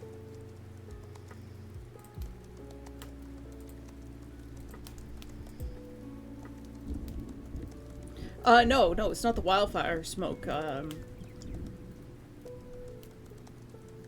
It's just, there's something about, when it's a certain temperature outside, it's like the color of the atmosphere itself just kind of changes.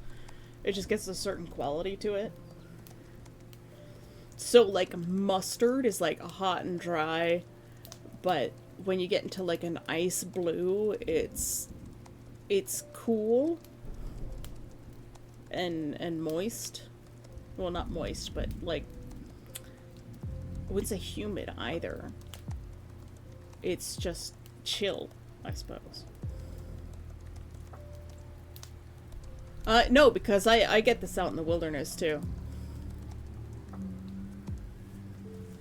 Maybe it's just me. Like, my family sort of gets it when I say it's, like, yellow outside.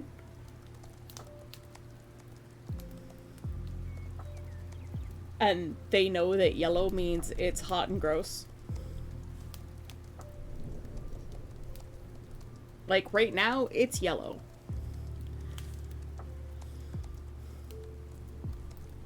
Not quite like mustard, but it's like a warm butter color.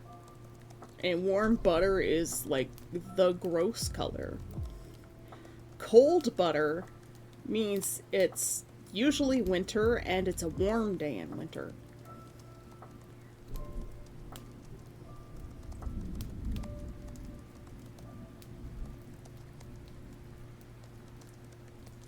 Also, don't go outside after 25°C unless I have to. The summer temperatures have arrived. They just, like, yesterday it was barely acceptable temperature-wise, and the day before that, like, it was already getting quite warm. But today it's just unacceptably hot and gross. And of course, my city is like a bowl, and it's built on top of an aquifer with, like, big rivers. A big river, and then all the Great Lakes around, so it just holds all the humidity. We might be able to raid Grim later. I like to raid Evan, usually.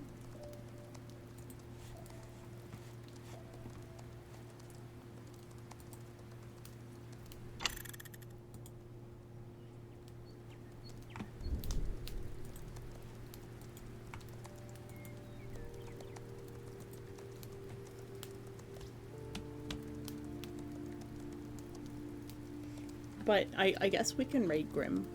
We can always raid Evan tomorrow. And Zio needs some viewers. I've still got one or two people that are lurking from that previous raid. They're probably just on a raid train and won't wake up.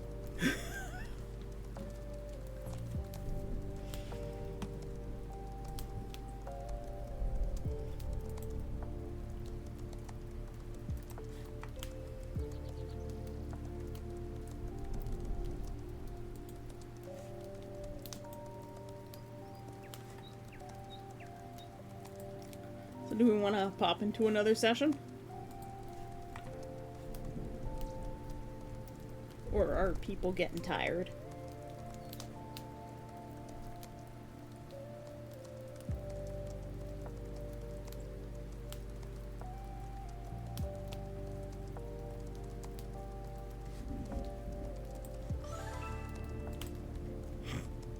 That's so cute. I didn't know you could pet the actual pets.